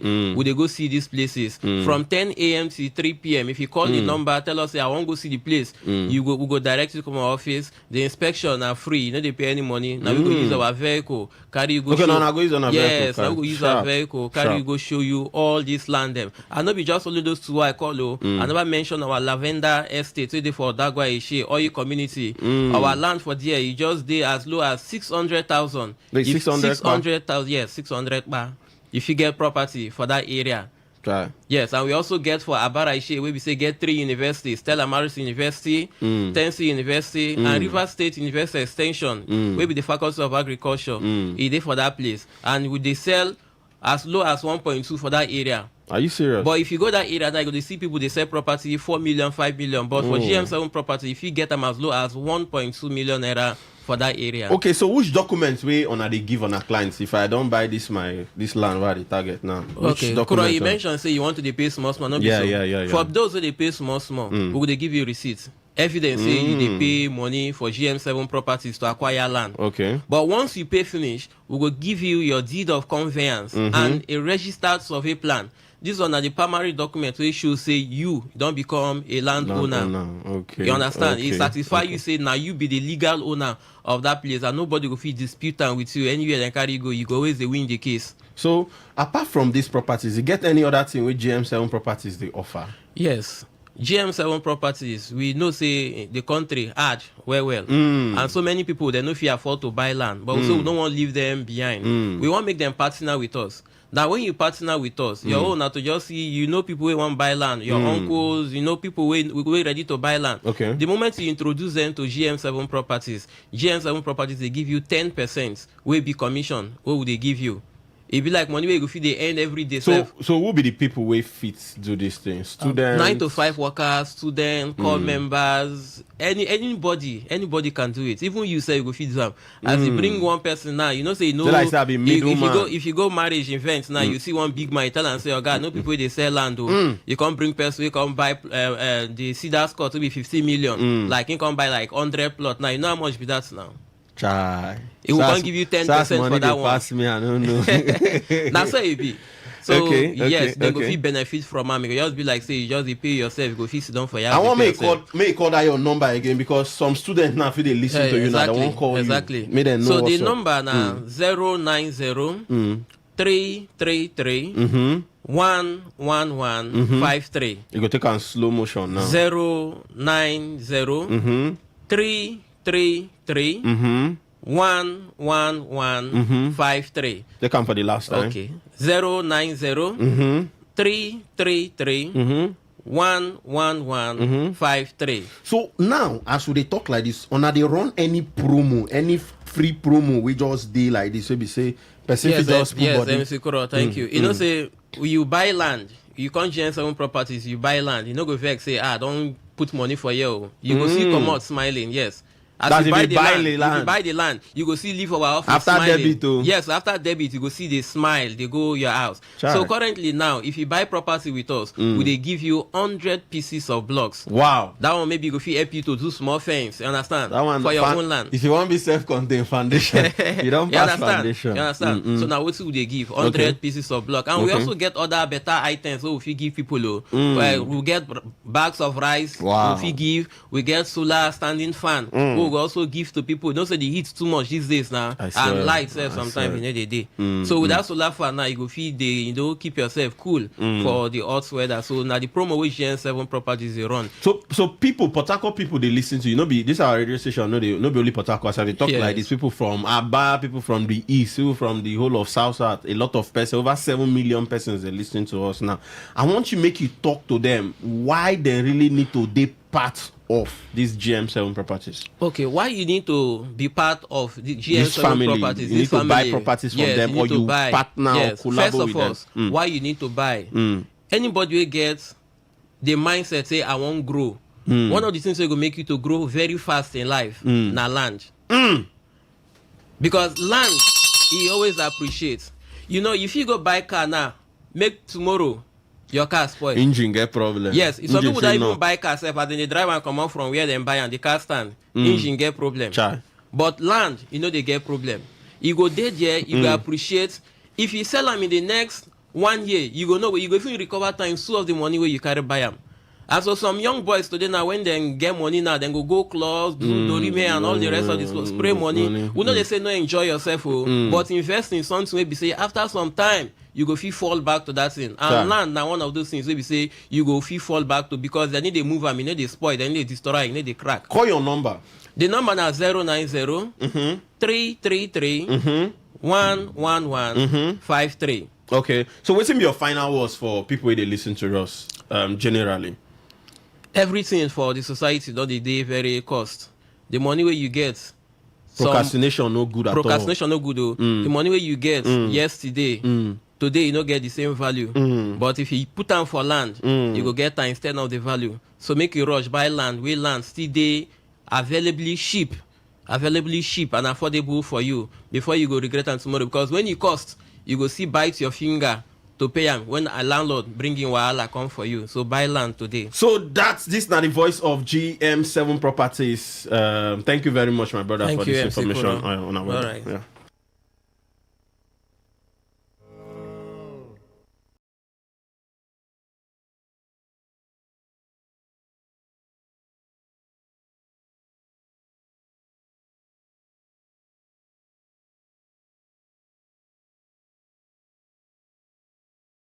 We still there for 95.1. We say we could enter small market. We say if you use the, you know now, and that money on they use the flex now. You understand? So we will just enter the first story we'll get here.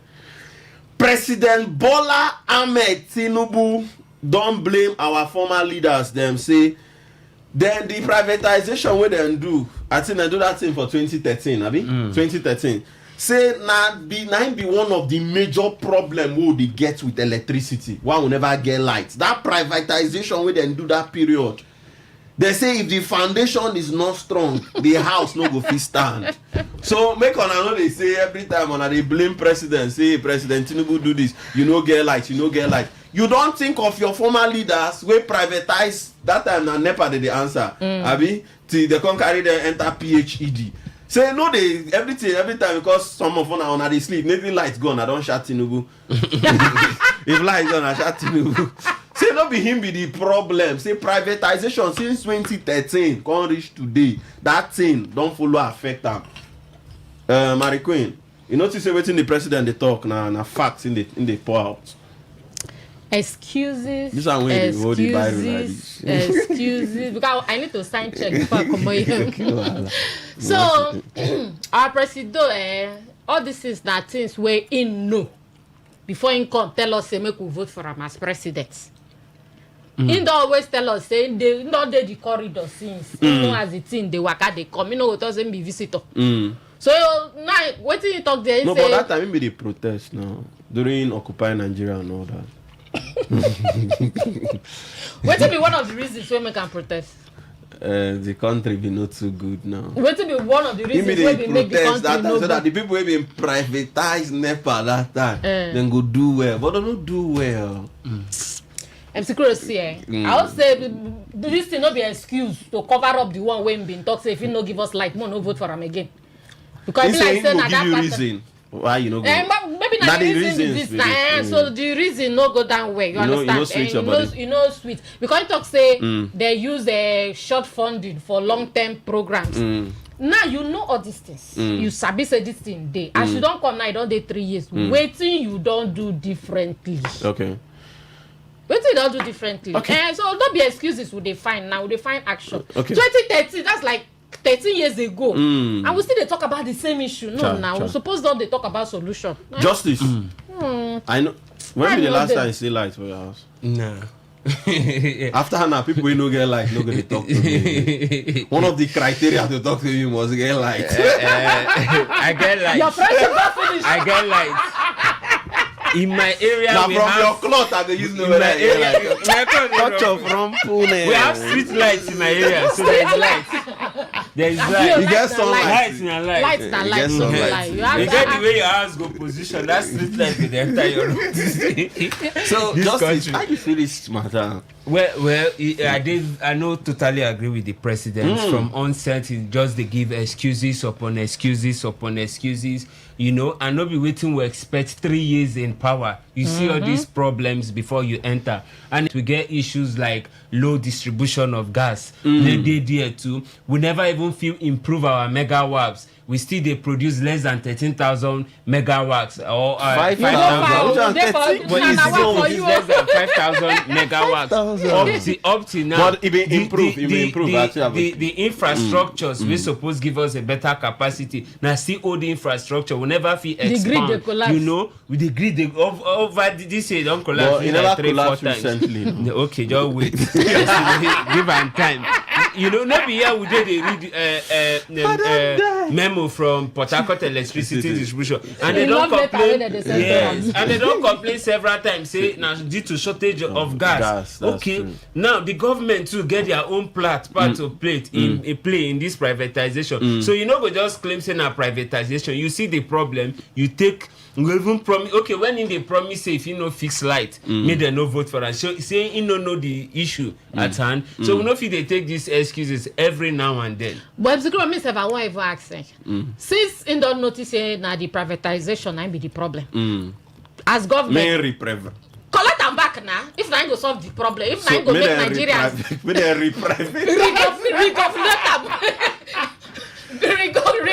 them. Collect them back from them now. And then sit down and look at the issues. Okay. Even though you don't say be don't sign into law, say make states begin generate their own power and then make private people too feel come. We make people like a Davido father. We not invest for the thing. Or more enter market. Oh, come back. Okay, so we'll just check whether among the three of us, among the three of us, most see we get lights now. We'll go call our neighbors now. Okay, so they come back. You don't.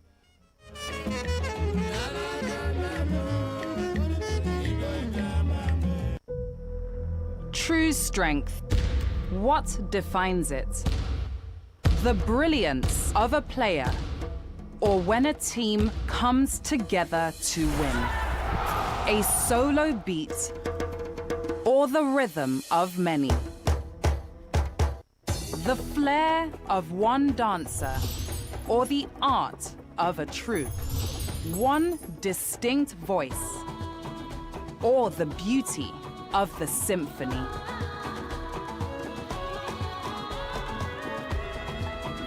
At FCMB Group, we build ecosystems, empower communities, and create the future.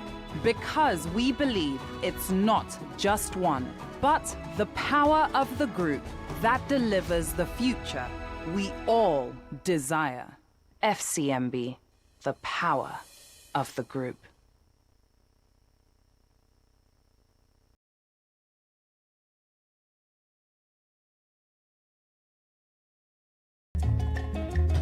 Okay, we don't show back. We still there for 95.1. Waiting they happen at the show. My name is MC Kuro.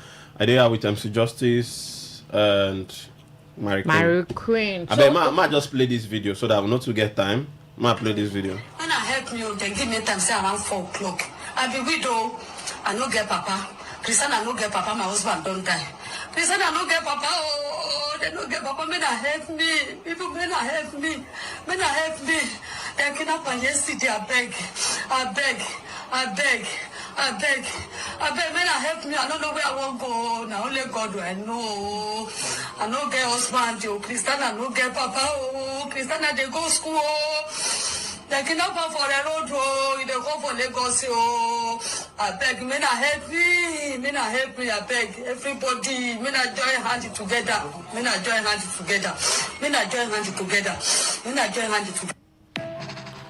Okay, this one a very sad one. Now this one a real sad one. Like now this when I see the story to travels and I come fear catching me. You understand? This now a particular bus where they move around that Lagos Benin Expressway, and these GEO motors we be say as they go now, kidnappers come cross them. When they cross them, then shoot the driver. The driver go down instantly. The driver died. You yourself don't come out and make official statements, apologize to the family, and they say they go stay by the family. But now they kidnap other children. I mean, they kidnap the passengers. Then leave only one small pikin for there. Carry all the passengers go. And this particular woman, because normally they go start to they call everybody family one. So this particular family, this woman said they don't tell her say she bring 50 million naira. And she did cry saying at 10 million naira she gets. It did very sad, it did very unfortunate. We don't they say can't look like say Nigeria no they safe, our roads no they safe. Anyways, it can't look like say okay. The road is not safe. The road is not safe because our politicians don't even ply the road.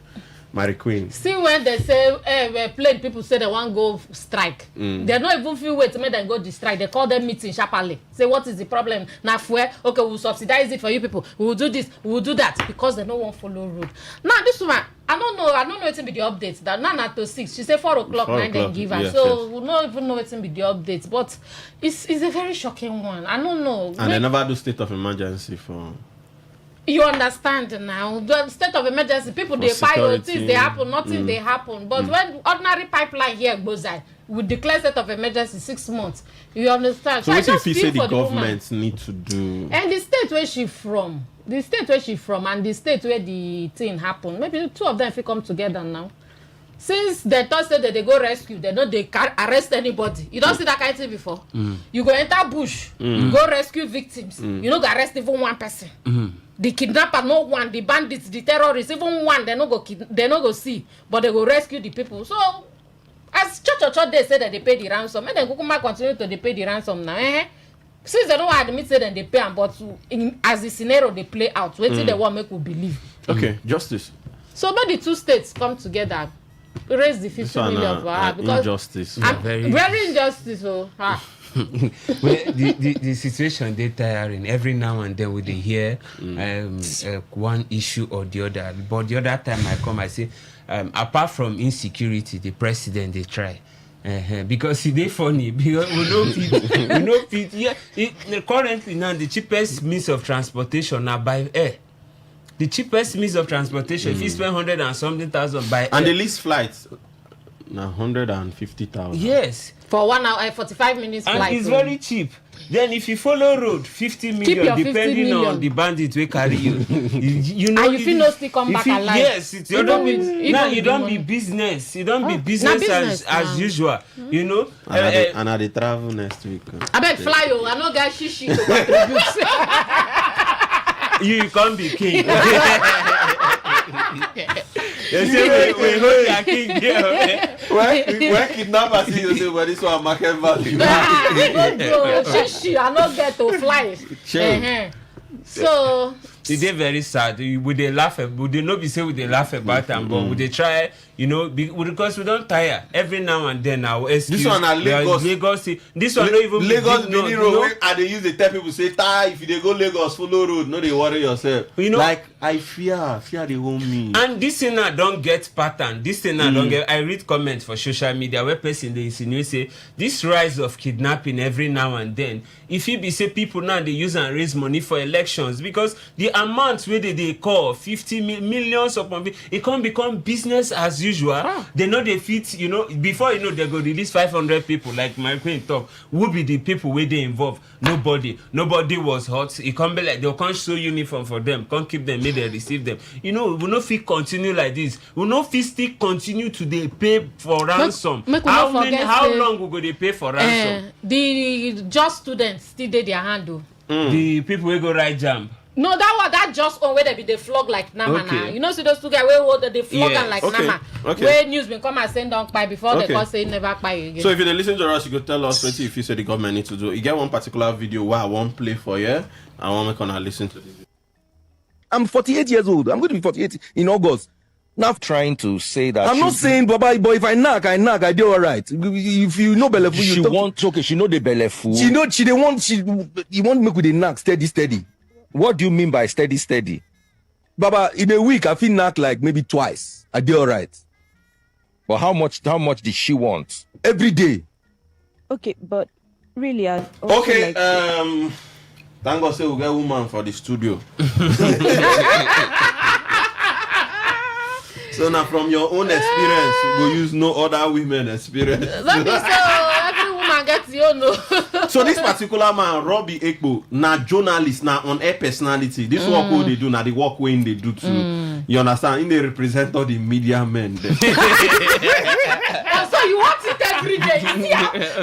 No. Him na, you know the funny part. Him na media man. The wife we married to na media woman. All of them na OAPs. They work for radio. They talk to people. So he don't come as contour say, in wife leave him. They don't marry for 11 years. She come there abroad. One day, just open social media, say wife don't marry abroad. And woman will be say you don't date with for 11 years. She not tell you say she want divorce you. She just marry abroad. And now one of the things we cause problem, according to what they talk, say the woman every time she want, maybe they sleep with each other, every day. Her own be say morning, afternoon, night. She just her libido level is very, very high. You understand? It on the high side. And he may say I'm be 48 years old man, not quite but man. You understand? It no be like I don't understand. No be like say no be like say no strong. You guys are senior citizens. In that department. No be like saying that they try, but he say no go fit kill himself for there. Mary Queen, if you say sex feel lead to break up for marriage, we don't reach 11 years. And remember, say church, they say no sex first before you enter marriage. What do you think about this? According, you be woman, so you go speak from the woman contradiction angle. Plenty. You understand? The contradiction plenty. First, I said they no dates before they marry. You know, they date for a few months. You know, say she liked the thing well. And then now make communication. They always talk about communication. Madam, this one will be saying every day something. I don't get the strength for every day something. I say one will marry, no, continue like this. She gonna tell you say no. As it was in the beginning, it's ever like that. Abraham Tutu. So I make communication very necessary. So if there been those discuss, and then second mistake, you allow your wife travel, go there abroad, you day here. If you listen to that interview, same day here, they even send money to her. Say that she can't get roommates, man for that matter, and you know say she get high libido. You carry allow her to get man roommates. Then after that one now, she don't come marry that man, she come marry another one. So it can't be like saying, I just feel for the man, yes, sex they scatter marriage because you need to satisfy your partner. That one day. So anyhow you want you satisfy her. And make I even correct one notion. It must not be the pounding all the time. There are other things to make her satisfied. Okay, so Justice, I want to make you speak from your own angle. I'm not very knowledgeable in this area. Do you go Monday, Tuesday? Before I come here, Sunday to Sunday. Just say you never go 2 rounds. You want kill him? This is not my area of strength because but your advice. I don't. You can be talking to a particular couple now when they listen to us. You understand? Maybe their marriage they are at the verge of breaking. But this particular word we could tell them will help them out. You know, as a virgin, will you be? Yes, as a virgin boy. But with the little I know that compatibility is very, very important. Yes. You need to test what you're paying for. You know, go carry would they drive 911, they drive Okada. There will be problems. V4 and V6 engine. You know the speed and the velocity. You know you might be used to Marwa, this shuttle boat. This other person has been used to Benz. You know, but they do lorry. Now you know the compatibility issue. You know there will be friction. Yeah. So I advise the grease is not greasy. Yes. If your level is keke, remain there. Yeah. Don't stress yourself. Don't stress. Now, if your level is 911, those ones will not get horn, will not get break.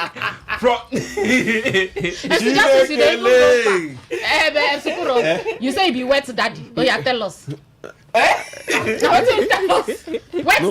Today was it a rainy day? Yes, heavy rainfall today. Yes. Well, after the studio section, tell us. You guys will come for class. Experience wet daddy. Tell us. No, like what you want me I tell you?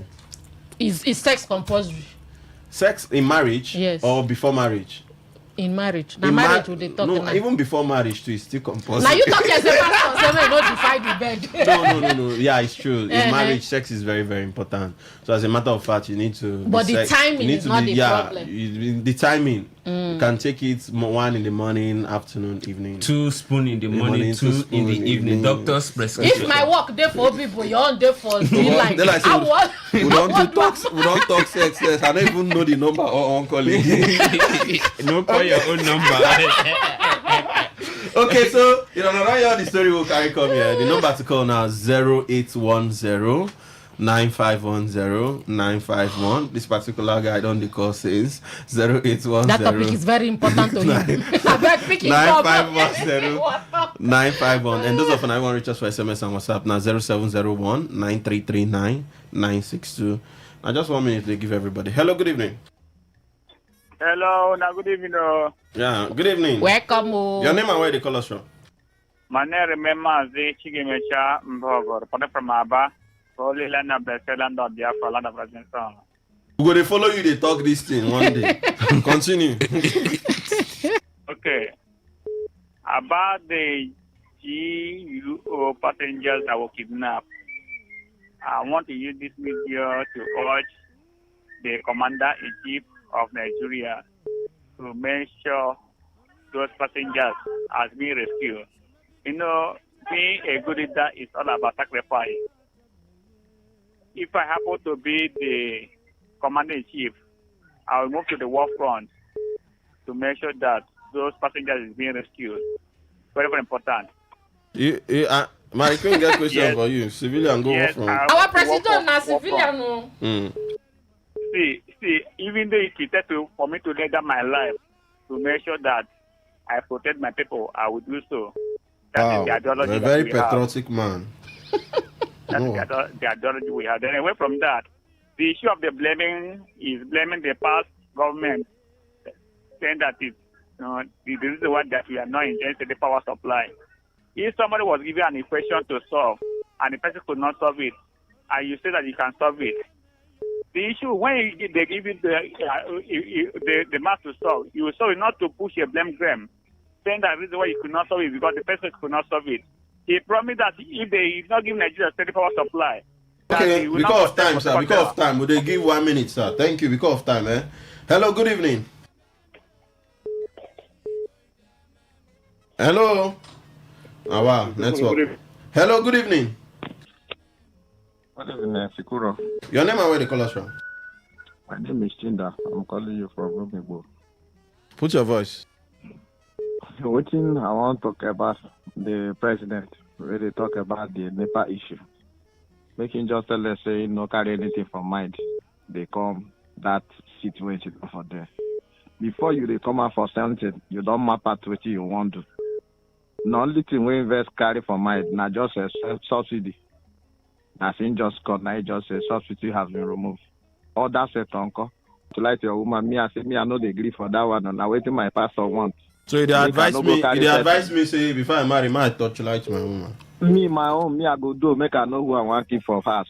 Whether I can allow me sleep or I don't allow me sleep. So more could now our strength. Okay. Okay, I die no come at last. Okay. Thank you. No wahala, my brother. Thank you. Hello, good evening. Hello. Good evening, sir. Yeah, good evening. Return after studio. Yeah, your name and where they call us from? Richard. My name is Frank. I come from Port Harcourt. Put your voice. People say, wait make we no go figure life now. The way Obasanjo and good luck privatize the light. Atiku. Atiku then. Well, you know, say for where the people they come saying the Lagos governor in do well. Nothing the exposed person more than public office. Now, in conscience, they blame them. As we say, made them no vote them back. If you know, give Nigeria life. Now, you don't know what they go talk again. Woe to them. Hello, good evening, Sikuro. Yeah, your name and where they call us from? This is Mr. T on the line from NTA Road. Put your voice. I want to talk about Tinubu. You know, this government has been complaining about everything since inception and up to this moment. Is that the miracle that they told us? And I don't think that we should take this government seriousness because Tinubu does not have anything to offer Nigeria when it comes to electricity. And the second one, concerning the TUO motors, make Nigeria not happen to anybody. They are only claim is about only their drivers. Why there is underneath information that the drivers carry passengers. And that is wickedness in their own side. Since they only agree to identify only the driver. No, not only the driver. They also apologize or they also send condolence to the people, to the other people too. But at first they did not accept that the motor carry other people. You understand? That is the Nigeria that we have. Because if we are in developed country, that kind of attitude, the family of those people that has been kidnapped, they're supposed to sue them. Yes. Okay, thank you, my brother. Thank you. Okay. Thank you. Hello, good evening. Hello. Your name and where they call us from? Yeah, Bobo from my place. What's your voice? You know, from my place, if you give small picking, waiting big person. Somebody ask you, say, who is a man carry this thing? Go give. You know, and say out of the abundance of the heart, say, a man speak it. My president will talk this way and talk, saying, the former administration, they were in court. Say, in court, waiting, they privatize NEPA. The truth of the matter, they say, that you ain't carry for mind. Now you can't talk. The subsidy is gone. Otilo, now say Joby. Then for the other side, when that man is talk, come on, I can report in Omo, me I go test to know my power. I go test the Bible say me no test. But what if the girl pretend? What about if the girl pretend? Pretend? No. Yes. See, you get to say they need to pretend though. You get things for life. Even they pretend when they just on and for gear, Baba, you go show. Leave him. If you just put on for gear, you go show. Leave him. Put on for where, bro? For gear, you go show. Okay, thank you, my brother. Hello, good evening. Hello. Good evening. Your name and where they call us from? Yes. Good evening. Good evening, sir. Yes, sir. Queen and Justin, good evening. Good evening. My name is Sunday. I'm from Stafford. Welcome Sunday on a Wednesday. Thank you so much. But please let me tell my senior bros, wait after election, everything 2 weeks on top of election, every insecurity, go there again. Let me tell them, let me free those children. All the people who travel, where they kidnap, make him quickly free them. Make a call the president because now let me know. Waiting talk. Make a talk the person. No worry, we'll get your phone number. We'll go call her. No worry. No, thank you. So I'll go send her SMS. Hello, good evening. Hello. Your name and where they call us from? I agree on my secure. Who?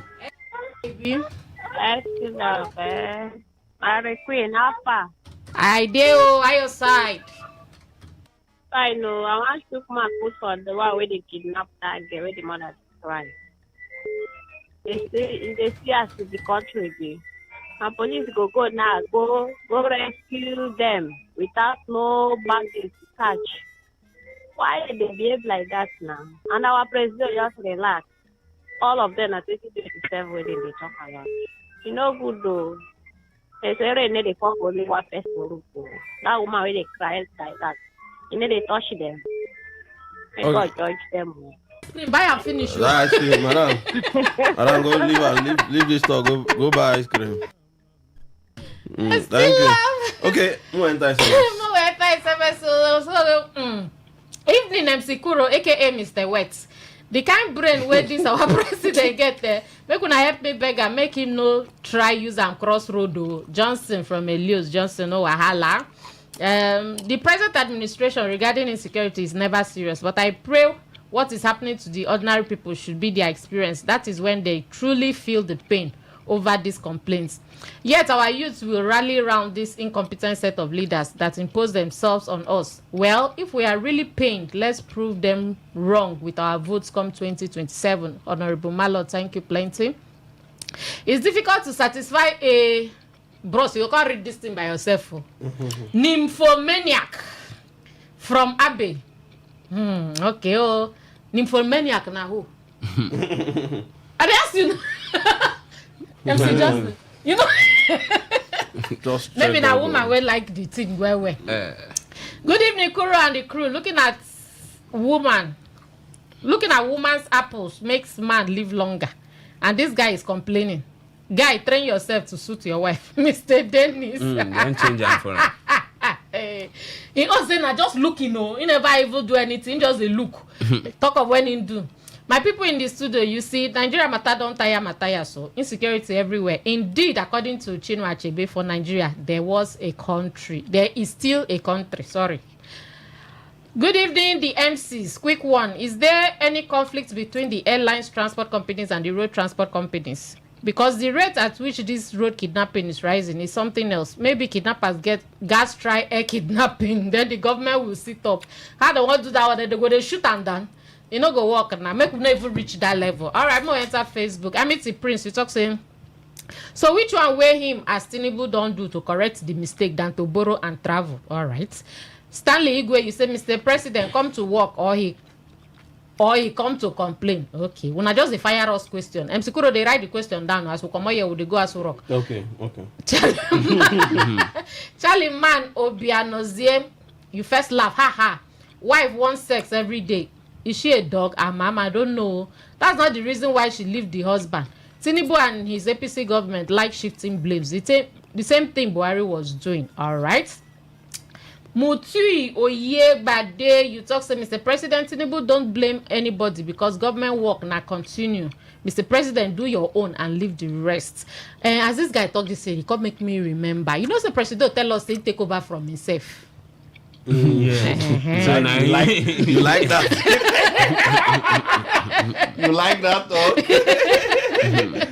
God, said to me, Mr. President is not supposed to blame anybody because he saw these things before becoming president. All right, so now thank you plenty. MC Kuro, take calls again. Okay, I need a woman now to call. We get recharge card for that woman. I need a woman now. A woman to call. You want me to still love cry for you? I want woman. And I should be the first, the last woman. Hello, good evening. Good evening, sir. You be woman? Yes, sir. Senior man. I be woman, no. Na Mama Toby. Okay, Mama Toby. Wait till me your last phone number. 1971. 1971. Yes, sir. Oh yeah, put your voice. Now for that bros, where say the woman strong passable. You get to try before you marry, because pastor don't go follow you there, your family. But that one, they say don't sin against God now if you do it like that. No, Bible say marriage is honorable. So when I never marry, no be marriage. It be marriage when you don't marry him. That is outside. You don't put one side of the Bible, leave the other one. No. The bed undefiled. What about the bed undefiled? Bed undefiled. The bed undefiled. The marriage bed don't defile me. It's good to fornicate. You don't quote your own. Is that what you're saying? Hello? Hello, sir. Is it good to fornicate? No. Fornication. It depends on what you call fornication. Woman wey never marry, wey dey sleep with, wetin you call her? Don't like that one. You test another one. You don't like that one. If you can't try am, no be your own engine size. You can't go test another one. Wetin you so don dey call her? Test 100 women before you go get to the one where you find. Madam, this thing where they talk no good though. Now for open driving school like this. You can talk of reality now. Madam, this thing where they talk, if I now she dey advise me say before I man, as I never marry now, I go test the girl where I dey with. But Sukuro na two waiting no. So women two wait no. The girl come. It don't be say na waiting. He go dey wake daddy before he get up. He wake and he no gree get up. You go wake me now. Me I be wetty daddy now. All of us go cook come on. That's it, na the thing that I do. Okay. No, Allah, send your number. Send your number. Wait, I want to say this thing.